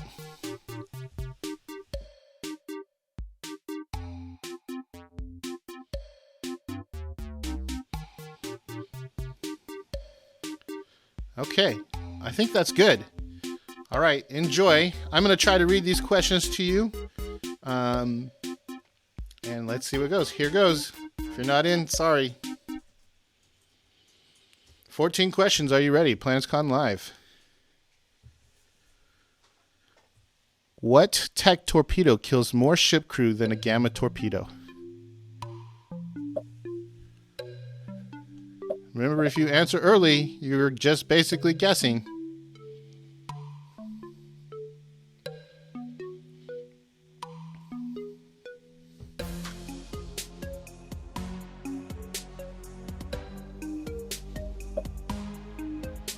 We're up to 5 answers. Most of you should be seeing this right about now. What tech torpedo kills more ship crew than a gamma torpedo? 20 seconds left.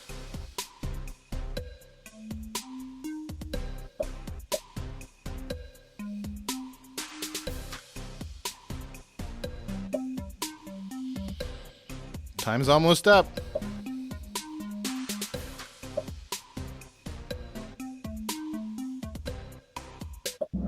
Please let us know how that went in the first round in the chat. We got 3 people who got Tech 5 and above is the correct answer. And right now leading is Darvister, followed by Renaside and Treat. Everyone else got the answer wrong. How many Mark IV torpedoes does it take to lay a 100 light-year minefield? Remember, if you guess before you hear this, then you're just randomly guessing. It might work out for you, it might not. How many Mark IV torpedoes does it take to lay a 100 light-year minefield?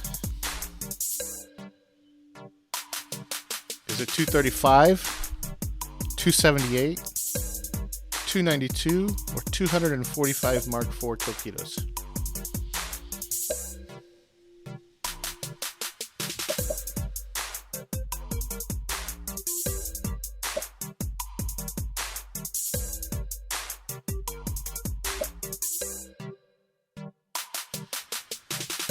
Oh, only 12 answers. Time's almost up.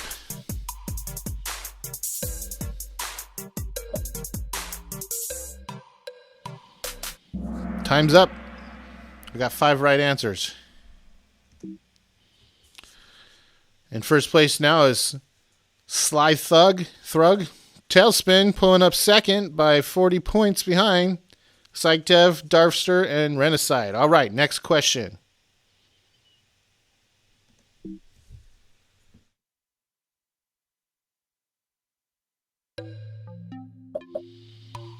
In host order, which occurs first?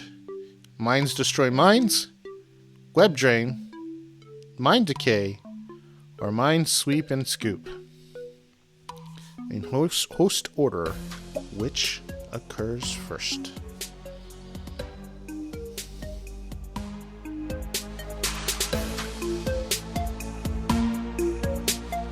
Is it the chicken or the egg? No, that's not one of your choices.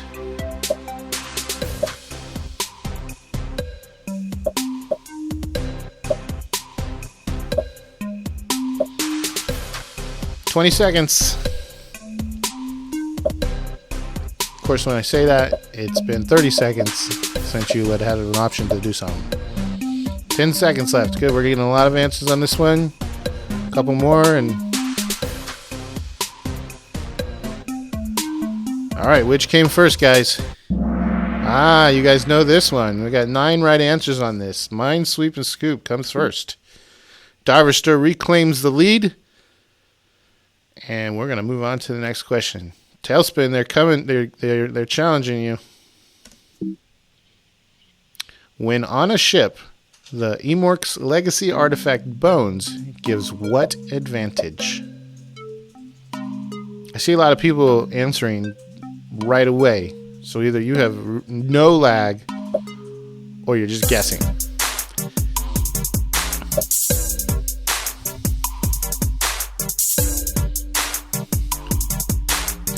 Does the Bones artifact decrease the distance at which a ship can be scanned?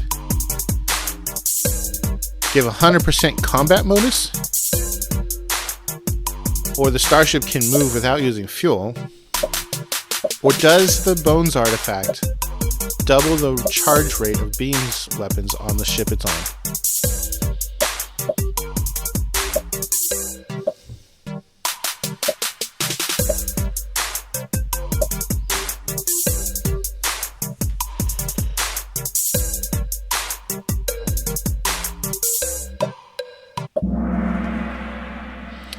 All right, people know their legacy artifacts. That's 14 answers correct.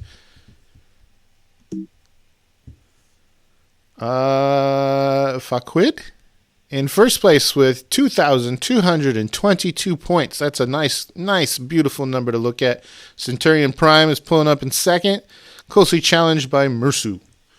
All right, here we go, guys. You've got a couple more questions to go. We're 5 of 14. What happens to a privateer ship if it performs the rob mission inside a protofield? Does it get ripped apart and is destroyed? It robs the victim ship. Duh, it's a privateer ship robbing. Nothing happens. Or the protofield doubles in size. What happens if you're a privateer and you perform the rob mission inside a Horwasp protofield? Those pesky Horwasps. They got lots of little rules. Hopefully you've been studying. I see people were more patient this time. Excellent.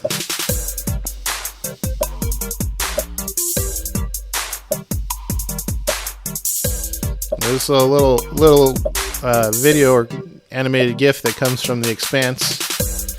Really great show. If you're not watching it, you need to. No, they're not a sponsor, unfortunately. All right. Oh, looks like you guys really need to study up on your Horwasp. In fact, actually, this question was submitted to me by Johnny Doe, and I told him he needed to cite his source because I didn't actually know this in my head. And he referenced one of I think it was the Phase 2 alpha release notes where it mentions this. All right. Geez, I hope I said this right. Kinnick is now on fire with an answer streak of 3 correct answers in a row. Good job there, man. You pull into first place with 2,369 points. Next question. Number 6. Which of the following races can build a neutronic fuel carrier? Which of these races can build a neutronic fuel carrier? Or what I like to also call my bank ship. I'm going to get money. Other than like a fuel-free cash delivery service. Which of the following races can build a neutronic fuel carrier? Is it the Solar Federation? Or is it the Cyborg? Perhaps it's the Crystal Confederation? Or the Robotic Imperium?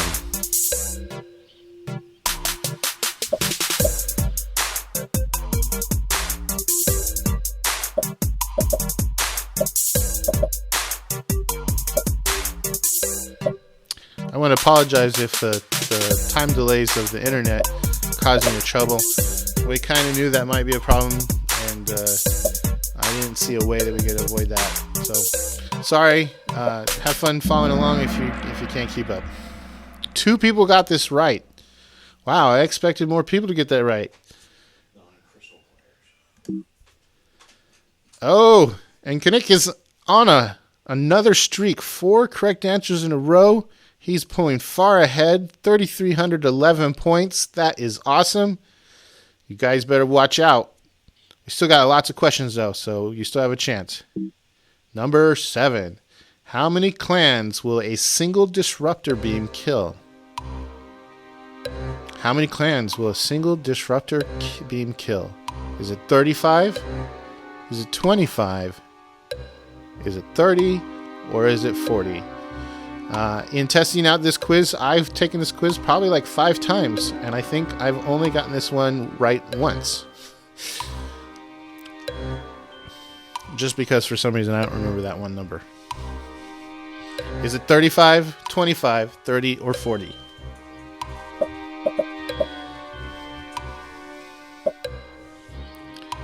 How many clans will a single disruptor beam kill?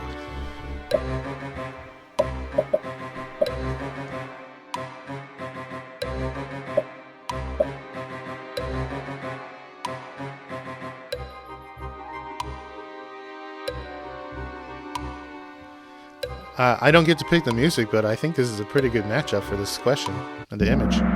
All right, 8 people got that right. That's a very good answer, guys. Let's see if that affects things. Do we think that Kinnick still is in first? He is, but he lost his streak. Treat pulls up in the second, 2603. Faquid 2222. That's a pretty good number there. You guys really need to close that gap, and this helped you because Kinnick did not get any more points. Hopefully I'm saying your name right, bud. Number 8. Who was the first emperor of the Echo Cluster on Planets.nu? Who was the first emperor? Gotta know your Planets.nu history.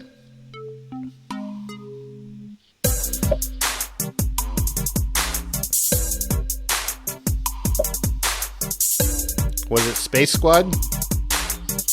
Mentor? The famous or infamous Emork the Lizard King?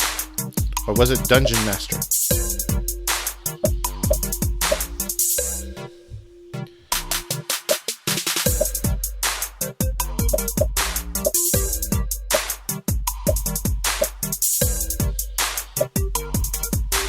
Who was our first mighty emperor?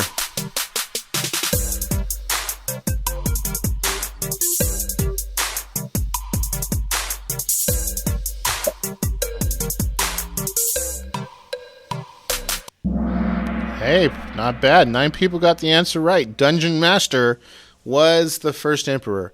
However, if I recall correctly, he was not in the first championship game, or that was not the game that he won in.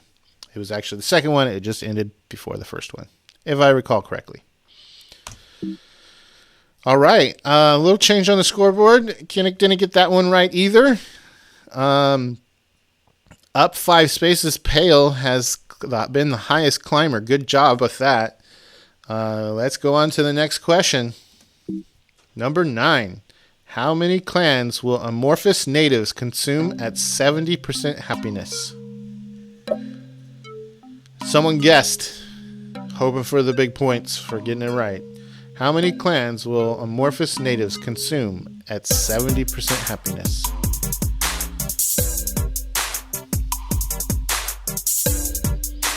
Don't you just love this little animation here?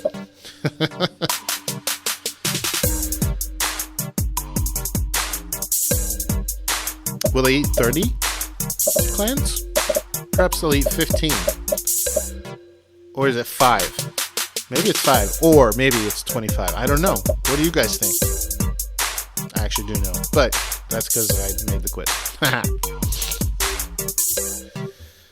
Almost everyone's answered. How many people? Will it be more than half of you that get it right? I hope on this one that more than half of you get it right.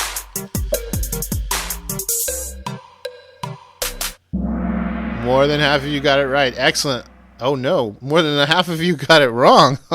11 people said 5. The answer is 25. Darvister climbs into first. 3,600 points. Nice gain there. Treat right behind him with 33-34. And it looks like Kinnick has stalled. Let's see what's next. Number 10. The ship with the highest battle view will fight from the left or the right. Only 2 answers on this, and one of them is wrong.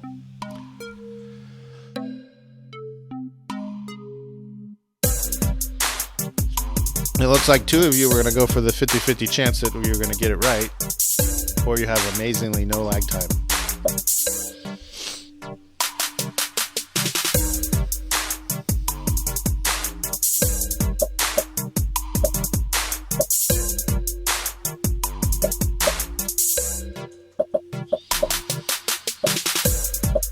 $50-50 chance. What do you think? Can more than half of you get this one right?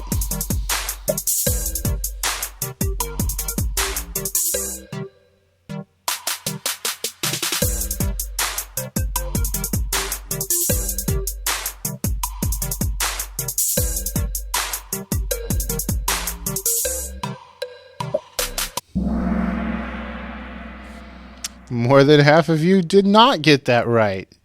Wow, guys, you really need to study your stuff here. The ship with the highest battle value will fight from the left. Darvister, 4,527 points. Nice job there. Kinnick's back.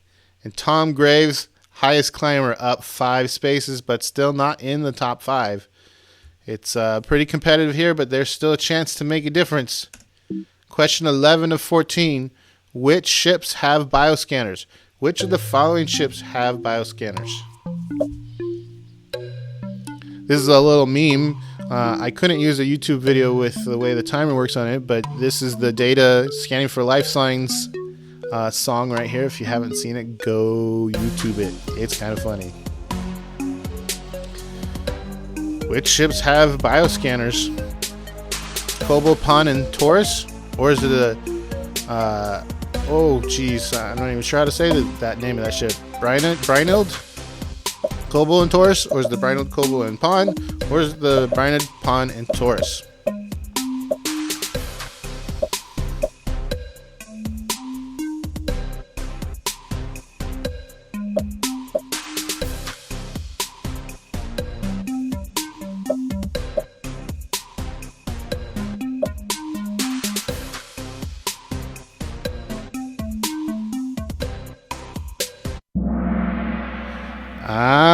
Now this was great. 17 of you got this right. Congratulations. This could have big implications on the score depending on how many people answered right and where they were at the beginning. Let's see what that did. Darvister holding on to that lead. Up 3 places. Renaside, highest climber. And Kinnick is back. He wants that first place back, Darvister. You better watch out. All right. Question number 12. Only 2 more. What can cause bioscanners to return false readings? What can cause bioscanners to return false readings? Is it the evil empire? Is it any planet with 20 defense posts? Perhaps it's the Horwas. Horwas return false readings. Or the B200 class probe will cause you to get false readings. What's the answer here, guys?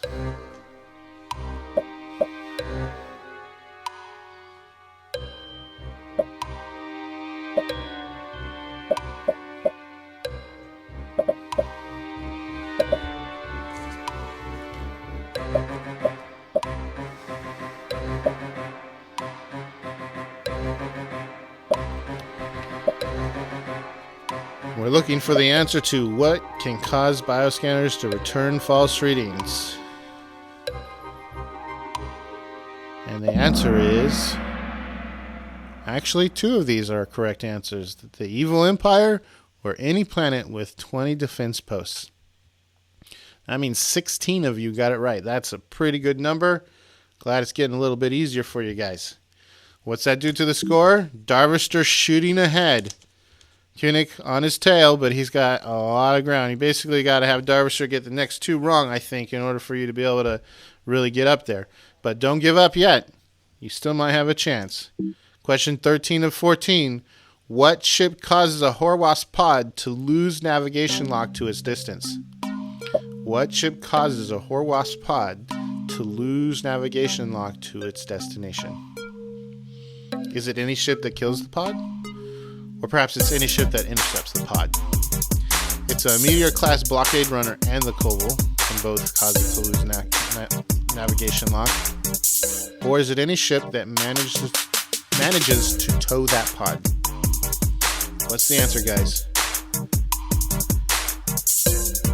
Hope you do good on this one, because the last question is really, really hard.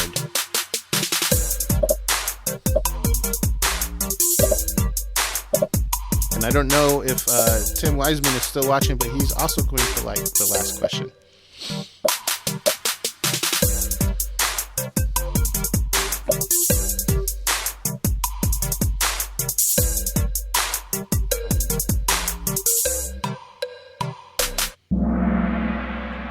Nice. Very solid answer here. Good job, guys.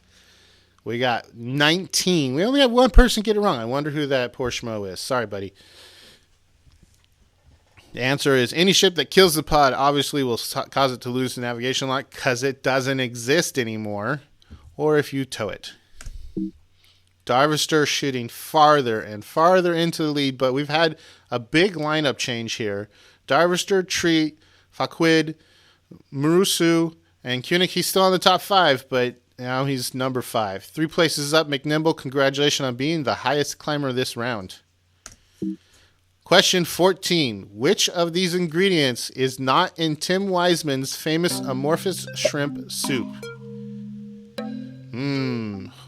I'd be curious to know if anybody's actually made it. The recipe can be found online. In fact, I believe it's also on Planets.nu in the documentation. Which of these ingredients is not in Tim Wisman's famous amorphous shrimp soup? Is it water chestnuts? Is it ginger powder? Maybe it's peas? Or is it juice from an orange? I'd also love to hear in the chat if anybody's actually ever made it and how did it taste. Has anybody made the amorphous soup? Klingons are really good at making it.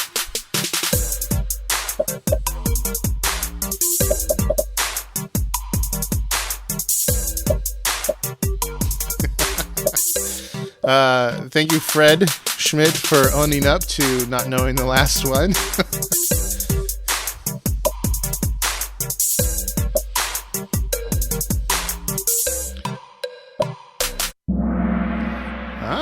Very good. 8 people knew that peas were not part of the ingredient of Tim Wisman's famous amorphous shrimp soup. Now, I want to know how many of you will admit that you didn't know that and you're just really quick at Google. Let me know. All right. We're going to see the final score now. Here's the Planets Live trivia podium. In first place, Fuckwid pulls it up. Oh, no, he's in third. In second place is Treat. And in first place, Darvister with 8,963 points. Congratulations, Darvister. Good job, guys. Thank you for your patience in dealing with the issues that come with this way of doing it. We're going to take a break here, and when we get back, we're going to be going into the State of the New Verse. Stay tuned. We'll be back.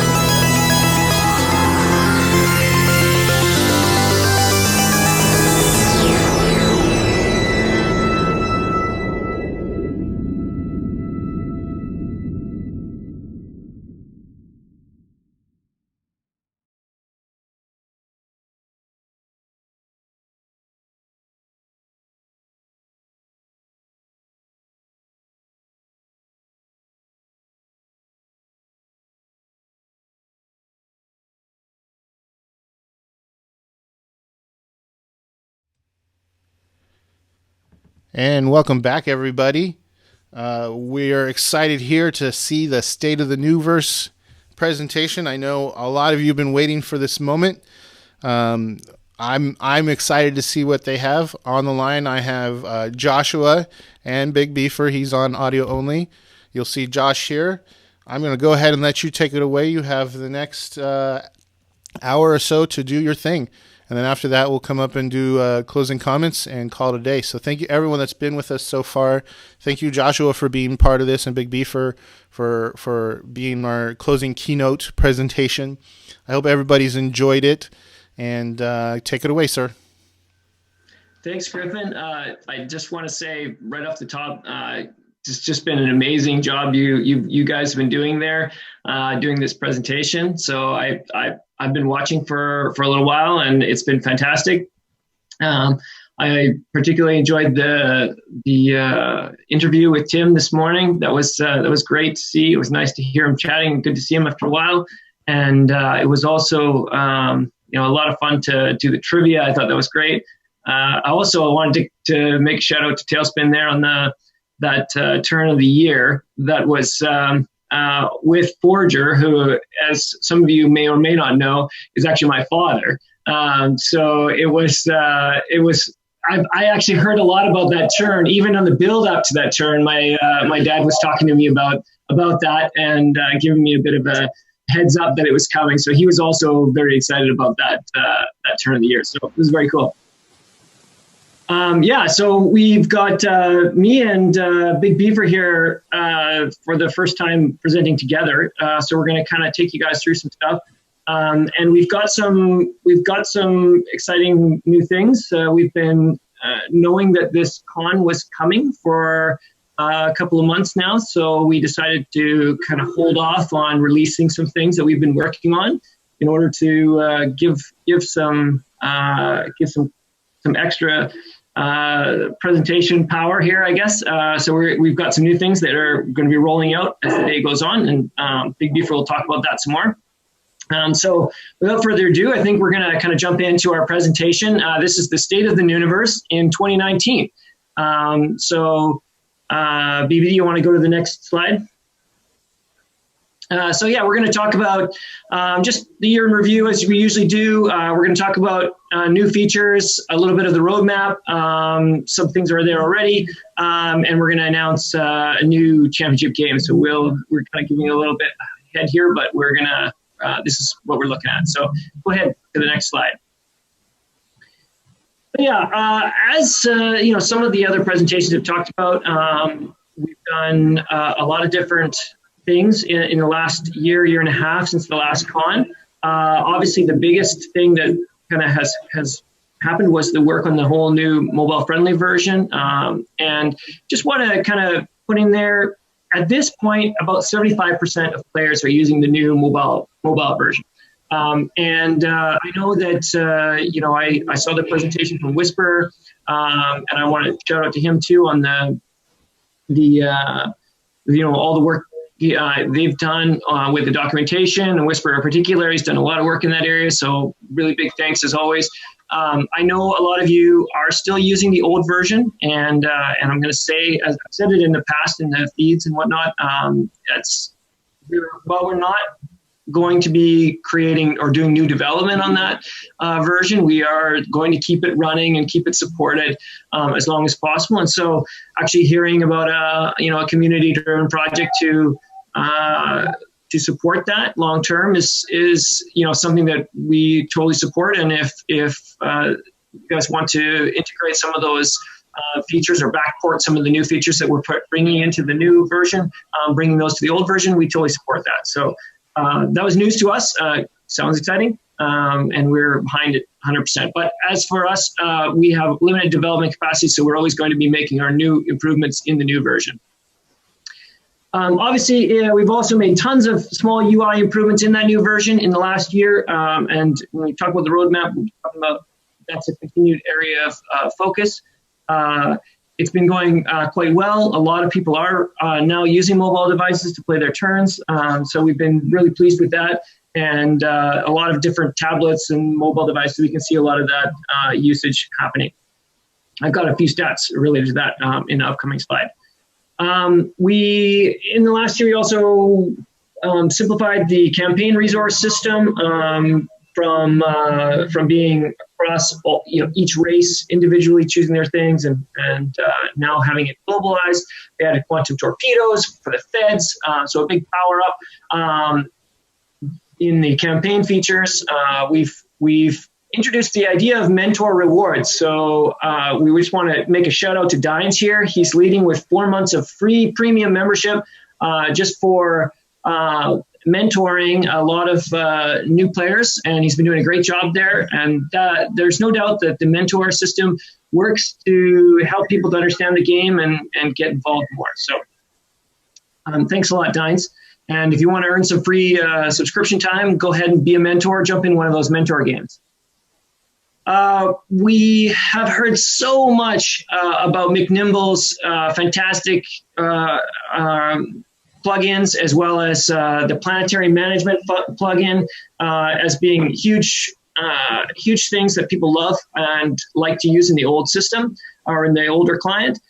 So we've been working on integrating auto taxing options into the new client. So this is a bit of a trend or a direction that we are looking at going down further, and that is adding more sort of automated controls. So some things that you might need to do or might want to do granularly, you'd have more flexibility to do in an automated way if that's not the focus of your gameplay. So I think we're going to continue down that road and give more and more automated control features. So more AI sort of level control features, so you can decide how tactical or how strategic you want to play your game of Planets. And that's something that we're looking at. And we had 2 championship matches end, the Cancer War and the Libra Wars. So congratulations both to W. Merkel and Heiko for winning those ones. And we've got something cool coming from Merkel in later in the presentation here. So, okay, let's go on to the next slide. Some stats, just some really good things. Overall, the desktop client and like desktop usage in general has been steady. Overall, the community of Planets.nu has been healthy. It's been kind of growing and shrinking with the seasons a little bit. People like to take a bit of time off in the summer and come back in the winter in the northern climates. So, but overall, the community is doing very well. We're continuing to be excited about the project. Some stats about the mobile usage. This has definitely been the most exciting area of growth. We've had over 30,000 downloads of the Planets.nu app. This is just the Android version. Over 30,000 downloads of it in the last 6 months. And we've got over 4,000 active installs. And so it's pretty exciting. That's been lots and lots of people are trying the game out. We're still getting quite a lot of churn on those players, and we see that churn happening in 2 different places. One is right when they start off. Definitely the learning curve is still something that we've got to work on. We've introduced lots of things with the tutorials and been building made a lot of investments in the last year in those areas. And we've had quite a bit of success in improving some of those conversion rates, but they are, the game is still very challenging to get started with. And some of the sort of, the younger generation is still looking for a lot of or a lot of quick wins, I think. And as we all know, our game is, more of a long-term reward. So, but we, as we said, we've got over 4,000 active installs, and in October, our average rating was over 4 stars out of 5. So definitely help us out if you do install the app. Give us a 5-star rating. That really helps to boost our visibility in the App Store and get more players going. So definitely thanks to everyone who has rated the app and been using it and giving us feedback on it. All of that is fantastic. So great job. Go ahead, Mike. All right. I'm going to hand it over to Big Beaver here. He's been the one working on this functionality the most. The way things work on our team right now, usually we're having a lot of discussion about what to do next, what to work on next, and as far as game functionality, both and I, Big Beaver, spend a lot of time weighing the pros and cons of various changes to the game and new features. So he's the one who's been doing the most implementation lately, and so he's going to be talking about some of those things as we go forward from here. Hello everyone, I am Big Beaver and I'm going to talk to you about some changes here, some new stuff we have, as Josh just mentioned. And let's just get started with it. So we have added a new win condition. It's not totally new. We've been using it in the new recruits games.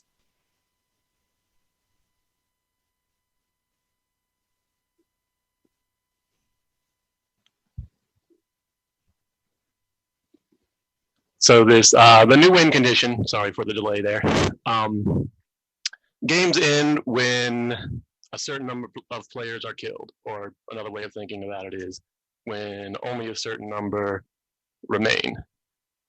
So as an example, the game will end when 5 players are eliminated.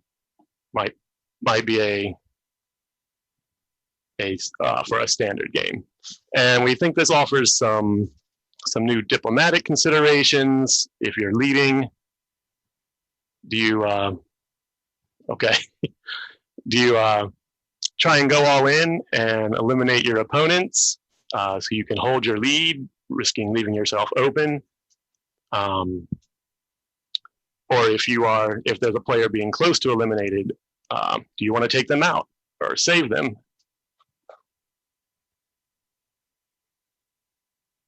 Oh, hang on 1 minute for technical difficulties.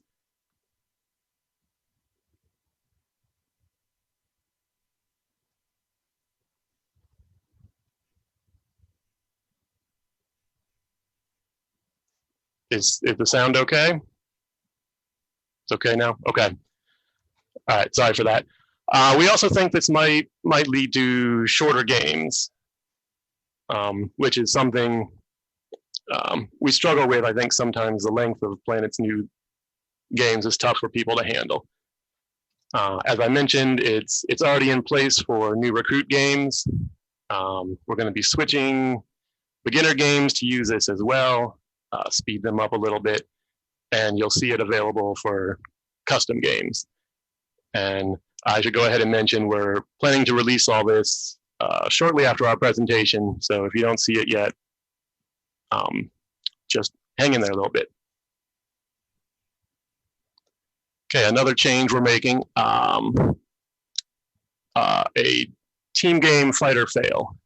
So we decided it would be more reasonable for fixed team games that the whole team lives or dies as a team, that a single player can't be knocked out by fight or fail.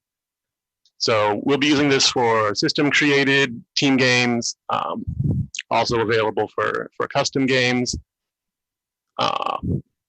There's a little example here of a team of 3 players, and the limit is at 5, that they have to have 15 planets amongst all of them, all 3 of them. So one player could be beneath that limit as long as another player has enough planets to keep them above that 15. And if as a team they go under that limit, they're all killed. But until then, they all remain in the game.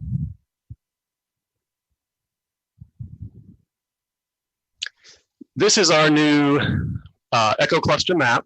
We reworked the whole thing. For a while, we had kind of a meta game going on around it. We've done away with that, and we're just using it to show the statistics of the historical games that we've had played, and it shows the varying strength of the races in graphical form here on the map itself. And we also have, you can see the percentages on the side. It's pretty fun. You can go and play around with it. You can click the different rings. The outer rings represent low difficulty games, and as you get closer in, the difficulty goes up. In the middle are almost all championship games and a few other very high difficulty games. So you can explore and see how different races do at different difficulty levels. You can also click on a race over there and it'll show you how they do across the difficulty levels. This is computed based on the total number of planets owned by each race at the end of a game. So it's not totally based on rank, but it's close. And some of the things you can see, for example, are the privateers do very well, but not so well in level games or in higher level games, as opposed to the fascists, who tend to get stronger and do better as the difficulty goes up. Another example are the crystals, who do about average, but have been fairly dominant in truly high level games. A couple bigger client features I'm going to talk about here. We've added some smaller things in as well, but this is one that was requested by multiple people when we released the auto tax. Is a one-turn manual tax option. We might change the name of that, but essentially it allows you to set your auto tax as you'd like for growth or growth plus or whatever, and then take one turn to set a specific rate, and most commonly because you need that money. You need to build a ship now, and this will do that. It will let you set a specific rate when you click that checkbox down there, and then for the next turn, it will clear that out server side, so you don't have to worry about remembering to go reset your auto tax or missing a turn and accidentally overtaxing. So it should help just make this all a little easier and a little less tedious. We've also added some improved super refit. It's something that's been kind of a little awkward and confusing to use in the past. This should help out the Fed players. When you click on the super refit mission, when you assign it to a ship, it'll bring up a refit overview in the little side screen there that'll show all the ships at that base that are set to refit. It'll show the parts or lack of parts that they're gonna receive there. And down at the bottom there, we have a little buy parts link. The icon there in the upper corner will also do the same thing. It will take you to your Starbase to build parts, and we've added there an additional build component screen, so you can build without having to cancel your ship. Or there was always kind of a little weird flow around building those extra parts, and this should take all that out. You can just build parts as you want. So that should help the Feds maybe boost some of their stats in the in the results there a little bit, because they struggle some. Just a couple new campaign features. We didn't add a big batch like we did last time, but a couple here to make the ground attack and ground defense a little more interesting and unknown and relevant in the campaign games. The Feds, the birds, privateers, and the rebels have access to the shock troops advantage, which will boost their ground attack to 5. And the Feds, the birds, and the robots will have access to Fortress, which lets them boost their ground defense. So 10 advantage points, fairly cheap to add. Should add a little more interest to the campaign games.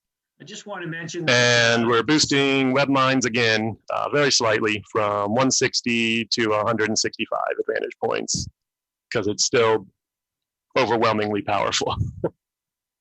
Just want to mention that the shock troops and Fortress, I can't remember exactly who it was that mentioned this, but this did come up in the feed at some point. We do read the feed pretty often and are always browsing it for new ideas. So as you guys throw things out there, you never know when one of those things is going to get picked up and added to the game. Okay, as we announced, W. Merkel has his new ship coming now. He has dubbed it the Pyrite class frigate. It is a subclass of the Onyx. Most of the stats remain the same. All the parts are the same.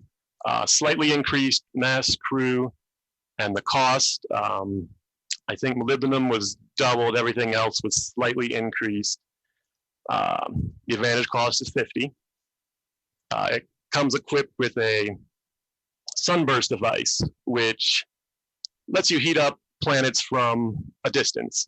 You can target a planet by setting your waypoint, and it will heat it up by up to 2 degrees, depending on how far away you are. And the formulas are in here. I'm not going to go totally through them. Up to 200 light years, a combination of pyrites can work together to heat a planet. A single pyrite can heat a planet by a degree within 100 light years. Another big difference here as compared to other terraformers is that they can heat from warp wells or by targeting warp wells. You don't have to be directly at the planet. So there's this will be a pretty powerful advantage for the crystals. I think they'll be able to heat from behind the strength of their webs and drive down planetary populations. We had a lot of discussion about this in the days that we were working on the design, and determining the advantage cost was a big factor here.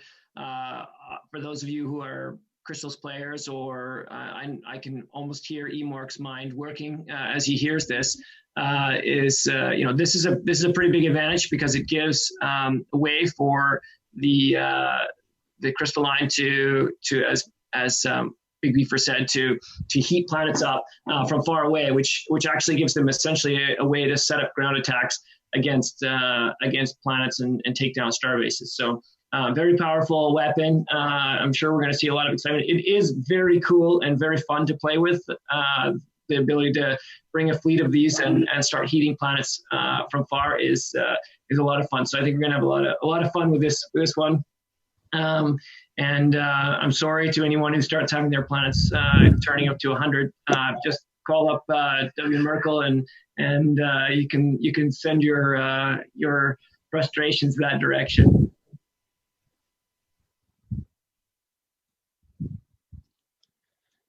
Okay, this is one of the, I would say, 2 really significant changes that we're making here. We are reworking the way that achievement is given for games, with the goal to provide people to play longer, to move one step ahead, to push their opponents down the rank so they can get more points. The way it works, instead of achievement being based on the planets that you finish with, it is based on your finishing rank, according to that chart there, with a single player victory giving a 2.4 multiplier and an alliance victory giving a 1.5 multiplier. And with those numbers, the top end players, the winners of the game, end up with roughly about as many points as they would now. But players lower down the list end up getting fairly significantly more in some cases. So we're hoping that this gives people a reason to keep playing even after actually winning the game has gotten out of reach. A big change is that players that are eliminated by fight or fail will get points based on when they get pushed out and how many players are left in the game there. So I've seen players that get eliminated on the last turn and get nothing for it, and this should make that not an issue anymore. There's a few more details in here about how we adjust things, just to kind of keep things somewhat in line with how achievement was given out before. Small games with less planets get reduced awards, just like you would have less planets in a game now that was smaller. And the total planets win condition gives the winner a few more points to reflect the increased difficulty of winning those games, and that more planets are required. It keeps it in line with our championship rewards. So hopefully this will lead people not just to quit and give up when they can't win. It'll give them something to keep playing for.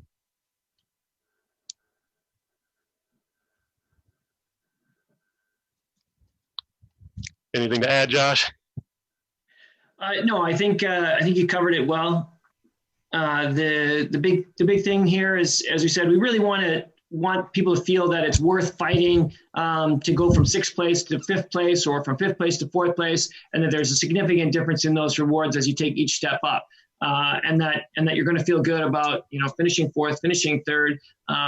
Not everyone's going to be a winner in every game. In fact, that's one of the biggest challenges we have, is that in a game with 11 players, only one player is a winner, or maybe 2. And so very often we have a lot of people who don't feel like winners, and we want everyone to feel that as they're completing a game, that completing a game in itself is a success, and that you're rewarded for the effort and time that you're putting into doing that. So that's part of it. And as in eliminating situations like Big Beaver mentioned, where you get eliminated and get nothing. So this is the idea, and we're hoping that this feels good and that everybody's enjoying getting these points as we go forward. So there are also, along with this, some very small changes to the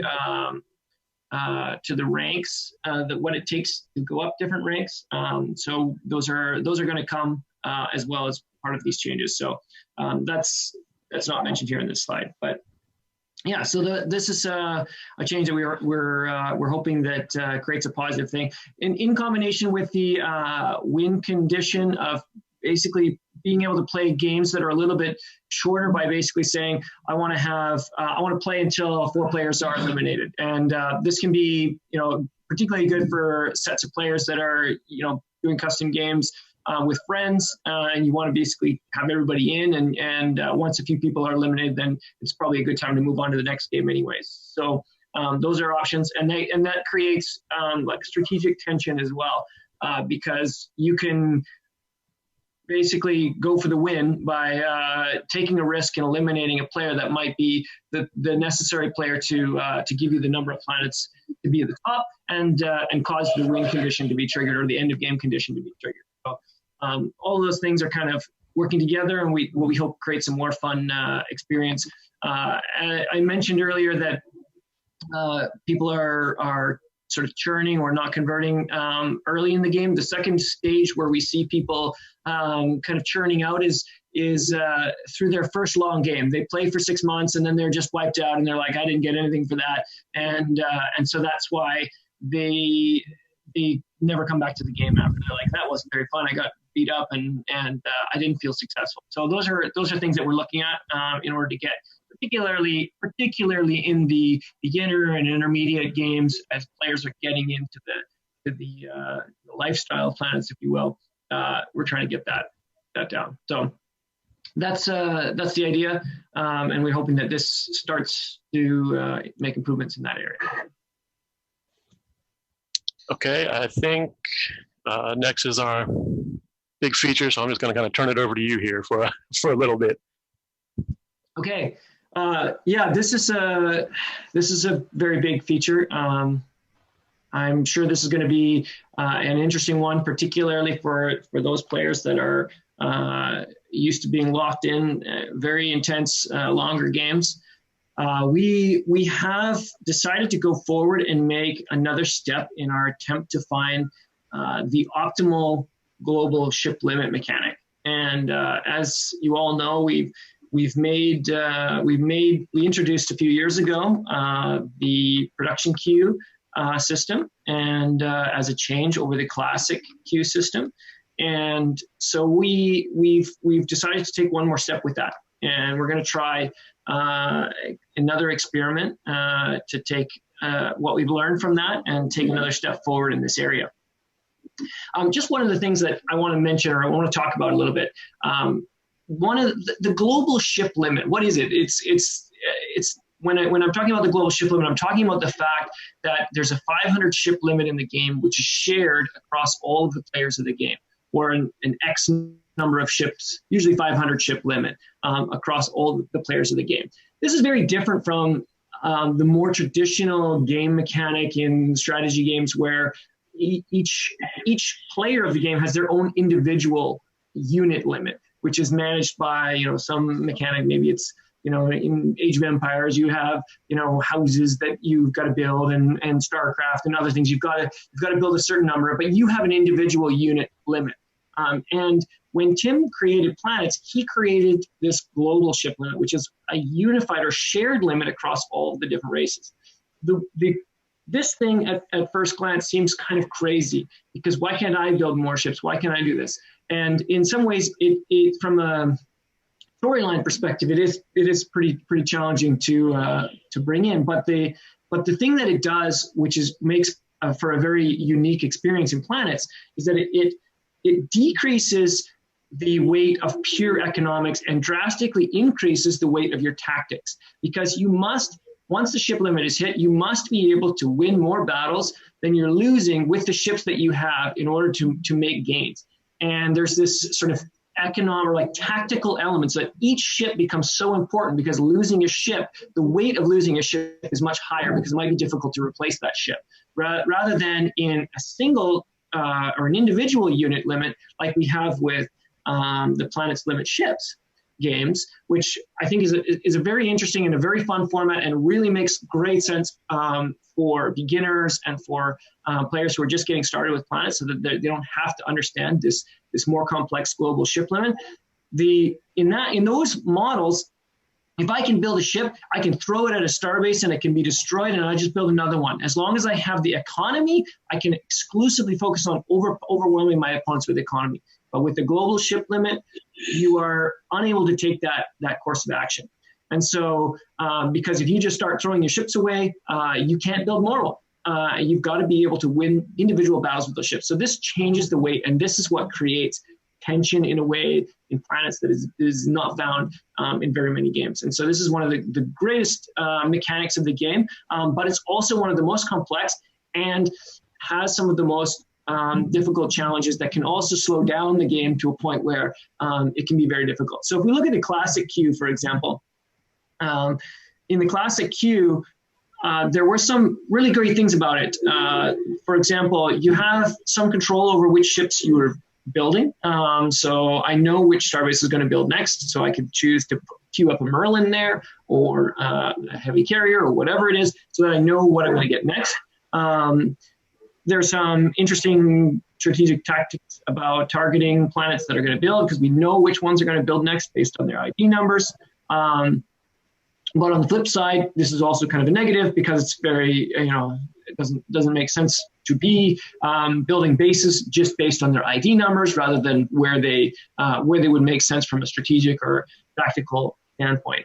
And the biggest con in the classic queue was really the idea of queue lock, and some of the other mechanics to kind of control the queue and basically prevent anyone else from being able to build. So it tended to slow games down in a way that was frustrating to players, and you never got to get a build. Just getting a build is one of the funnest elements of playing Planets in a game, is getting those builds. So the PQ, the production queue, was introduced with the soft ship limit, and this was the ability to go over 500 by using your flexible priority points to build whenever you wanted. And overall, this has been, we deem this to be a very big positive. It's been a success. People like it. It's made the game more fun, and gives players new tactics, strategies, ideas like building star bases beforehand to collect a few points and do things. Allowed people flexibility to customize their fleets as they go forward. However, as we've had now a few years with the production queue, a few things have really become clear. And one of the biggest and the most one of the more maligned items is just too much randomness. People feel, it's too much, whether I get the builds or not, it's having too much effect on the game. It's not just about strategy, it's about luck. We do have luck, of course, in lots of elements of planets, but we like to have just a sort of a smattering of it, like you might have in, but with more weight being on strategy and tactics, so the players can play more of a chess game with a luck element. So that randomness feels too heavy. But even more important, and this is the biggest element in this, it's the fact that the random build of starbases exists in PQ is requiring players to build and queue too many starbases. So in the classic story of a Planets game, you've got this huge economic period of the game where you're up before the ship limit, where you're trying to build the largest fleet you can, and this is really a logistical challenge, and players are competing to decide who can get the most ships built in this period. And then usually I like to think of that ship limit hitting as sort of like when the game starts. And now we are shifting phases into a real battle. You've built your fleet, I've built my fleet. Now let's see what we can do with our fleets. Unfortunately, with the PQ system, what we're seeing is that, particularly in the higher and higher level games you go, the requirement to build star bases on every planet and get a ship queued on every planet, a large ship queued to build on each one of those star bases before you start doing combat, because starting combat before having that is too risky, is actually just related to causing a very large slowdown in the game. So now you build your fleet, and then you have to build all your star bases, and then you can go to war. And so that's all that's doing is adding an unnecessary period of time before you can actually start to really commit yourself to the combat and to dive right into the battle. So we want to avoid that. And so this new queue and the changes that we're making in this new queue are really geared towards trying to solve some of those problems. And so with this one, there is quite there's really three changes. I'm going to talk about those in a moment. But this is quite a large change from the traditional model. And so this is going to make for a very different experience.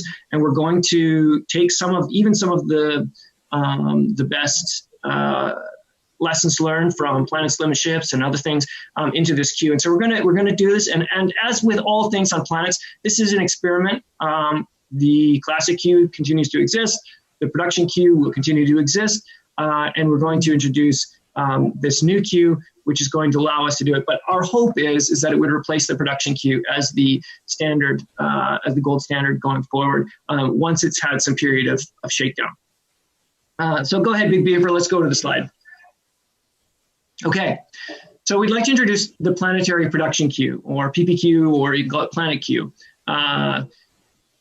Here it is. The planet queue system is made up of three significant changes from the production queue system. The first thing is, and this is probably the most important, the builds are now awarded based on the number of planets you own rather than a random selection of star bases. So the more planets you have, the more builds you're going to get, regardless of how many star bases you have. That's the most important element. Secondly, we were introducing new RBX friendly codes, complementary to the PBX friendly codes, which will allow you to specify which starbase will build when a regular build is awarded. So you can choose what builds next whenever you get a regular build. Big benefit of this, of course, is that you can choose to build one big powerful starbase, max out all those tech levels on it, and produce what you want out of that starbase almost exclusively, or a handful of starbases exclusively, rather than having to have tons of different starbases. This will definitely be, and we envision this being a really big boost, particularly for the torpedo races. And lastly, the randomness of build selection is being greatly reduced. And we've got a fairly complex algorithm that is associated with this, and I'm going to talk about it. And it sounds a little bit complex, but it's most important just to think that essentially the more planets you have, the more builds you're going to get, and you're going to get them in a fair way. And that's it's not possible, or there's not a good way to completely eliminate randomness, nor do we even want to, but we have the vast majority of it. And we'll explain how that is. The goals of this new system are we want to reward aggression. We want battle to start early. So if you want to go out early and start claiming as many planets as you can from your neighbors and going into war as soon as possible, well, you're going to have the most planets and you're going to be in a position to get more builds. And so this is an advantage, and that gives you this thing. Also, controlling planets is going to be the thing that gets you more builds. And so there's going to just create even more tension around those planets. We want to funnel resources into combat. So rather than the sort of large resource sink that exists in a PQ system today, where we have to build all those star bases and we have to build all of those queued like heavy carriers on every star base and all that stuff.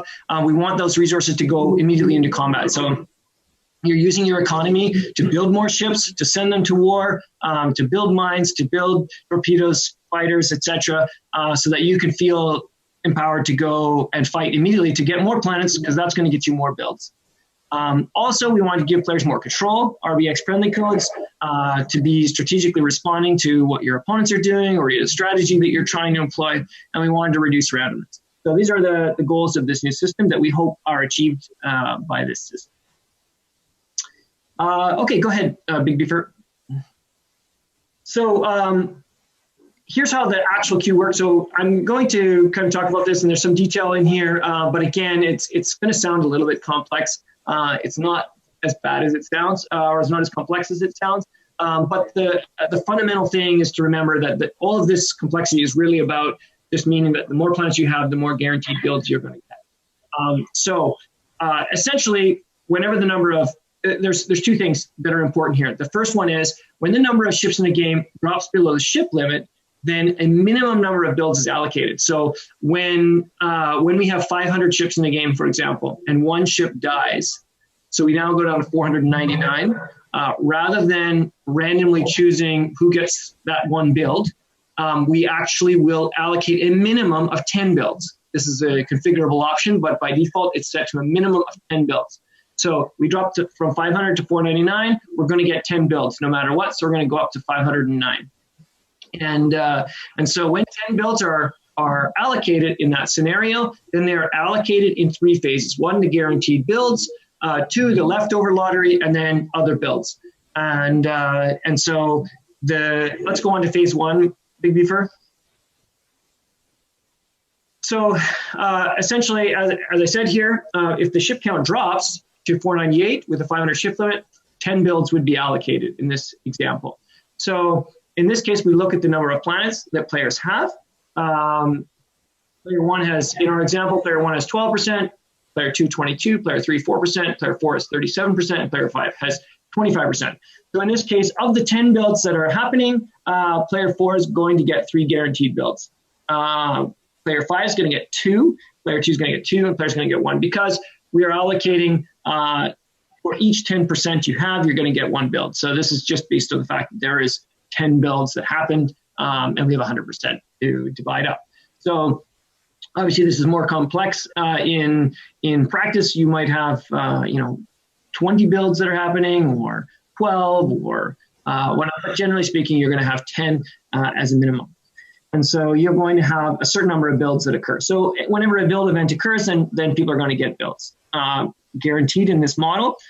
Phase 2, Big Beaver. We've got 2 builds that were not in the guaranteed phase. So these are going to be then randomly assigned based on the leftovers of those percentages that people have. So this is basically just taking the last 2 and randomly assigning them based on those leftover percentages. So player 3, who only had 4% total number of planets, would now have a shot at those last two builds. He'd have a 20% chance of getting them.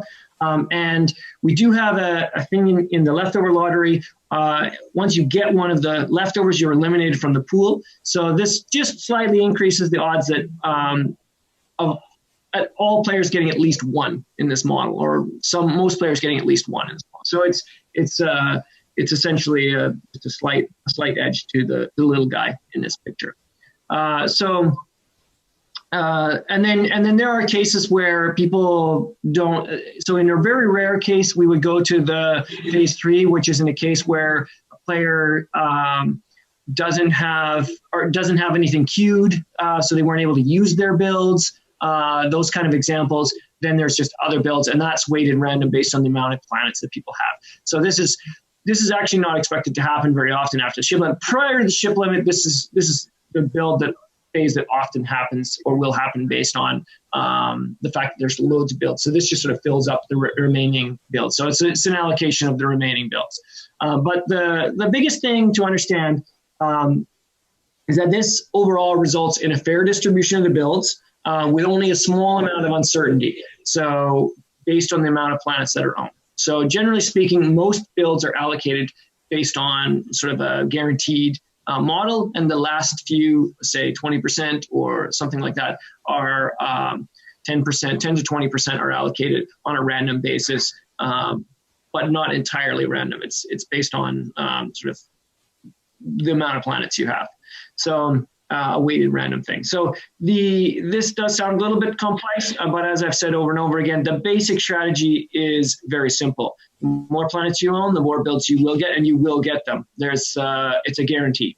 And so that's the basic principle that you need to have in mind when you start this. And this obviously has a dramatic shift in how you are going to want to play the game. If you are going to war and you take out your neighbor and you double your planet count, you can do that, even if it costs you some ships, because you're going to have more planets to be getting more builds. If you're turtling in the corner and hoping that everyone's going to fight each other and you're going to pick up a whole bunch of builds, well, you're not going to get as many builds as you might in another starter. There's still elements of that, but we do want to reward the aggressive players who are out and trying to win the game, and that's something that we want, just to move the game along quicker and have pace rather than games getting stuck sort of in a balanced state. So this is the new PBQ, or Planet Q is probably the easiest way to think about it. We're really excited about it, and we are going to make this immediately available in a new game format, which is on another side here. But we're gonna have a new game format called Bleeding Edge, which will be something like another step beyond standard. But basically, rules that we are thinking about putting into standard will get tried in Bleeding Edge, so that it's just standard plus one more thing. So there is a new Bleeding Edge game that is getting created with the Planet Q. That'll come right after this con, should be available.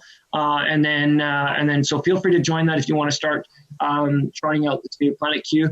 We'll probably try it for 6 to 8 months before we decide if we're going to make a push into standard with this.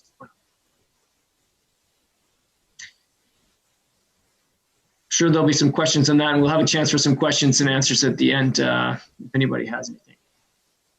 Some other things that we're working on. So I mentioned the new game format, Bleeding Edge. That's going to include new rule candidates. There are some, at this point, because we are introducing this new change, we are not introducing any game balance or race balance changes. There's no campaign features that are going to be coming in to any races. I know there's been some discussion about balance of the feds, for example, or other races. I'm sure everyone has their favorite race and would love to see something new coming into standard. You're going to have to continue to try those things out in the campaign. We're not bringing any changes to standard now, except for this PPQ, which we're going to be trying out.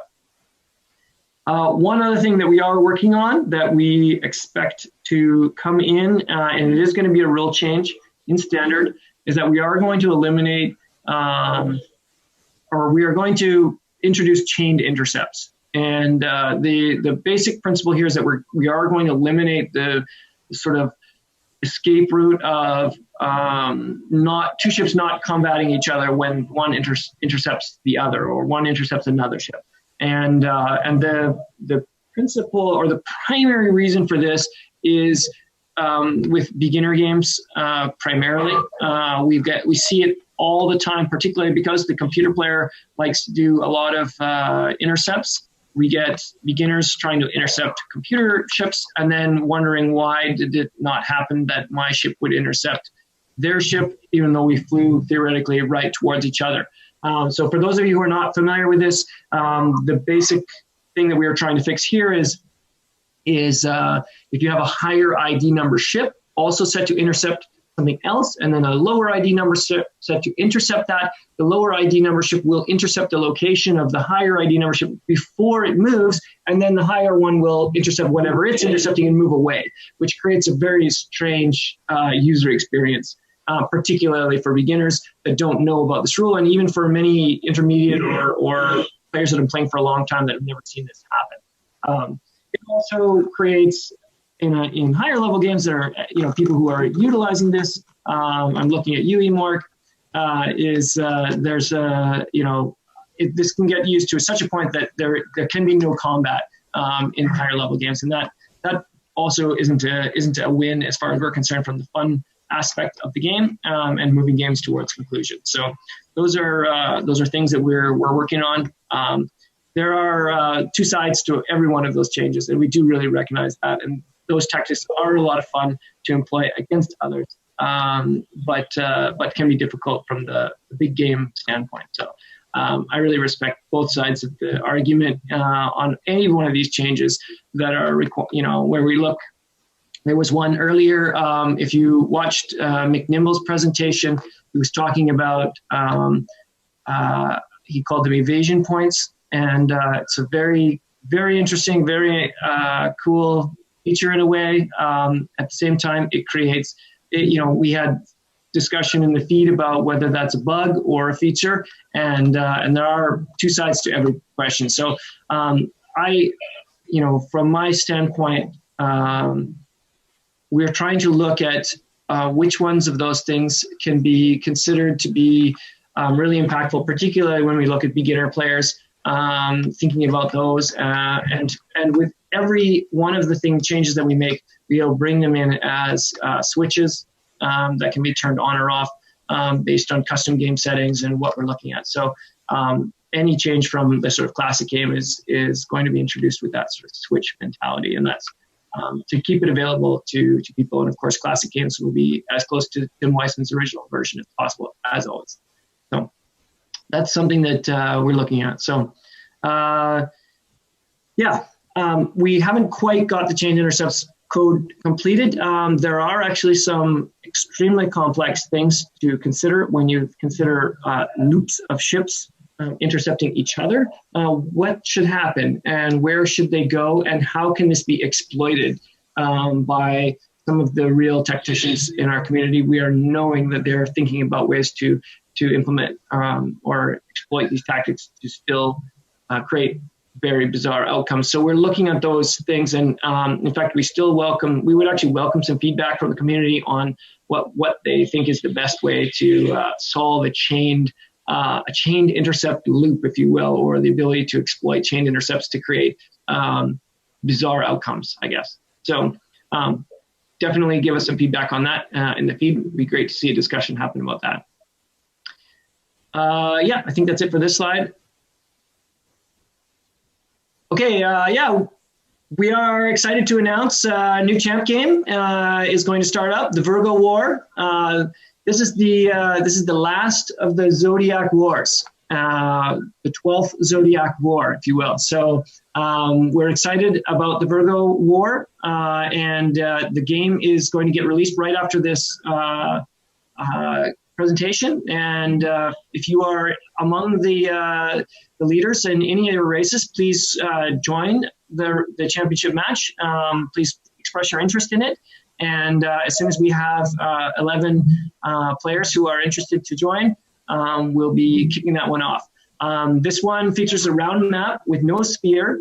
However, it does have stellar cartography, including some wormholes. So this is going to make for an interesting thing. Some of you may have not ever played with wormholes before, but I'm sure as expert players, you'll be able to handle it.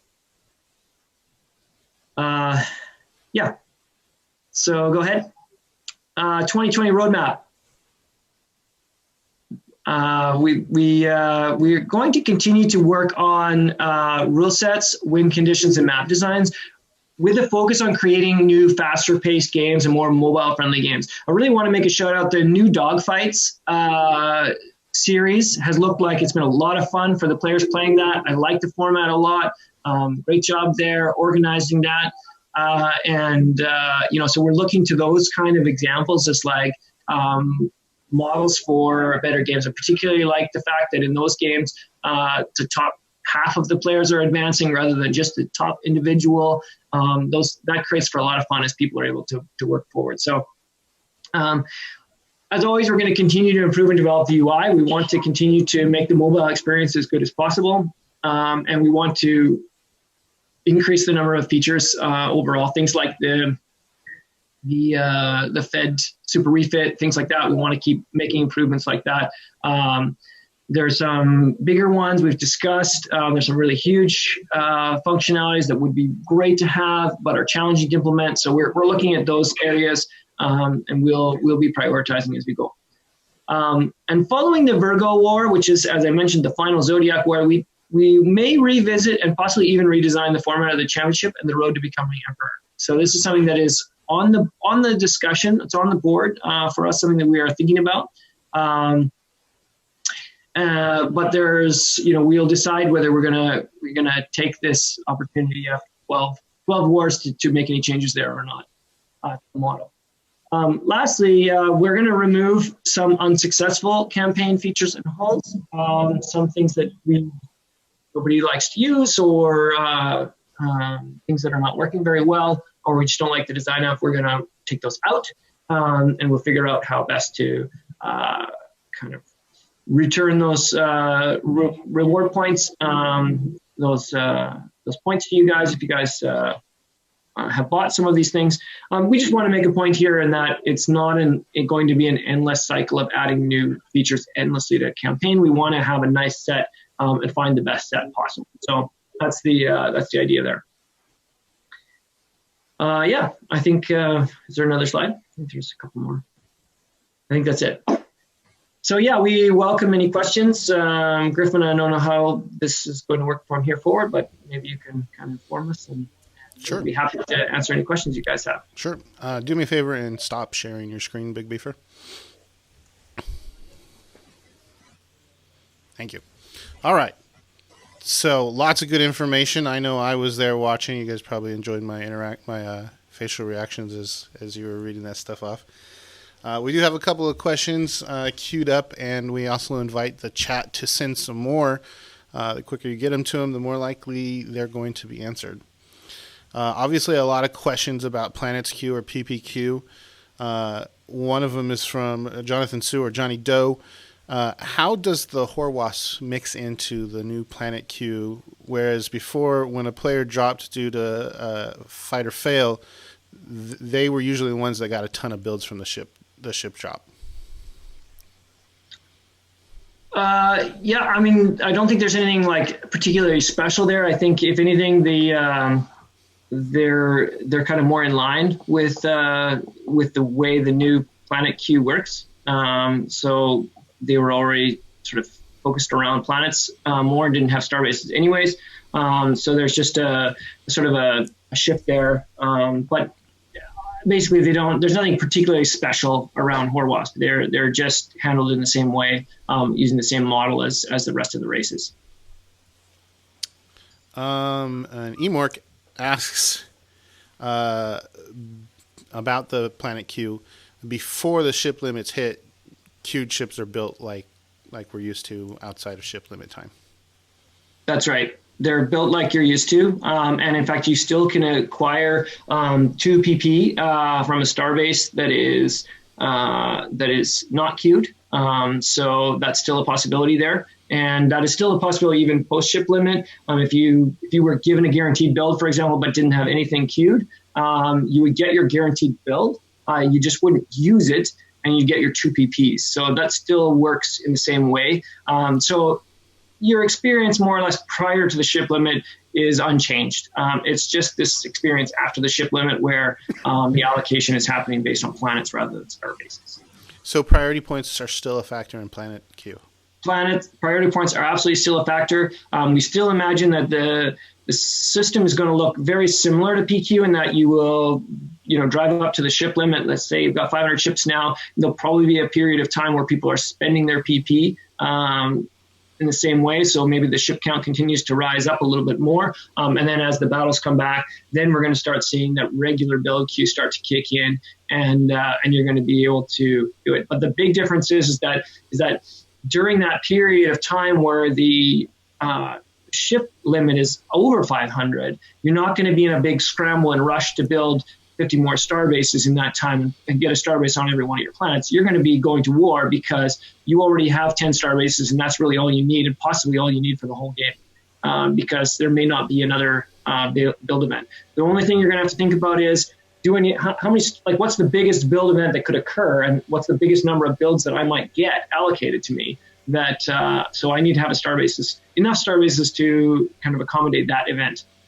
And so you're going to be thinking about that, but you're going to obviously know a bit more about when that's happening and what's not happening, and you can choose where to build those star bases.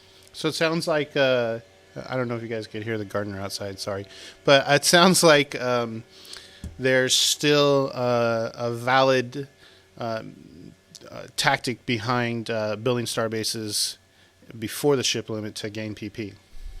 Yeah, that's still one of the options. We think that's a positive, even though in general we are kind of aiming for a few less star bases in the game. We think it's still fun strategically to be able to make a trade-off between building some sort of economic star bases in order to acquire PP versus always building a ship at every star base. So I think that's a difficult and interesting question that creates different strategies for different people, and is one that we wanted to keep available. Excellent. Keeping on the planetary queue questions, Alex Kimberly asks, why is the PPQ only on planet count? Why don't star bases, ships, factories, economic metrics count for anything? End of the day, it's about planets. This game is called Planets. It's about planets. The more land you have, the more territory you have, the more access to resources you have. That's the basic principle behind it. So we want to make it, even if you're grabbing a bunch of planets either quickly from someone else, or you just happen to scout faster than your opponents, you're going to have some advantages. So we just want to create tension on the land, more or less, as much as possible. Excellent. Okay, so let's talk about Bleeding Edge. One of the questions is what exactly are the rule changes that are going to be included in Bleeding Edge? At this moment, the only real change that's going into Bleeding Edge is the planet queue. We just wanted to create a new place so that you knew where to go if you wanted to be part of the sort of experiments as we go. There's other possible rules that we're considering. So when in the past we've made changes where we've just moved a campaign feature directly to standard. We may choose to kind of put one into Bleeding Edge. Just gives us another level of there. And Bleeding Edge may or may not be something that we do long term, but we are definitely doing it in the short term now with this planet queue, just to differentiate from standard games. Okay. Okay, a couple of Horwasp questions for you. Tailspin asks if there's a plan for the Horwasp to become a standard race. And then I'll just tack on to that question. I believe the Horwasp are still in beta or alpha, beta. Maybe you could talk about sort of what you have in mind for the Horwasp. Yeah, so at this moment, we're not moving the Horwasp to standard. It's still not getting incorporated in that way. We feel good about where they're at as a fun race to play with, to be involved with. As another addition to the game, but we're not ready to introduce them to standard just yet. I guess the question about beta or alpha, I think the Horwasp are getting very close to being standardized. I don't think we are thinking to make too many more changes at this moment. There are some sort of campaign add-ons that we've been debating adding for the Horwasp. So we have a few of those kind of in the pipeline. They're not on the roadmap per se, but they're in our idea bucket, and we're looking at them and prioritizing them. We know that the horror wasp are a very polarizing race on the community, and we appreciate that. We know that every change is always heavily discussed and loved by some, hated by others. So there's a lot of sides to every coin, and I think that's fantastic. It just shows a lot of passion in the community. We often discussed wondering, if you were to imagine a world of planets without the crystalline today, and we had come along and introduced the crystalline with webmines, how the community might have reacted to that. And I'm quite certain that there would be some pretty angry folks out there, and there would also be some people who love it. And that's the way it is with any new addition to the game. So obviously, the Horror Wasp was a bit of a risk, and taking particularly such a far step from the traditional race format. So we also wanted that. We wanted to create a race that felt different and felt different to fight against, felt different to play, and created a different experience for those players who are deeper into our community. And we definitely think we succeeded at that. I've heard, also of course I see the negative feedback, but I've also had lots of people tell me that, their battle against the Horror Wasp was one of the most exciting battles they ever had, whether they won or lost it, and just feeling swamped by all those stingers coming in and rocks landing on their homeworlds and things like that. So there's great feedback on both sides, and we're always listening. So one of the things that was also on our mind when we thought about creating the Horror Wasp was creating a race where the AI would be able to play it quite well, particularly well. And that's something that was part of the mentality of, limiting a lot of the fuel economics, things like that, which are particularly difficult for the AI to handle. And so this race does require a little bit more intense support for those players that play it a lot. We know it takes quite a lot of activity and tasks, but something that a computer can do very well. But we are thinking about some mechanics to improve that sort of gameplay of the Horror Wasp. But it isn't at the top of our priority list because it is only one race and only played by a certain number of players. So those are things that we are weighing against other stuff. So definitely there will be future development on the Horror Wasp, and we're excited to see what those bugs are going to do in the Echo Cluster in the future. And if you look at the new map when it gets released, the new race-powered map, I know there's a lot of discussion about whether the Horror Wasp are overpowered or underpowered, and there's in the end of the day, it really comes down to diplomacy, just like any other game. But the Horror Wasps have taken a few planets in the Echo Cluster. If you look at the map, and they've made a small and slight incursion into those statistics. So you can see that on the new map, and it really gives you a sense of their scale in terms of the Echo Cluster today. So they're very loud in the feed, fairly small in the big scheme of the Echo Cluster. I know from my personal experience, I had a game as the birds, and Snork was the wasps, and he's a formidable opponent, and he successfully got the entire cluster to go to war to him. And while that turned out quite good for him in the first half of the game, it did not turn out so great in the second half when there were only like 3 or 4 of us left. But I remember both loving that game. I got first place, and everyone loves the game they get first place on. But as the birds, fighting the wasps is not fun. But it is a great intellectual challenge because you really have to learn how to fight them and how to deal with them. And I did this all while waging another campaign against other people. So I wasn't necessarily the whole galaxy against him. Some of the galaxy ate the other galaxy while he's eating the other half. Couple other questions about the Horror Wasps. You kind of answered that you do have some campaign features coming, and that they're still kind of staying in this state where they are. But you mentioned an AI playing the Horror Wasps. So McNimble said, "Do I hear CoreWasp AI coming soon? It's again, it's a matter of priorities. Any of the AI code takes a significant amount of effort to make. So we don't have it at like scheduled or anything like that on the radar right now. But we do foresee it in the future. At least a basic one to start, and then a more advanced one as we get going forward.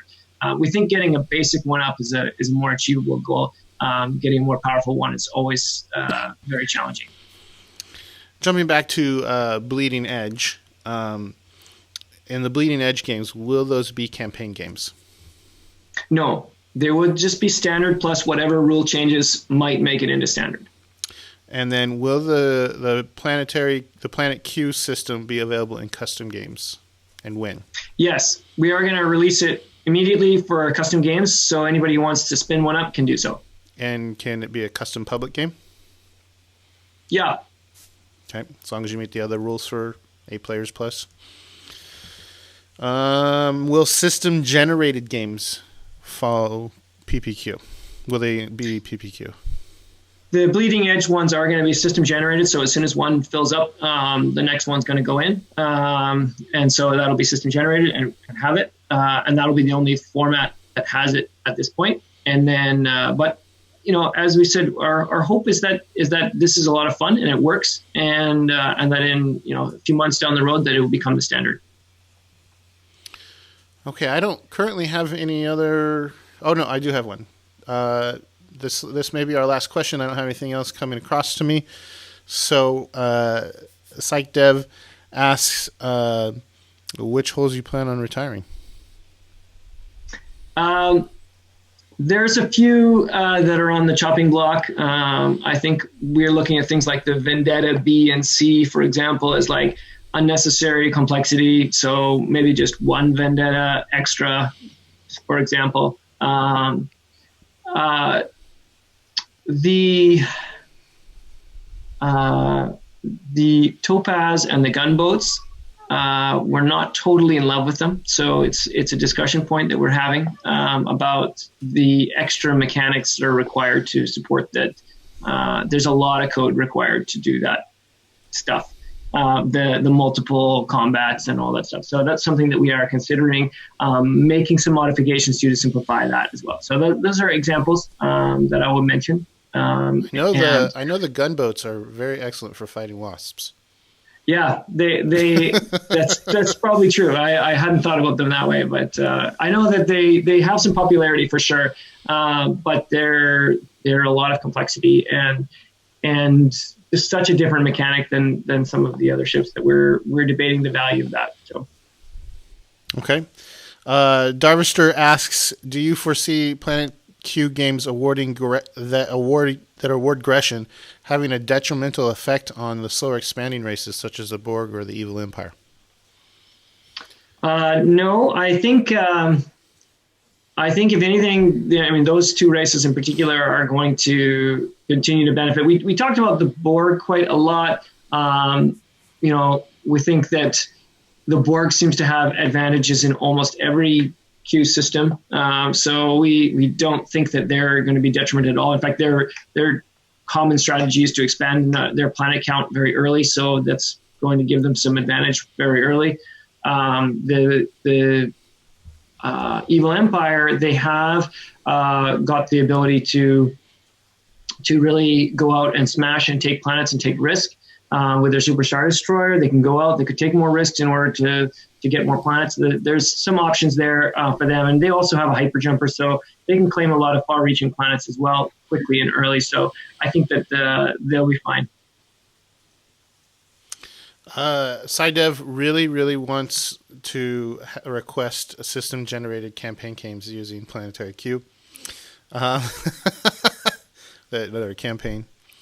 I think that covers all the questions. Oh, we got one more coming? One more coming. Here it comes. I think that's something we'll consider. It's a very good point, actually, by PsychDev there, to think about campaign games getting the Planetary Q. Give us a lot more scope to experiment in the near future. So it's something we'll consider. Well, you could do a Razor's Edge campaign. type if you want to introduce another one as an alternative. Absolutely, yeah. Jacko wants to know if the Saber Shield generator is going away. I want to know too. No, it's a good chip. Don't panic. The stuff that is going to go away is primarily the one I mentioned there about the topaz and the gunboats is probably the one that'd be the most sensitive, because only other ones that we're looking at are ones that just aren't getting bought. They're not being used by anyone, and they're just an unnecessary complexity to the game that we can simplify. Okay. Well, Josh, Big Beefer, thank you very much for this presentation. I know there's quite a bit of discussion. I can't wait actually to go back and read all the comments that have happened during this presentation, during this 6-hour plus presentation. So thank you everyone for being here. I just want to give a shout out to all the people that helped make this happen. Gideon Braver doing the chat moderation. Thank you very much. Johnny Doe, who helped with the graphic that you saw a lot of times when we were doing transitions. Special thanks to Tim Wisman for being here. Joshua and Big Beefer, thank you very much for participating. Thank you to Emperor Hiko for Hiko, I never said his name right. It's fun to say people's screen names. For being part of this. Retired Emperor SMN and the Finns, ISO T, Commander Koshi, Mrusu, and Faquid. Also, thank you to McNimble, Planets.209 alum Cal Wren, and Whisperer and Tailspin for his Turn of the Year submission and his Naughty Pirates. I just want to call that out again. So thank you, everyone, for being part of this. This is going to go into YouTube so that you can watch it later. I'm going to spend some time over the next week or so probably annotating and putting links to certain points in it so you can jump ahead to what you want to see. So stand by for that. We like to have all the feedback you have. Also, our winners from the trivia will be submitting your names to Joshua here, who has graciously bestowed some premium time for your supreme knowledge of the game. Thank you, everyone, for participating. We really enjoyed having you. Our max concurrent viewership was 58 people, which is actually sort of where I was hoping I'd see us get, so I'm really happy to see that kind of turnout. Thank you, everyone. Do you have any parting thoughts, Joshua, that you want to share? I just want to say thanks again, Griffin. Fantastic job organizing this. This was a really great way to do the con internationally so that everybody can participate. I know I've been lucky enough to be able to go in person to a couple of the cons, but being able to create a situation like this, and you did a fantastic job. I thought it was so much fun. I was having a great time. Thank you. Thank you, everybody, for participating. Have a great day.